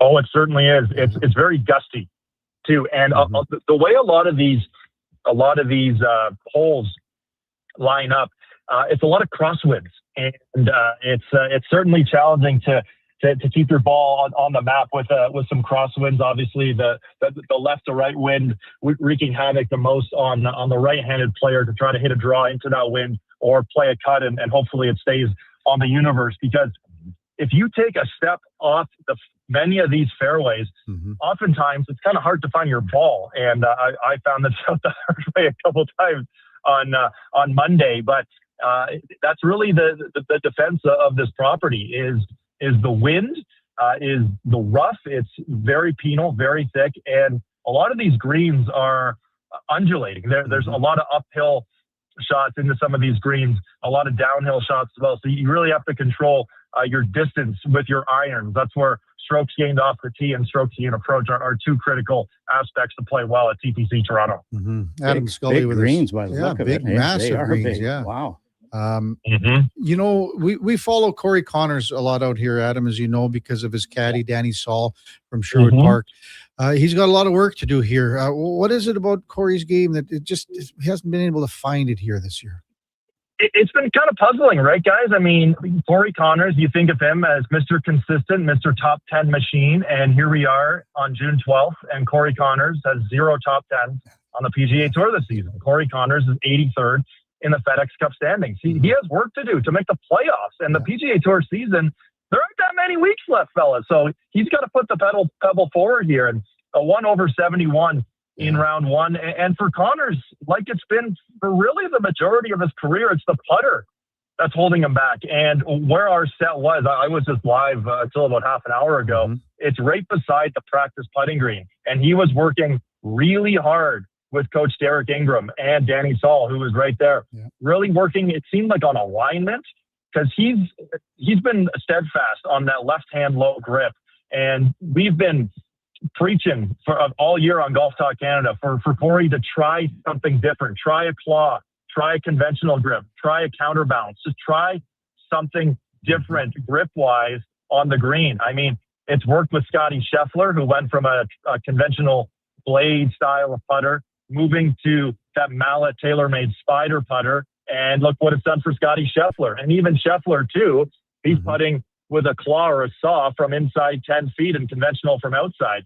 So for Connors, as talking with his coach, Derek Ingram, earlier this week, it's close. It's really close. He didn't have a great week last week at the Memorial, but they realized shortly after the fact that there was a little crack in the face of his driver. Stuff like that, where he was wondering why on earth he was hitting it absolutely everywhere last week at Memorial, and it was the driver was cracked. So the driver's back. The driver's in good form now. So hopefully Connors can go out and play well this afternoon, because there's a lot on the line, not only to get his card to make the playoffs, but hey guys, it's a President's Cup year too. And Connors, you know how bad he wants to be on that team. He's played on these teams before. He's been a consistent player on the international side, and he wants to get back playing for that team again. That's a tough grind, What about Matthew Anderson? This young guy out of Mississauga. I mean, he hasn't won 200,000, playing on the Corn Ferry, and here he goes, vaults himself to the top at one point. What's the story there? Yeah, absolutely. And it's a cool story. And for us on Golf Talk Canada, we're very fortunate to interview the winners on PGA Tour Americas after they win. And so when he won on PGA Tour Americas a couple of years back, I interviewed him, and I've got to know him since. I've actually played some golf with him. And he is as good as it gets. He hits it a long way. So long, in fact, I was playing with him, and I said, man, what's your average ball speed, just out of curiosity? And he said, well, I cruise around 185, and I almost spat my water out when he said that, cruising at 185 miles per hour of ball speed, which is long. Mm-hmm. And he played very well. Yesterday, obviously, that's 6 under, 64, playing in the final group. And he made the cut at this tournament last year on the same course. Didn't play great in that third round, but still made the cut, made some dough. This year on the Corn Ferry Tour, he's been inconsistent, which you kind of see sometimes from players who go, whether it's from college or from Americas onto the Corn Ferry Tour. It's a tough life. It's traveling. You're on your own versus like the college life where everything's set up for you, everything, your meals, all that. It's all set out in stone, your plans, that sort of thing. So for Matthew Anderson, he's got a good head on his shoulders. He started out really well today, eagling his first hole, moving to 8 under. Made a couple of bogeys after that. Last I saw, he was even par on his day, so still a part of this movie. Let's see if he can keep going, because I think given the level-headedness that he has, that he'll have the opportunity to get in the mix and not be afraid of the moment, which would be a really cool story. Adam Scully from Golf Talk Canada, our guest, Kevin Karius, Gary Meyer, golfing with the G-Man on Sports 1440. Maybe one just last one for you, because I know you got a whole bunch of stuff to do today, Adam, but another Canadian in Taylor Pendrith, and just talk about the perseverance of him yesterday after the first hole and how he managed to get it together and just to put together a spectacular opening round. Absolutely. He's a guy who knows this golf course very well. He's played a lot of golf here. And for Taylor Pendrith, just big picture, he's been struggling with the flat stick too. Mm-hmm. It's similar to Corey Connors, where a couple of years back, he was 4th on the PGA Tour in strokes gained putting, and he's outside the top 100 this year. And there's just so much potential there with Taylor Pendrith, right? He hits an absolute mile, and he hits his irons well too. It's that putter that has held him back. And similar story, obviously, to Corey, where he wants to get on that International President's Cup team. He's played on 2 of these teams before, and you know that Captain Jeff Ogilvy wants him back out there. It's great to see Pendrith off to a good start. Great to see so many Canadians sort of hovering in that under par number to begin the week. It looks like, guys, like the cut line, depending on how this wind blows, I'm guessing somewhere around 1 under, might go down to even sort of thing. So whether it's Pendrith, whether it's Sudarshan Yelamaraju, whether it's Joey Savoie, who won on PGA Tour Americas a couple of weeks back, to AJ Ewart, there's a lot of great Canadians playing a lot of great golf. And how good would it be to have a Canadian or 2 or 3 or 4 in the mix here on Sunday? Absolutely. Hey, Adam, thanks so much for your time this morning. What's the rest of the day look for your coverage, and what you got as far as commitments with Golf Talk Canada, TSN, etc.? Yeah, absolutely. So it's a bit of a unique one for me. I have a unique role with TSN that I host and produce Golf Talk Canada, and I'm also a host on SportsCenter. And there's a pretty big footy match that's about to get underway in about 2.5 hours here. We're about an hour north of Toronto, so traffic shouldn't be too bad. I'm actually leaving the property as we speak. My obligations were only Monday to Friday, because I'm actually hosting SportsCenter tonight. Wow. So I'm going to head back. I'm going to, as I did when I played hockey back in my athletic prime, grab a quick shut-eye, quick nap, pregame meal, and then we'll watch some soccer, see if the red and white can get a big dub, and then head in to host the Late Show both tonight and tomorrow on SportsCenter, which we're live at 1 a.m. Eastern, and it airs all morning. So if you guys are watching SportsCenter in the morning, you'll be seeing my ugly mug and hearing my voice, talking all things soccer, all things golf, and of course the NBA Finals, Stanley Cup Finals. It's a great time to be a sports fan in Canada, and I'm pretty pumped for this World Cup opener too. These are like Gary Meyer hours. Yeah, right. Yeah. It never ends. Driving in a 64 Rambler station wagon. Yeah, they're bringing you in the helicopter and then the limo, so you got that going for you. I'm currently in my 2012 Mazda here. So, hey Adam, thanks so much for this on a busy day. Can't imagine the commitment that you had to make to us in the middle of a busy schedule for yourself. Enjoy what's going to be a hell of a weekend sports wise in our country. Take care, man. Talk soon. Anytime. Enjoy the coverage, guys. Yeah, Adam Scully. Yeah, isn't that remarkable? He's okay. We can 15 minutes or so. Yeah. All he's got to do is just get back to Toronto through, the plethora of traffic. You got the Yankees and Jays tonight. You got the soccer this afternoon. Unbelievable. Yeah, for sure. Wow. Adam Scully, Golf Talk Canada. Hey, when we come back, a special guest has just come into the studio here, and we're going to talk to him a little bit after. What I heard is he's taking everyone out to lunch because of his winnings from the draft, the golf pool draft, where he won at the ranch was it the Masters or was it the PGA Championship? So, a big check was presented to him and he's going to take everyone out for lunch. So we'll let you know who this is when we come back. Yeah. Right here, live. Kevin Karius, Gary Meyer, the Duke of Delburne, and Josh Fenwick on Sports 1440 AM. It's Golfing with the G-Man for the Country Club Tour. And once again, our trivia question, who did Nick Taylor beat in a playoff 3 years ago? Get it into 833-401-1440. We're back right after the break. Looking for a solid 4x4 that checks all the boxes? The 2026 Jeep Compass is in stock now at St. Albert Dodge, and this is a great value, starting from just $36,900. It's a Jeep, so you've got 4x4 capability, plus features like an 8.4-inch touchscreen, Apple CarPlay, active lane management, a park view rear backup camera, and more. Over 30 in stock right now in just about every color you'd want. Head up the trail and see how easy it is to do business at St. Albert Dodge. Getting your vehicle sparkling clean doesn't have to cost a fortune. Take it into Hughes today and pay just loonies a wash.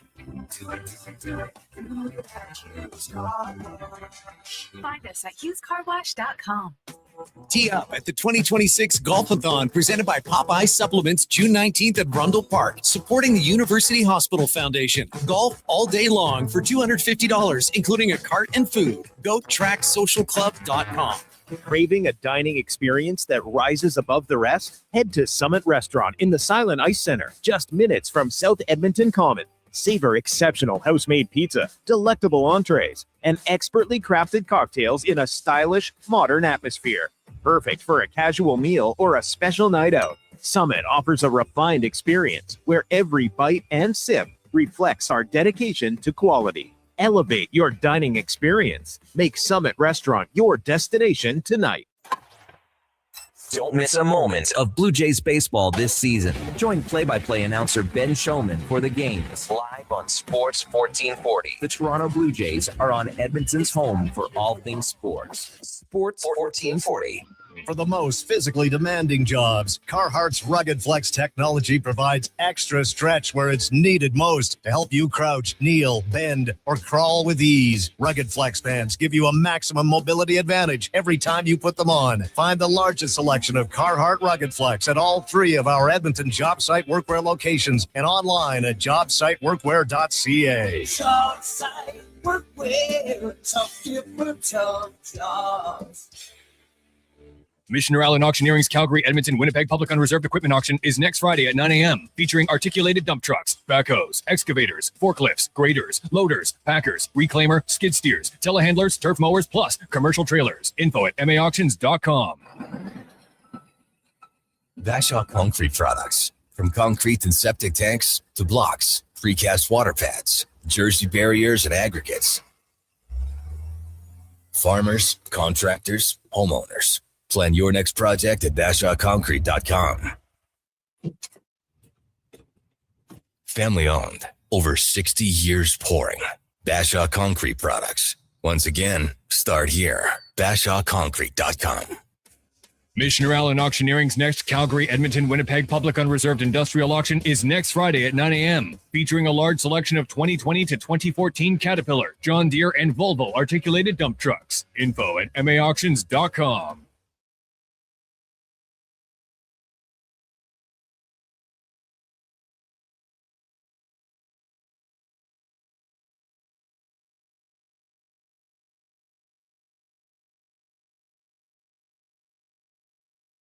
Your game, your station. Sports 1440. And watch us on YouTube, Facebook, and X.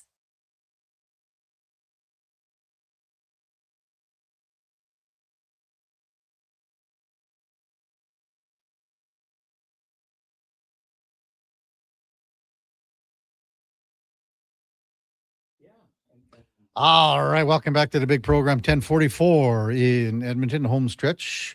Golfing with the G-Man for the Country Club Tour. Gary Meyer with you, along with Kevin Karius. And hey, we've got to welcome in. We might as well mention our winner first, hey, Duke? Yeah. Who did you apply? And we had a hell of a response here. Oh, Thanks, yeah, everyone. this was huge influx of answers. Like you said, there's probably like 50, 60 people that texted in and had the correct answer. The only, I think, technically incorrect answer was Dr. Will's little shot at Eddie, saying he's who Nick Taylor beat in the playoff last year. So, ended up being, when I spun the wheel, first-time texter, Heath McKay. So I'll text Heath back and get the details here. Then he can go and enjoy around at one of the CCT tracks. Yeah, awesome. That's great. And again, we talked about the 7 courses that they have available, on the Country Club Tour. So congratulations, Heath. And we're going to be doing this every Friday. Well, you didn't tell him who it was. Oh, well, I thought everyone did. Tommy Fleetwood. Sorry. Yeah, from Fleetwood Mac. Yes. Yeah. Hell of a singer. Great singer. Yes. Yeah. Tommy Fleetwood. 4th playoff hole. 72 feet for the putt. Something like that. Yeah. Yeah. Farther than I went in my holidays. So, hey, just coming into the studio, Art New from Trestle Creek.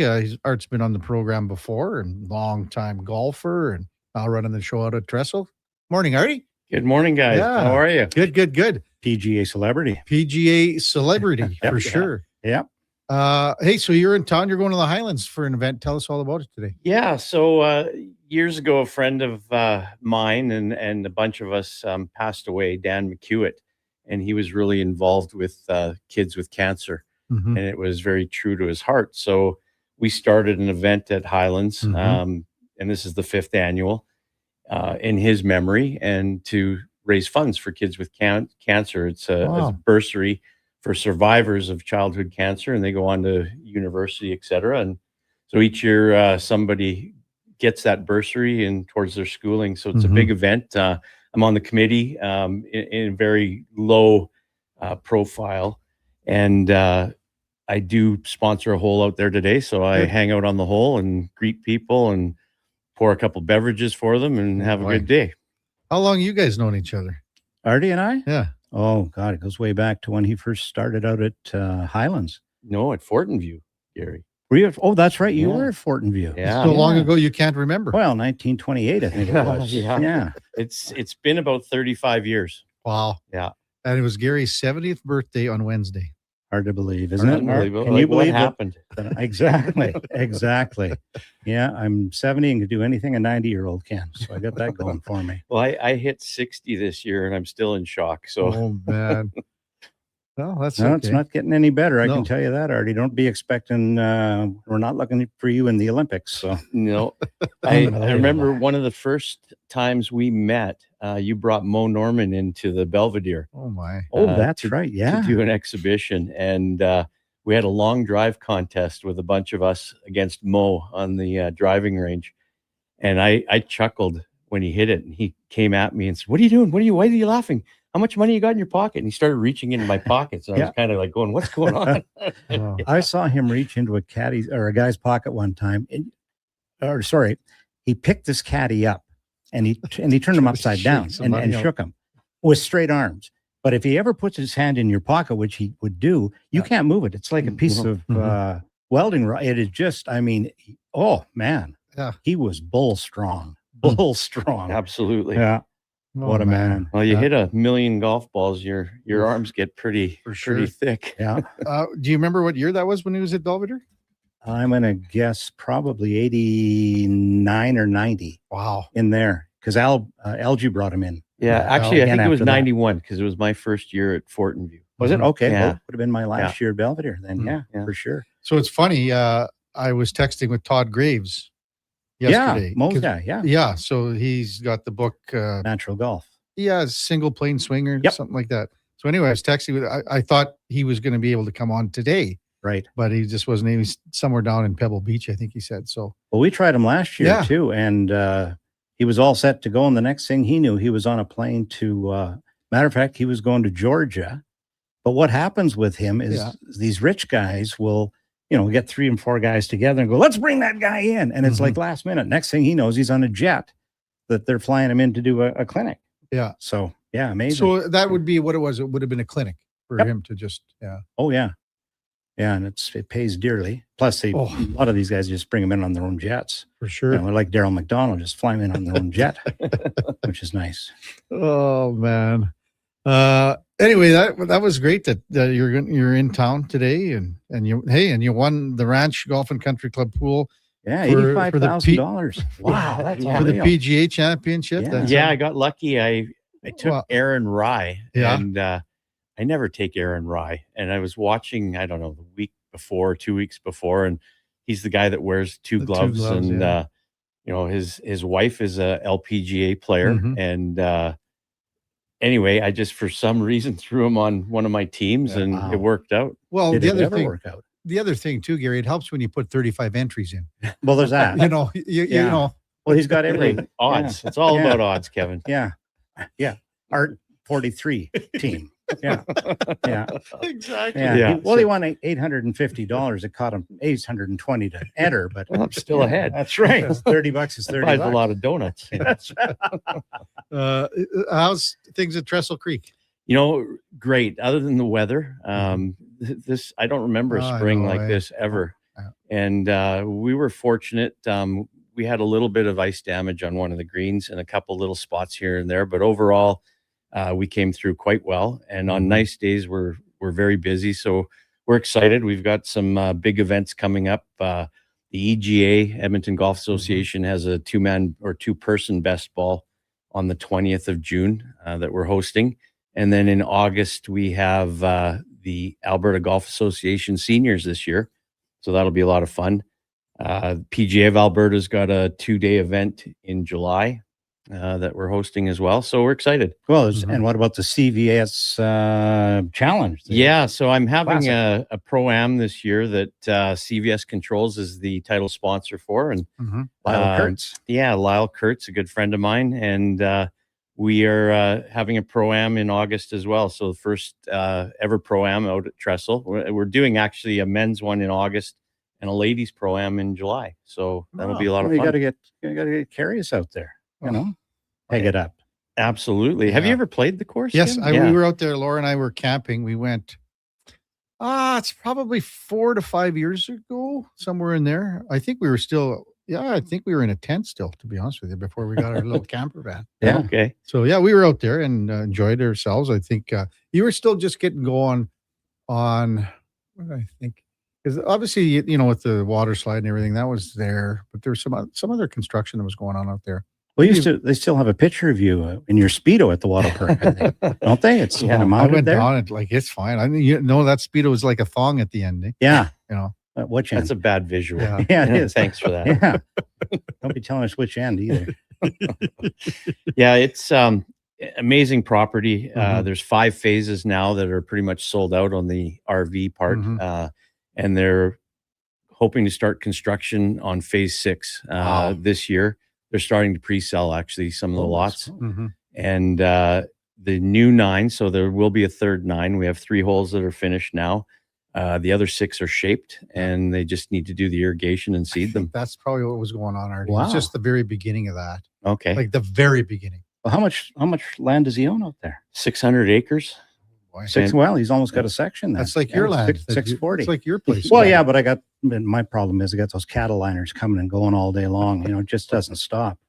And I'm getting complaints now from the neighbors because the calves, of course, when we separate them, the calves start bawling and stuff like that. You farmers wouldn't know anything about that. Duke would know about that. Duke's not here. He's he's out looking for calves right now. Yeah. Saw him with his and dogs. don't forget about the oil wells here. That's That's the big money maker. Well, and they're pumping pretty good. We had a blowout the other week there, but I got that under control, so not to worry. The property's up for sale.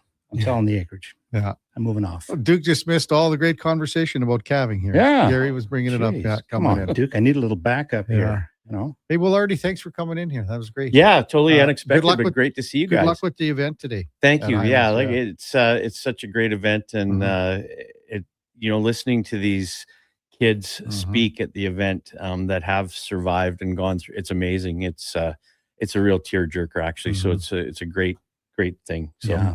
Well, Make-A-Wish is another one of those. You know that. Yes. I mean, these guys incredible. Yeah, kids don't deserve a lot of stuff that happens to them. No. Hey, quick, both you guys, who's going to win the Canadian Open here? The RBC Canadian Open right now. Take a pick. I like Koepka. Okay. Gary? Oh, pretty tough. I'm going to go with Burns. Sam Burns. He's in a tie for the lead right now with Ben James and Ho-Tong Lee. I'm still going to go with the guy I told Duke a little while ago. I'll go with Robert McIntyre. Okay. Oh. Dark horse. Yeah, we all been a dark horse. Matthew Anderson. Has he teed off yet today? I don't think so. Matthew Anderson is who's that? McIntyre. McIntyre's just finishing his round 2. Oh, he's played. He's 4 under today, 6 under for the tournament. He's playing 18 right now. Okay. So he's 3 back. So got a little work to do. But a dark horse? Oh, I don't know. We got to get a Canadian in there somewhere. Sure. Why, are you going to take Matthew Anderson? Yeah, give me Matthew Anderson for 500. And I'll go Taylor Pendrith then. Okay, I'll go with Svensson. He was hot yesterday. Sure. I don't know what he's done today. I don't know if he's teed off either, to be honest. Great ball striker. Yeah. Svensson tees off in about an hour, a little less. So Artie, make sure you wear your Skidoo suit out there. When I came in, it was just drifting a little bit here in the parking lot. It's plus 10 with a raging, wind. It'd be nice to be out there with no shelter and the wind blowing, and then it start to rain. That driving rain while you're serving drinks. Yeah, no kidding. What's today, the 13th? 12th. So we're 9 days away from the first day of summer. So let's keep our fingers crossed. And we haven't played maybe a little bit when we played out in Leduc. We haven't played in sleeveless, like in short sleeves yet. No. I played on outdoor ice 2 days ago. So. Thanks, Gary. Thanks, Artie. Thanks for having me, guys. Nice to see you. Artie here. Yeah, we'll see you, G-Man, next week, Friday, baby.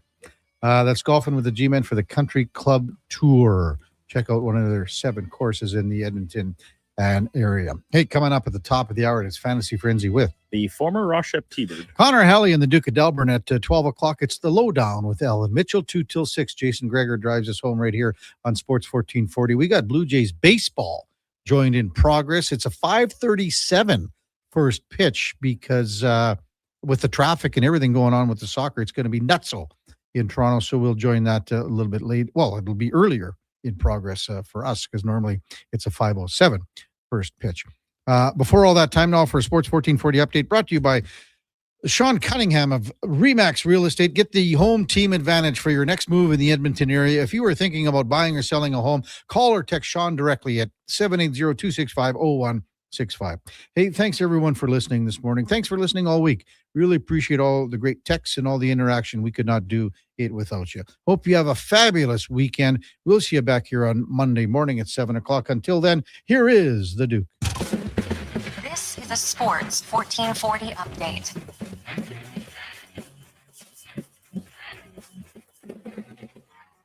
World Cup action for Team Canada kicking off today, 1 o'clock start time, taking on Bosnia and Herzegovina to open up both clubs' group play in Toronto. Then later on tonight, the final host nation, United States, they'll play Paraguay. That underway at 7 o'clock Mountain from Los Angeles. In the majors, full slate of ball games today, including the Blue Jays opening a set at home against the New York Yankees. First pitch coming 5:37 from downtown Toronto. You can catch that game right here on Sports 1440. Join in progress at the conclusion of the Jason Greger Show. Elsewhere, Mariners are in Washington, D.C. The Orioles taking on the Padres. Red Sox up against the Rangers, and the Tampa Bay Rays are in SoCal against the Angels.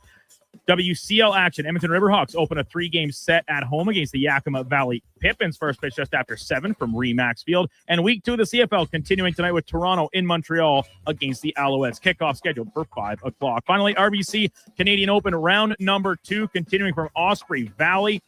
Sam Burns, Ben James, Haotong Lee all tied atop the leaderboard at 9 under par. High Canadian at the moment. Matthew Anderson, who's through 12 holes on the day, shooting even for a total of 6 under par. Coming up on Sports 1440, it is Fantasy Frenzy with Hallie and Douglas. I'm Brandon Douglas at your Sports 1440 update. Sports 1440 in West Edmonton Mall and Wetaskiwin. CKJR is a Stingray radio station. Download the free radio player app and listen wherever you go. Hi, Mike here from Northgate Chevrolet Buick GMC. This deal's only good till 6 o'clock tonight. We need your credit card to hold the color. Hold the color. Summer package. Winter package. And the ever-famous re-PDI fee.